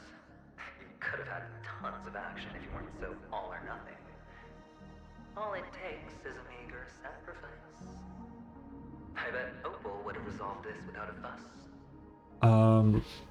Actually, I really like the fact that we basically did nothing with the Trailblazer this whole like quest so far, which is kind of cool. I mean, sure, I would like the main character to do more, but this makes it more interesting because, you know, the main character is us. Like whatever we do it. We don't know what Aventurine is doing right now, right? We don't know what Aventurine is doing, so it's more interesting that way. You don't know what will happen because you don't know his plan. A pity you're not here. Well, you wouldn't be in this state if you could just get with the program. And why couldn't you? out of professional integrity. Those techniques you mentioned are highly efficient, but it's not that I don't know about them. It's more like I couldn't care less. Get it? Okay. What fun is it if the fight isn't fair? Fair. You assume your opponents would fight fair in the first place. The odds are obviously not in your favor, so how are you just breezing by? But did that masked fool's words awaken something in you? Well, she gave me an answer that could turn everything upside down. Okay. Everything? You mean it could make all the cards on the table just disappear? That's cheating. Oh, okay. If these leaves could be brought back, would they bloom into new flowers? Oh, okay. Oh. What is this? What is this? Oh. Your expression right now is hard to put into words. The lucky charm Mama left you is made from gold. Why did you never consider selling it? You obviously could have lived a normal life like Big Sis that way. Looking back, that was the better choice. Mama only left us with 2 pieces of jewelry. A necklace and a lucky charm. There won't ever be a 3rd piece. That's what you always say, but you actually regret it, don't you? That you didn't sell them. You can zip it if there's nothing to talk about. Oh. I know. You must remember what Big Sis told you. You're a child blessed by Gaiathra Triclops, and can lead the clan to happiness. So always remember to protect yourself and never resent the pain and poverty you're going through. The words still ring in your ears, don't they? You're a good kid, so you definitely won't have forgotten. So, you surely won't forget how tragic her last moments of life were. How the piercing laughter behind you felt like it was drilling into your heart. You ran away without looking back, just as she told you to. Tisk, tisk. A lifelong regret indeed. Why does she do tisk tisk? Why? Why does he read it instead of making the actual sound effect? Like, why? Enough! Do you not have anything better to talk about? Oh, shut me down like a champ! Well, I guess when it comes to mind games, this isn't exactly your first rodeo. I think I finally get you. And woo! You are nuts! In the end, I'll ruin this beautiful dream and create the grandest death. Well, you stuck to that start to finish. Think about it. There's a Stellaron in play, the fabulous Robin loses her voice, 2 unsolved murders, cryptic messages from a masked fool, and a chance to go head-to-head with Sunday himself. And the only thing to pique your interest is one word. The last word. A word that's right there at your fingertips. Yeah, what's up with the whole Stellaron? Like, what does the Stellaron have to do with anything here? But whose, exactly? We'll know when the dice falls. All right then. Reserve a seat for me in the audience. I'm curious to see just how capable you are.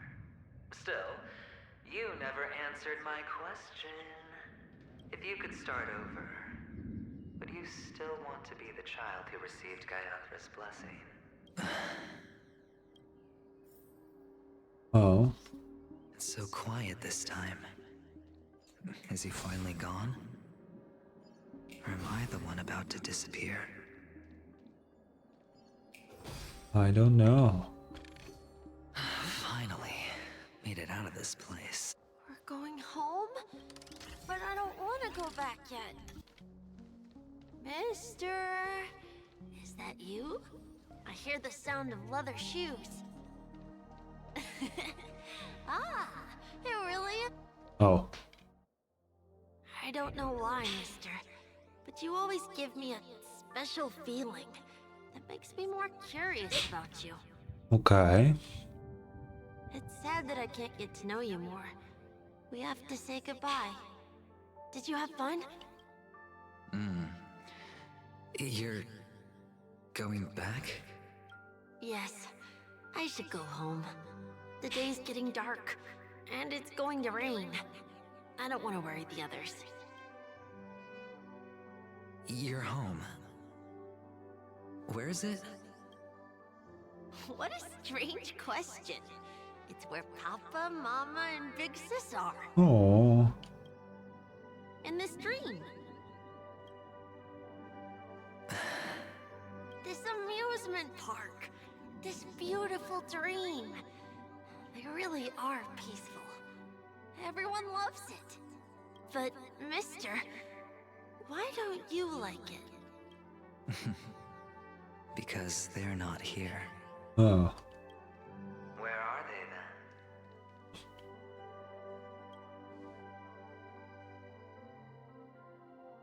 then? I don't know. You do know. But there's no point pressing the issue. Admit it. You're tired. Yes. I certainly am, but I need to keep going. We all are. Which is why we chose to stay here. Me and him. Your past and future. How long will you stay? Forever. We'll be with you forever in this dream. This is the greatest honor that we can offer to those who hurtle towards death. The road less traveled is less traveled for a reason. But you've never gone in any other direction. Your own life is the chip you're most eager to lay down. Always has been. Yeah. You don't care who the real murderer is, and the Watchmaker's so-called legacy couldn't be more boring. What you want, what you need, is to be the smooth operator, the solid gold deal maker who doesn't waste a drop of sweat, even when he's up to his neck in danger, deep inside family territory. You want to be polished up, cuffed with red-hot chains, and spotlit center stage. That's crazy. You'll be the closing act, the final sacrifice. I can do it. And it will be flawless. Of course you can. Your luck will help you at the right time. Stellaron and an emanator. It's that simple now. That way, the IPC will earn a place at the table. And as for you, you'll just happen to slip the leash, sweep the rat race, extract yourself from this endless debacle. You'll have the freedom you've always dreamed of. I wonder, it may just be coming to me right now, but is the Stellaron just mentioning us, not actual Stellaron on Penacony? It could be. This isn't the first time. You've been an escape artist from day one. This fiasco started with a death, and its curtains will fall on another death.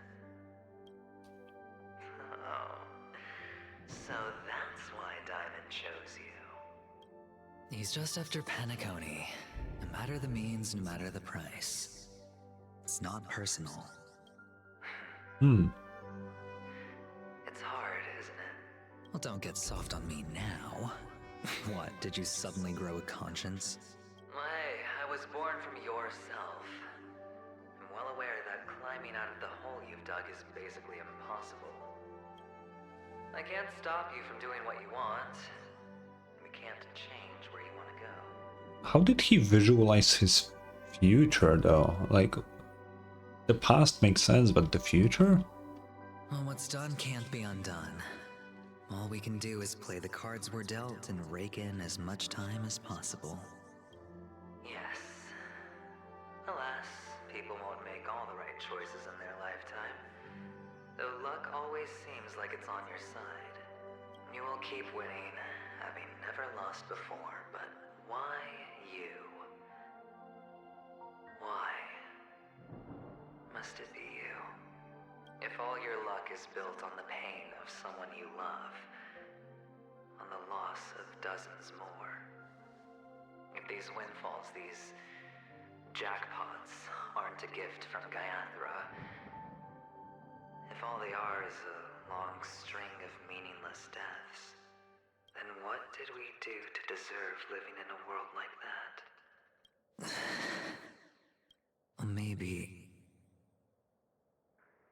Maybe when I get to where I'm going and look back, I'll know what the trip was all about. Maybe. Time to make a move, my friend. I'll be waiting up ahead. Say goodbye to the kid before you shuffle off.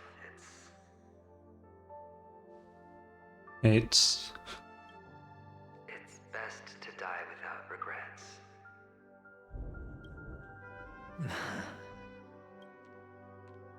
And now, only we are left. Can you take a photo for me? I want a memento. Sure. Come on. okay. Is he actually? Oh, he's actually there.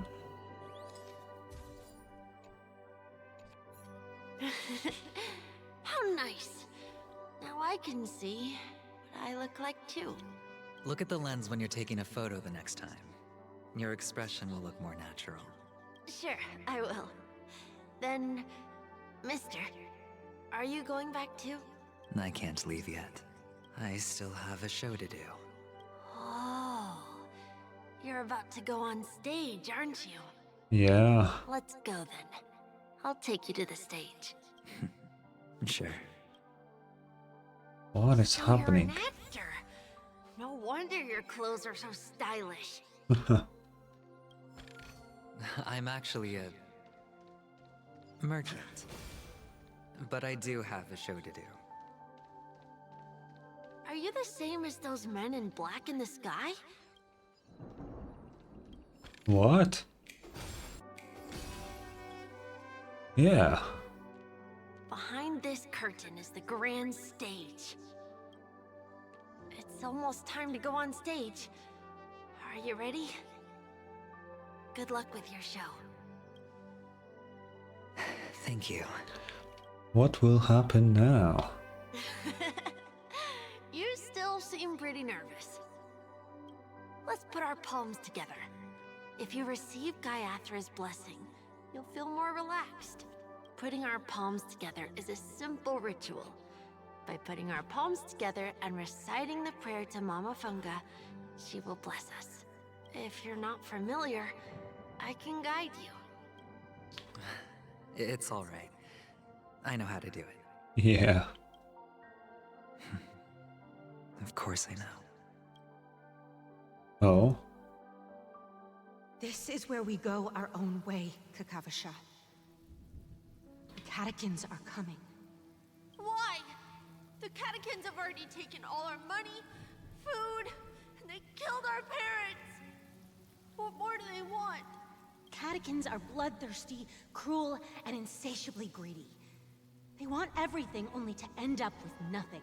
He has such a fucked up past, man. Like, what the fuck? This is a trick, an act of revenge. Remember? Today is the day of the Kakava, and also your birthday. They know the Avgin will surely hold a festival today. With the aid of this rain, they will come to destroy our wagons and take everything they want. Little do the catechins know.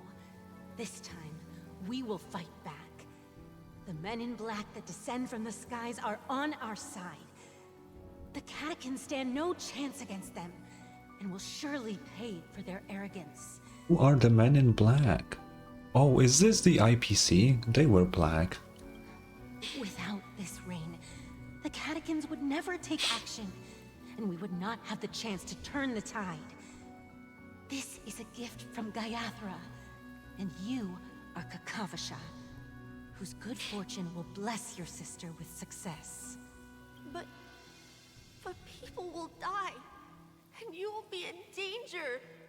How is that good fortune? Why are you all doing this? The Avgin always return their blood debts. Gaiathra calls for me, while Papa and Mama are waiting for me. I must answer the call. But she will bless you with good fortune and help you survive. As long as you are alive, the blood of the Avgin will never run dry. So run, Kakavasha. Do not be afraid, and do not look back. Go to the other side of the mountain. The rain will accompany you, and the rain will bless you. As for us, we will reunite in Kakava's next aurora.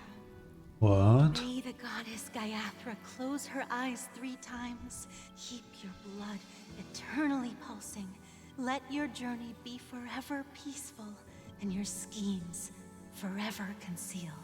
Farewell, Kakavasha. Newsflash from the Inter-Astral Peace broadcast. The IPC Marketing Development Department spokesperson confirms that a small-scale rebellion has broken out in the unclaimed region of Sigonia. The situation is now under control. Okay. The insurgents are from a local clan known as Kataka, which has a long history of disdain towards the IPC.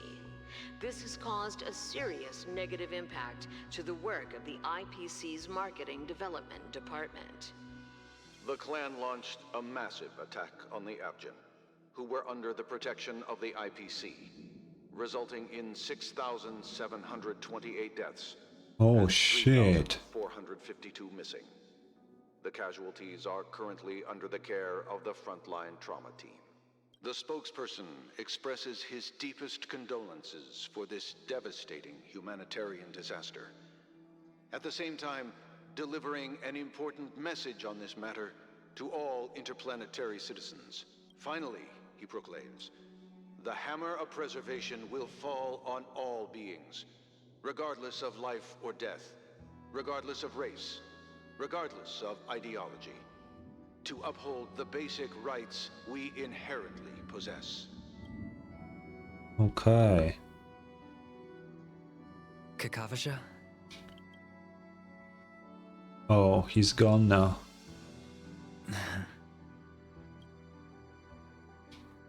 Bye. Go on stage. Okay. All the actors are in place. It's time for the show to begin. This act is dedicated to you. I hope it'll be an unforgettable memory for you.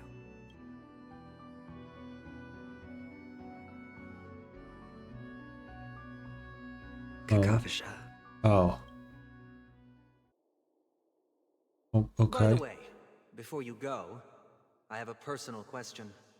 Do you truly want to destroy the world with your own hands? Let's assume. Just assume now. We have the answer. Every time I roll the dice, there's a possibility of achieving this particular outcome. Then I would be quite happy to make that wager. Okay. Back to Style. Oh shit. Is this Miss Acheron? Hello, I'm Himiko, the Astral Express's navigator. Hello, I'm March 7th. I'm sure she needs no introduction, as you definitely know her. Hell yeah. You can call me Clocky. Hello? None of you seem surprised by my arrival. Since Welt has decided to travel with you, it means that he trusts you. And we trust his judgment. Yeah. I envy your close friendships. Miss Acheron here doesn't present a danger, and she's of no threat to the Astral Express. Aventurine's prior accusation was based on nothing more than his own subjectivity.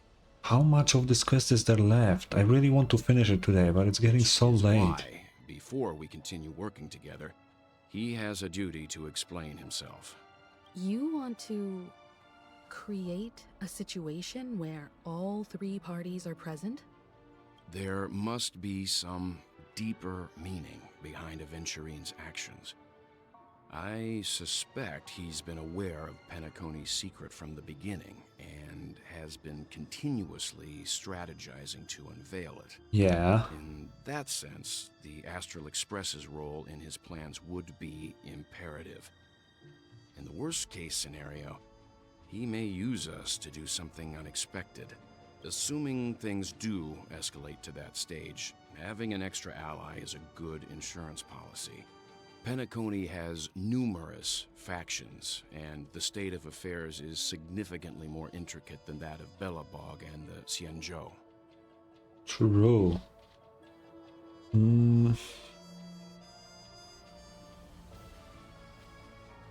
No, no, no, no.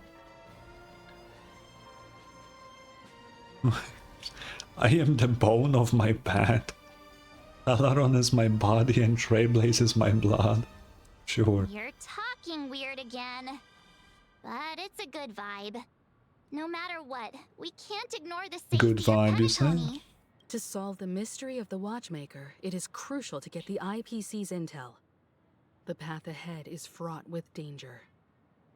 But what's trailblazing without a little danger? Sounds like we've reached a consensus. Now, Miss Acheron? I will accompany you, of course. Hell yeah. Let's move out then. But where do we start looking for him? No need to rush. If he truly has laid a trap, he will definitely use every means to lure us in. Ladies and gentlemen, Oh, he just goes for it, huh? the most wondrous, most magnificent show in Penacony's history is about to begin.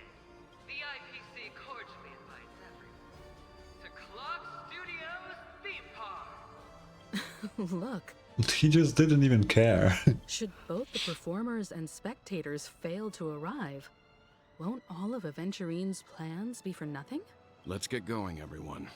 The hour of trailblazing is upon us. Okay, I think we are reaching the conclusion then.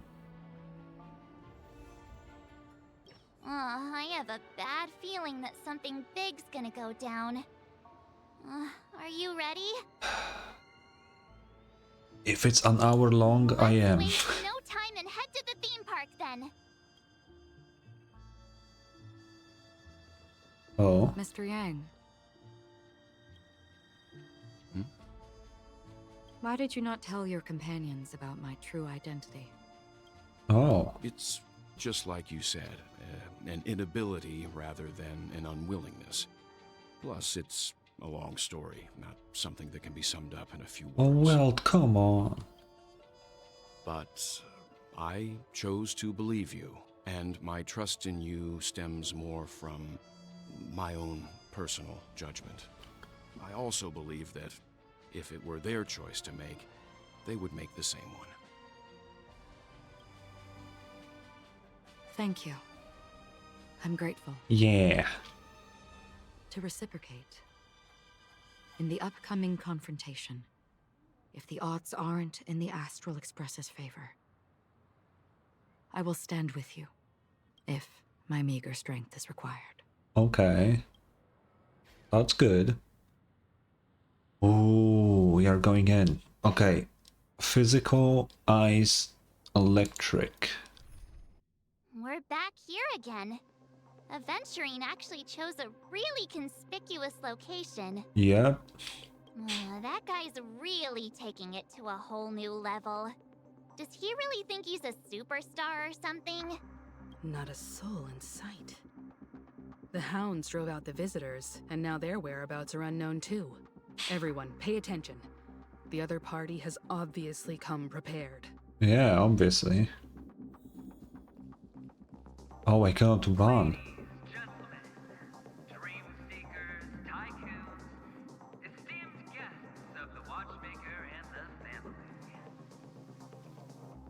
Also not forgetting the nameless of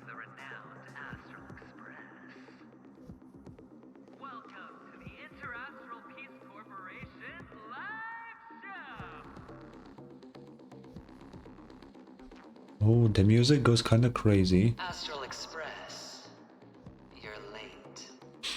And this, unsought guest. We've kept your appointment, Mr. Aventurine. It is customary to show yourself as well. Oh, I will, naturally. But before that, I've got to introduce our guest of honor. Everyone, give it up for Miss Delaron! Oh, so it was about us. Mommy, look, I'm on TV. Yeah. Let me remind you that in all likelihood, this stage and her identity have nothing to do with the wanted murderer. Oh no, they do. Of course they do. Otherwise, why would I work so hard to gain your trust and then invite you all here? Because she's the only one who saw all 3 homicides. She is the key to proving that the family's death does not exist in Dream's promise is nothing but a sham. Wait, what do you mean 3 homicides? Weren't there 2? 3 homicides? That's right, madam. The 3rd one is about to happen right now, right here, in Clock Studios theme park.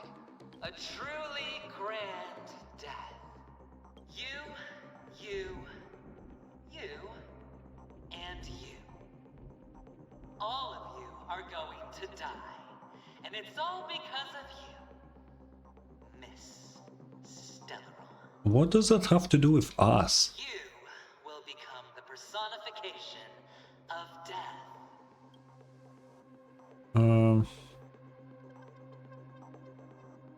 You sure you're gonna survive this? Oh, don't underestimate the preservation. The cornerstone of the Amber Lord will surely guide me. Aventurine, don't forget that I also can wield the preservation. Let me be a little clearer. I will detonate the Stellaron in you and cause a teeny, tiny accident on Penacony. Bam! The entire theme park will be reduced to a shattered dream. Then, before the family can even react, I'll become the IPC fleet's navigator. Your bluff isn't fooling anyone. If you could really do that, you would have done so earlier. You wanna bet? Sure. I'll bet with you. I'm betting that it'll be a sweeping victory for me. By detonating an unprecedented explosion to prove that the vow of harmony is a complete and utter joke. You won't do it. Of course I can. It's just another gamble. Okay, I mean Sparkle apparently can. I came from the wastelands of Sigonia. For just 60 red copper coins, people paid to brand me. Put me in chains. Place me in the gallows and bury me. But the sun could not kill me. And the quicksand sent me back to the embrace of the Guild and the IPC. Bear in mind, my victory wasn't just a stroke of luck. Okay. Have you ever heard sorry. Sleep is the rehearsal of death? Why do the living sleep? Oh, because we are not ready for the final rest. Every night is practice for the end. You and I are escaping into our dreams for fear of death at this very moment. And death will surface in our dreams. Okay, quick heads up, there probably will be a cutscene here. It will be really loud, but I don't want to fuck up the audio, so I'm not gonna make it quiet. In the YouTube video it will be fine, but on the stream it will be really loud. So just a heads up. And you cannot choose to decline. Nor do you have any reason or grounds to. Yeah, here it comes. The dice are cast. Ladies and gentlemen, ready to unveil your cards? The architect's flawed stone. Of no value at all. I'm putting down the bet. I'm taking the gamble. I'm claiming the win. Oh, and fate spin the wheel. A daring gamble. Walking the brink of death for rebirth. Oh, for the Emperor Lord! Okay. That was cool. All right. Let's see who has the last laugh. Let the game begin! Oh, wait, let's listen to this.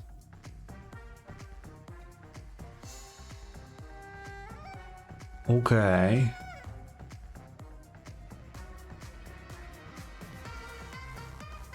Ooh. What a banger, dude. What the fuck?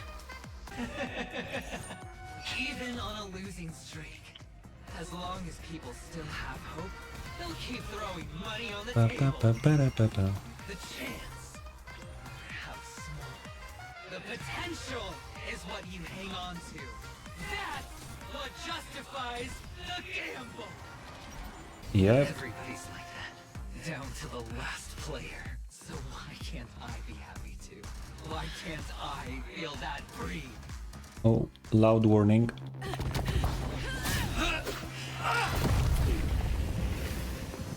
Always hide your ace with a straight face. I'm starting to get a little impatient with you all.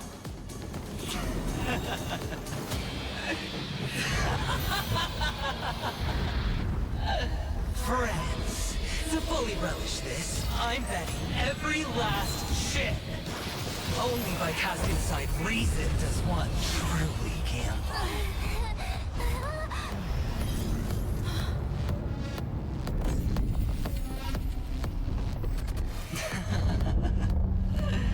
Emanator, I know you'll match my wager, right?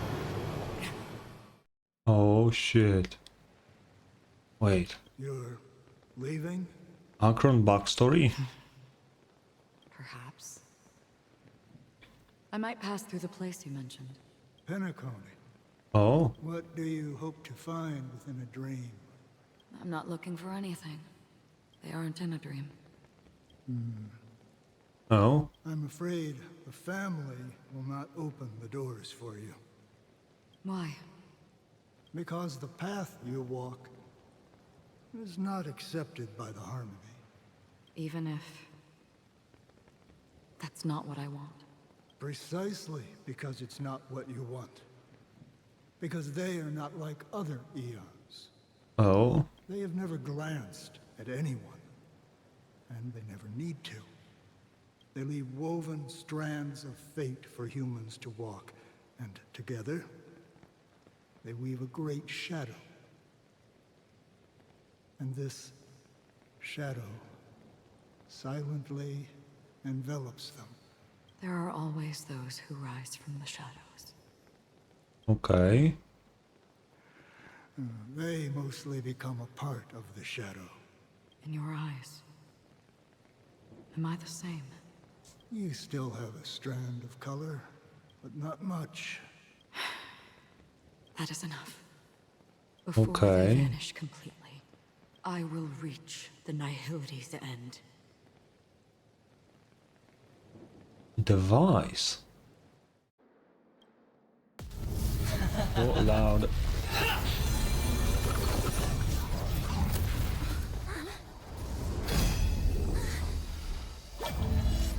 Oh.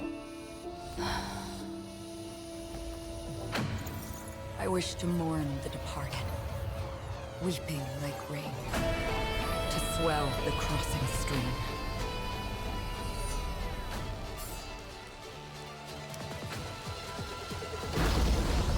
As the tide arrives, leading you back home.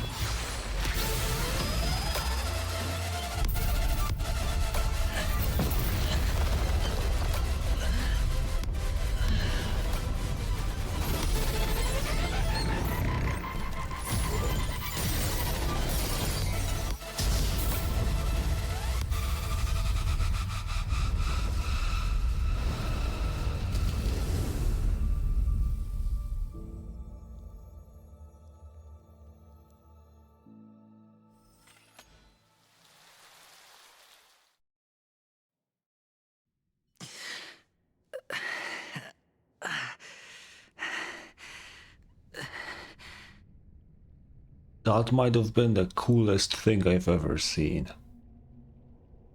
What the fuck was that? I wish I was more awake. Whoa. That was so cool. I will rewatch it probably like 50 times, but oh Jesus, man.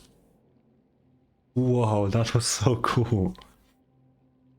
Okay, let's continue. It's really late. What is this place? Did you die? Oh. A gigantic black hole. And see.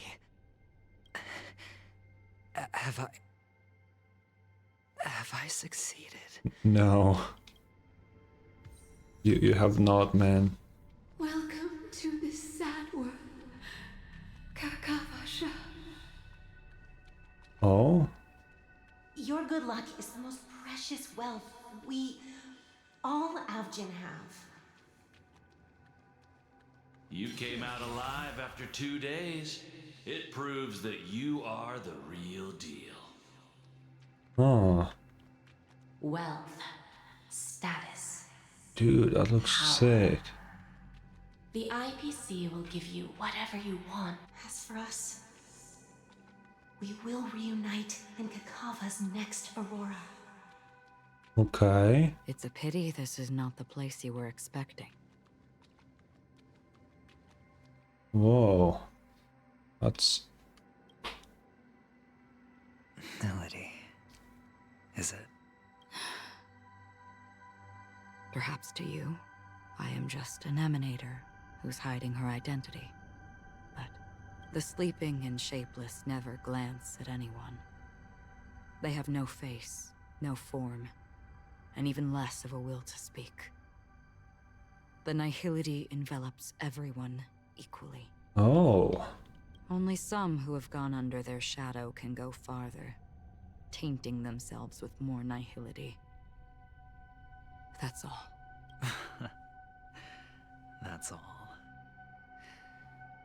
My friend, you really leave me at a loss for words. So... is this my final destination? The land of the dead? This is all but a fleeting dream.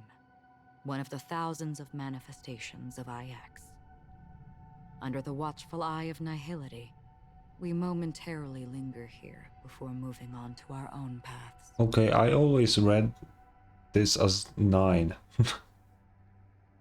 Because I was like, oh, this is, you know, 2 big letters. That's Roman numerals, you know, IX, so 9. But nah, those are just letters. Good to know, finally. You know, after a whole year, someone finally read this name to us. That's pretty cool. It seems that my death has already been determined. Even if you wish for it, I can't promise you anything. She looks so cool with this aesthetic, what the fuck? Now that you've accomplished your goal, I think you can be a little more forthcoming. Wait, he's actually dead? What do you mean?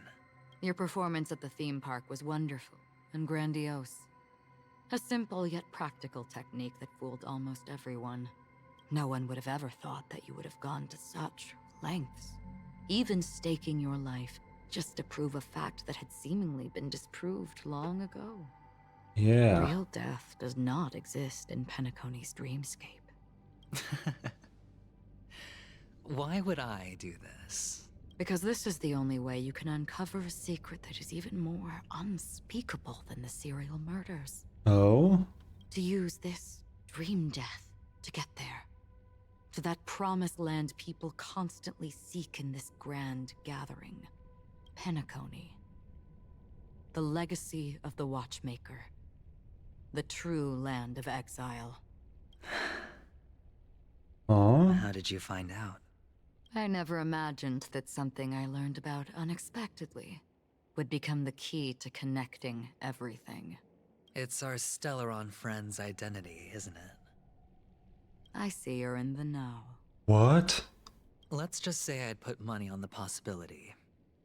The murder isn't nearly enough to disrupt business as usual. Even if there were 1 or 2 murders on Penacony, most people wouldn't be personally affected. And that won't create any waves. Wait, are you telling me that... won't create any waves. Why did you say that again? You're telling me that they know who we are? Because, like, it sounds very stupid, but we don't know who we are. You know?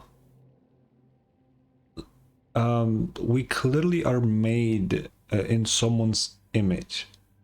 Because when Kafka and Silverwolf created us, Kafka specifically asked Silverwolf, will we remember? Which means that we did live in the past as someone. And they just replicated us. But even we don't know who we are. And no one on the Express crew seems to know either, because I think they would have told us by now. How did they figure it out? How... This dream of theirs isn't a boundless sea. It's a lonely island. The family used the Harmony to build a high wall and isolate them from the vast and treacherous ocean of the outside world. Okay. That barrier they built keeps death out. But it also keeps the secrets that are lost in that watery abyss from floating to the surface. In a beautiful dream, free of suffering, who would want to go fishing for those secrets? No one. Unless someone goes to the other side of the barrier. Oh. And lives to tell the tale. Someone already has. I got the idea early on, chewing on that masked fool's little hint. If a mute isn't someone who cannot make a sound, then it has to be someone who cannot speak. Okay. Someone who survived the treacherous depths, but is unable to take the stage and speak the truth. Well, I'm happy to know she's safe and sound, and still on Penacony. Now you're saying she. Hint. Is that not proof? Well, proof is the one thing I don't have. The only thing that can prove these conjectures is for the family to come clean. And with the way they buttered up these outsiders, it seems pretty clear they're intent on covering their tracks. But you don't need proof to have a suspicion. And for me, suspicion is enough. I didn't need to find the Memory Zone meme. I just needed for someone to kill me like it killed that silver-haired girl. Okay. You don't sound very confident to me. Going out of your way to make citywide broadcasts in an attempt to involve more people. You are simply betting on the possibility of someone being able to break down the barrier. You're very lucky that fate has decided to let us cross paths. I happen to be equipped with a very sharp blade. Sharp enough to slice through the veil of dreams. I can also carve the Harmony's brand off of you. Oh. You possess great cunning. Deliberately setting us up to be on opposing sides. Constantly repeating the words of the Emanator in front of others. Leaving me no choice but to draw my blade against you. And that's how you win. Opportunity and strategy. Both are essential. And in your plans, the IPC always wins. Even if you lose the bet. To the family, the life of an ambassador is still invaluable. Yeah. Well, it's a huge gamble, isn't it? But allow me to point out a mistake. The IPC's success is not guaranteed. I, unfortunately, have no contingencies for such an important matter. Detonating a Stellaron. I can't do it. The Aventurine stone is too broken to even safeguard my escape from the stage. If, at the end of the day, you did not unsheath your blade, I would have lost the bet. Okay. It is pointless to discuss what ifs. You have won. Your prize is an entry ticket into that deep sea. And after this, whether you can return from the abyss is another gamble of yours. Which, knowing him, he probably will come back. Have you never wavered? Wavered? Of course I have. But I can only bank on my own good fortune, because other than that, I have nothing. Oh. Wake up from this dream and go to where you should be. Your gamble is not over yet. Oh. Before we part, can you answer one more question? As someone who has traveled on that road, can you tell me, why are we born into this world? If it's just to die. I don't think this and never have. Nor do you. Oh. But the nihility envelops you and I. And everyone. And because of that, it's pointless. Oh, yeah, I can see that. That's a valid point.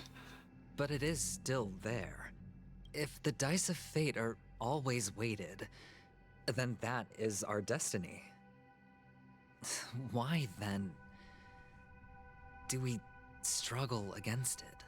My answer might not be able to resolve your confusion, because it has been with you throughout your journey and is already a part of your life. But you said, sleep is the rehearsal of death. So why does life sleep? Because we are not ready to welcome death. So you can definitely understand why we want to be prepared. Oh, okay. Yeah, that's a valid response. Even if the ending has been predetermined, that's fine. There are countless things that humans cannot change. Yeah, I mean, you can look at it from this perspective. Like, even if the ending is predetermined, that doesn't mean that the journey towards it is, you know? Your choices may not matter when it comes to changing the ending, but the journey may change. But before the end, there are many things that humans can do while on their journey. And because of this, the end will thus reveal a completely different meaning. Take a good look at your pocket. Your friend has already given you the answer. Oh yeah, Ratio's thing. Good luck. I forgot about it. If they leave us at a cliffhanger without opening this, I will do some bad thing. Oh. The impossible in the dreamscape is not death, but rather dormancy. Do stay alive. I wish you the best of luck. What the how does that help, Ratio? I don't get it. Then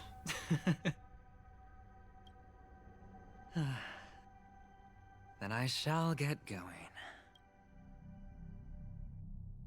Oh. Oh. Mister? You're leaving? You ultimately chose to leave this dreamscape? Yes. Because they are not here.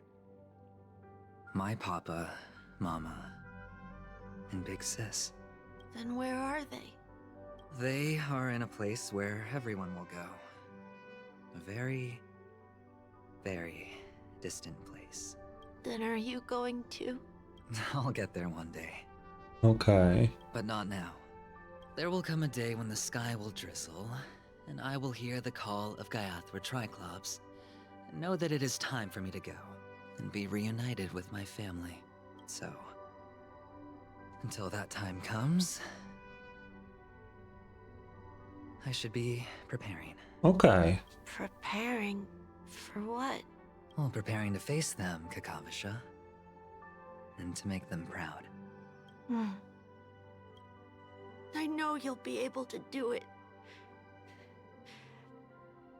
Good luck. Well, of course. For I am a child who received the blessing of Gaiathra Triclops. but you still seem nervous. Well, I seem that way because I am nervous. You know what? Maybe you can help. You know what? It's really shocking to me that this entire quest was basically about Aventurine. Like, sure, other characters did some cool shit, but it's mostly Aventurine. It's all about him. It's kind of cool. What do you say? One last time? Put our palms together? Oh, it's a cutscene.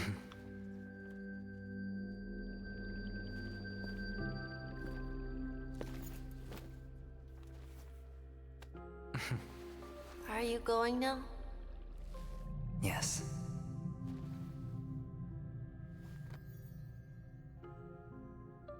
May the Mother Goddess thrice close her eyes for you, keeping your blood eternally pulsing. May your journey be forever peaceful, and your schemes forever concealed. Our paths will cross again beneath Kakava's shimmering auroras. Farewell, Kakavasha.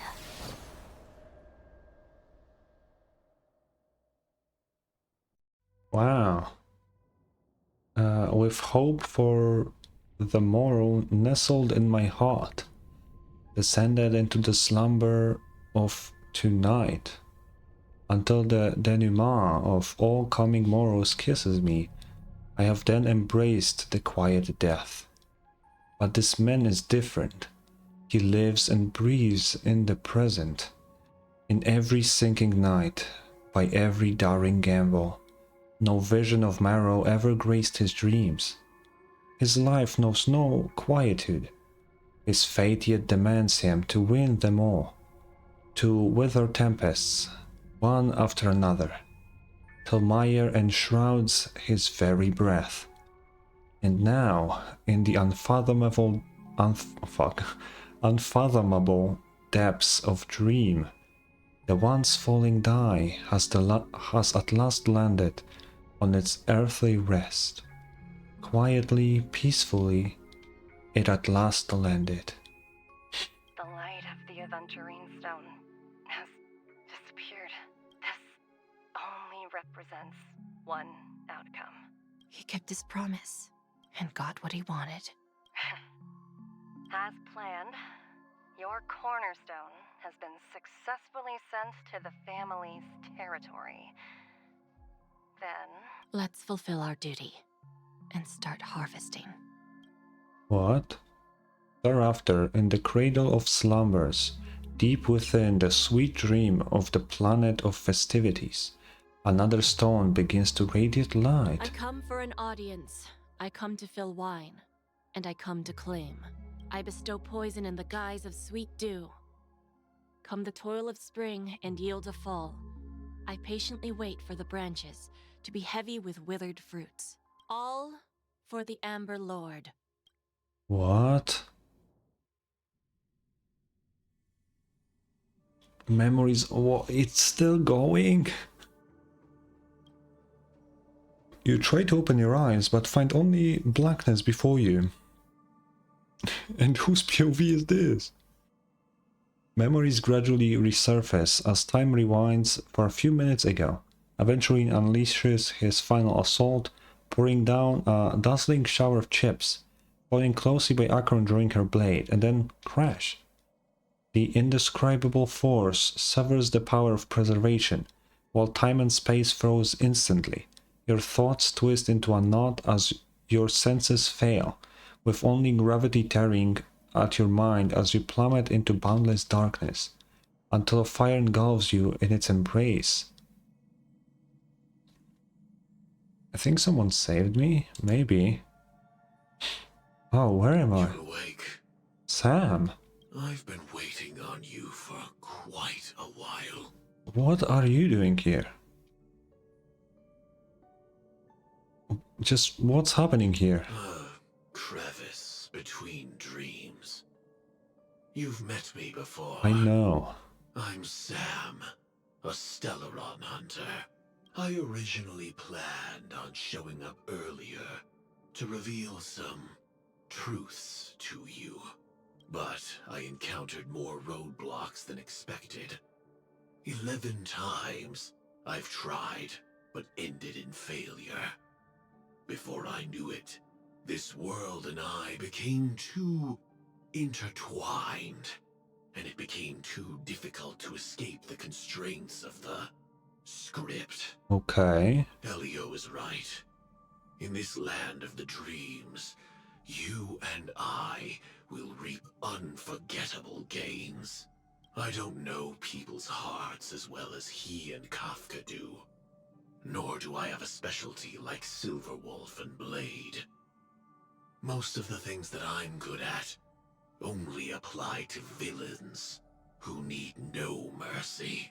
So, there is only one method that I use. Okay. Oh, another cutscene. This is to show you. Oh, Jesus, that's loud. Wait.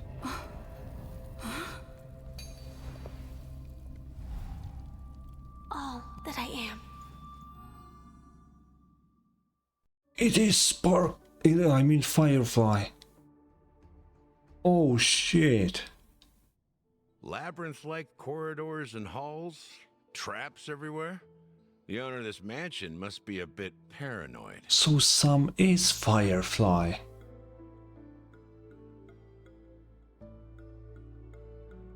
Am I crazy or did I call it like a few hours ago? I don't know, it's been so long, I'm so tired. You are so funny, Mr. Security Officer. I hope that sense of humor of yours has helped you find the serial killer. Just expressing a personal opinion. Why? Did I hit a nerve? Mr. Gallagher, my patience is wearing thin. Neglecting duties Oh. will only make me more suspicious that you and the real serial killer are connected. Oh. Scoundrel, punk, drunk, hooligan. I have heard this trash talk all too often. This bird is there But I have again. never once thought that I'd be treated as an accomplice to a murderer. I wonder whose bird it is, because it's been fucking everywhere. I take back what I said. Your problem isn't paranoia. You're just crazy, you know? Lunatic. Oh damn, he's going off. Oh. You, the family, you broke my spine and pulled out my fangs, and now you want to accuse me of murder? Ridiculous. Only idiots who've drunk too much Soul Glad will berate a stray dog in the streets. What exactly is making you say all this nonsense? You should be more concerned about the Outworld visitors who are making a scene in the theme park than me. Yeah, why doesn't he care? I don't need you to remind me. Once that ambassador walks through the doors of the mansion, I will know what he wants. My servants see everything. His little magic tricks may have fooled me, but no matter. I'm happy to see how it's turned out. Oh, so I'm guessing the birds are his. Okay, that explains a lot. Why do you think that I just let him go? And why do you think I emptied the theme park stage? Because my target from the beginning has always been you, Hound.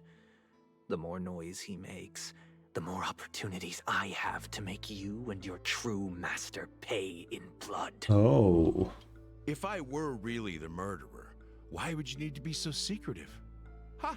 I forgot.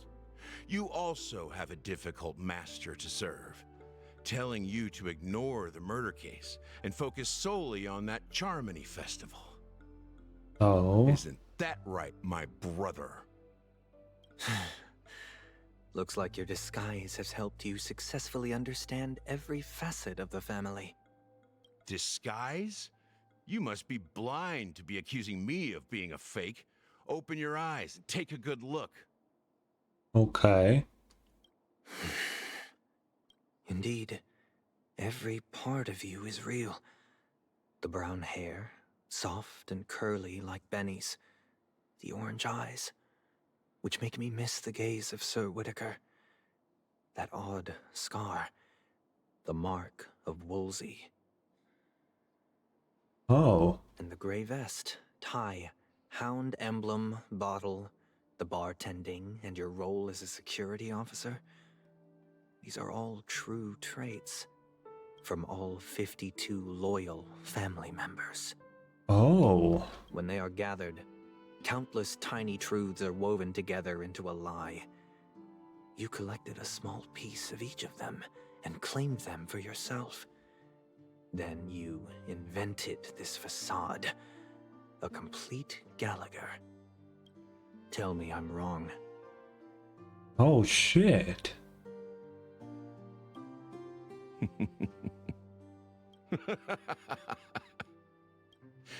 You have guts, I'll give you that. Not bad. I severely underestimated you. So who is he? Admirable. But so what? Can this prove that I murdered your sister and that stowaway? This proves that you and the Memory Zone meme death are linked. And that's enough. Listen up. I don't care how you did it. I only care about one thing. The answer to a question. Oh. You devil. You wretched, despicable dog. Why did you kill her? Oh, another cutscene. You know, in the thick of things, people are blind to the grit in their eyes. Yet they can always feel it scratch. Want the answer? I'll give it to you. The whole thing is just fate playing a cruel joke on us.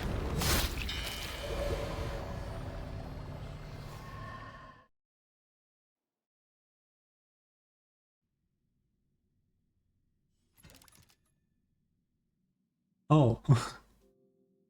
Did he just kill Sunday? Oh, that's cool. He just killed Sunday. Okay, that's just a quest. I don't care. He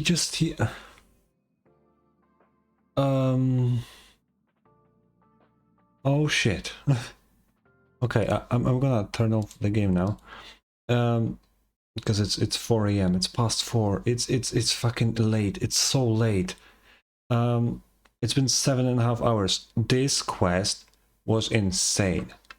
I did not expect it to be this good.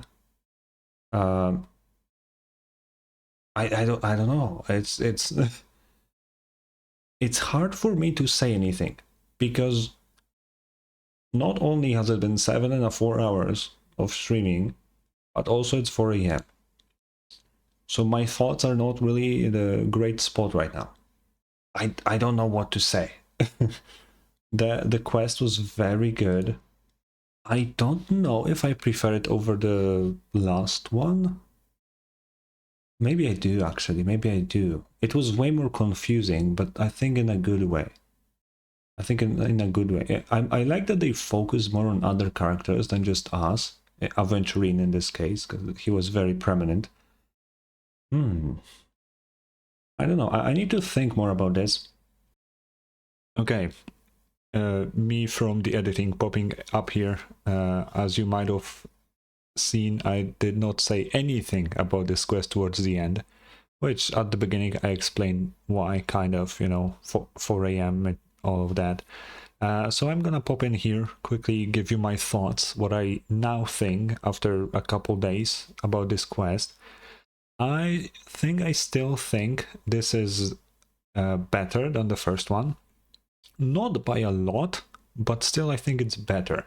The first one was just, a setup for Penacony as a whole. I think it was pretty good, but it was very much, I think, carried by the shock of people actually dying. Because I don't think anyone expected something like that happen. While the second quest is more lore heavy, which I personally enjoy, even though it may be kind of confusing without rewatching it a few times. You know, getting a really detailed backstory for Aventurine. I saw a lot of people on the internet being slightly annoyed that there was too much Aventurine. Like, they should have shortened it and all of that. I think it was good. I don't like when backstories are too simple, so I really like that they went in depth with his backstory. So I personally am a huge fan of what they did there. I don't think it was dragging on, really. The only portion I didn't like, which wasn't too long in the entire quest, was at the bar with Chauvin, this random NPC. Like, I would have just cut that out completely. That brought nothing to the entire story at all. I don't know why they put that in there, but whatever. Also, about the scene at the end, because I think that's the biggest thing. Sunday is dead, or appears to be dead. I don't know how to feel about it, because Firefly was killed by death, right? Which throughout this entire time I was like, okay, Firefly could be dead because, you know, she was killed by literal death. And I was thinking Robin, oh, what the fuck, I was thinking Robin may be alive, because we don't know really what killed her, right? We have assumptions, but it's not confirmed. So I thought maybe Robin would be alive, but then Firefly actually showed up in this quest, which kind of threw me off, because if that would mean that death doesn't actually kill people, unless, you know, Firefly is special, which she kind of seems to be. But yeah, Sunday may also be alive. If Firefly survived, why not Sunday? I don't know. So even though I was shocked at the time, now I don't know if he would be dead. I would assume not. Who knows, you know? I'm still not really sure what happened to Aventurine, because like it was like saying that he's like dying, but then he said that he's not ready to die yet.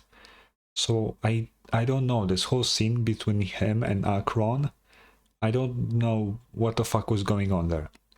I don't know if he died, I don't know if he did something else, I don't know what happened.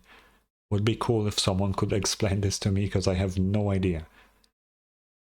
And I think that's it. I still want to see what the fuck is going on with Misha in the future, because I don't know, he's weird. Now that we know that it's not like, ooh, 4-star character, no one gives a fuck. Gallagher seems really important, as you might have seen at the end. So maybe there is some deal with Misha, you know. He is a really weird character, and I want to know why he's so weird. But yeah, I think that's it. I'm pretty sure there's nothing else I wanted to say. If I did, I don't know, I'll put it in the comment, maybe. Who knows? So yeah, that's it from me for today. I have no idea what the next video will be. Maybe, because I'm planning to play this AFK Journey game. Maybe if it's good, maybe I'll make a video out of this. Or maybe I'll actually decide to edit Lynette's hangout in Genshin, because it was pretty good. I don't know.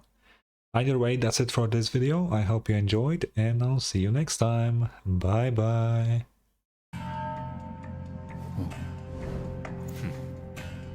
どうぞ。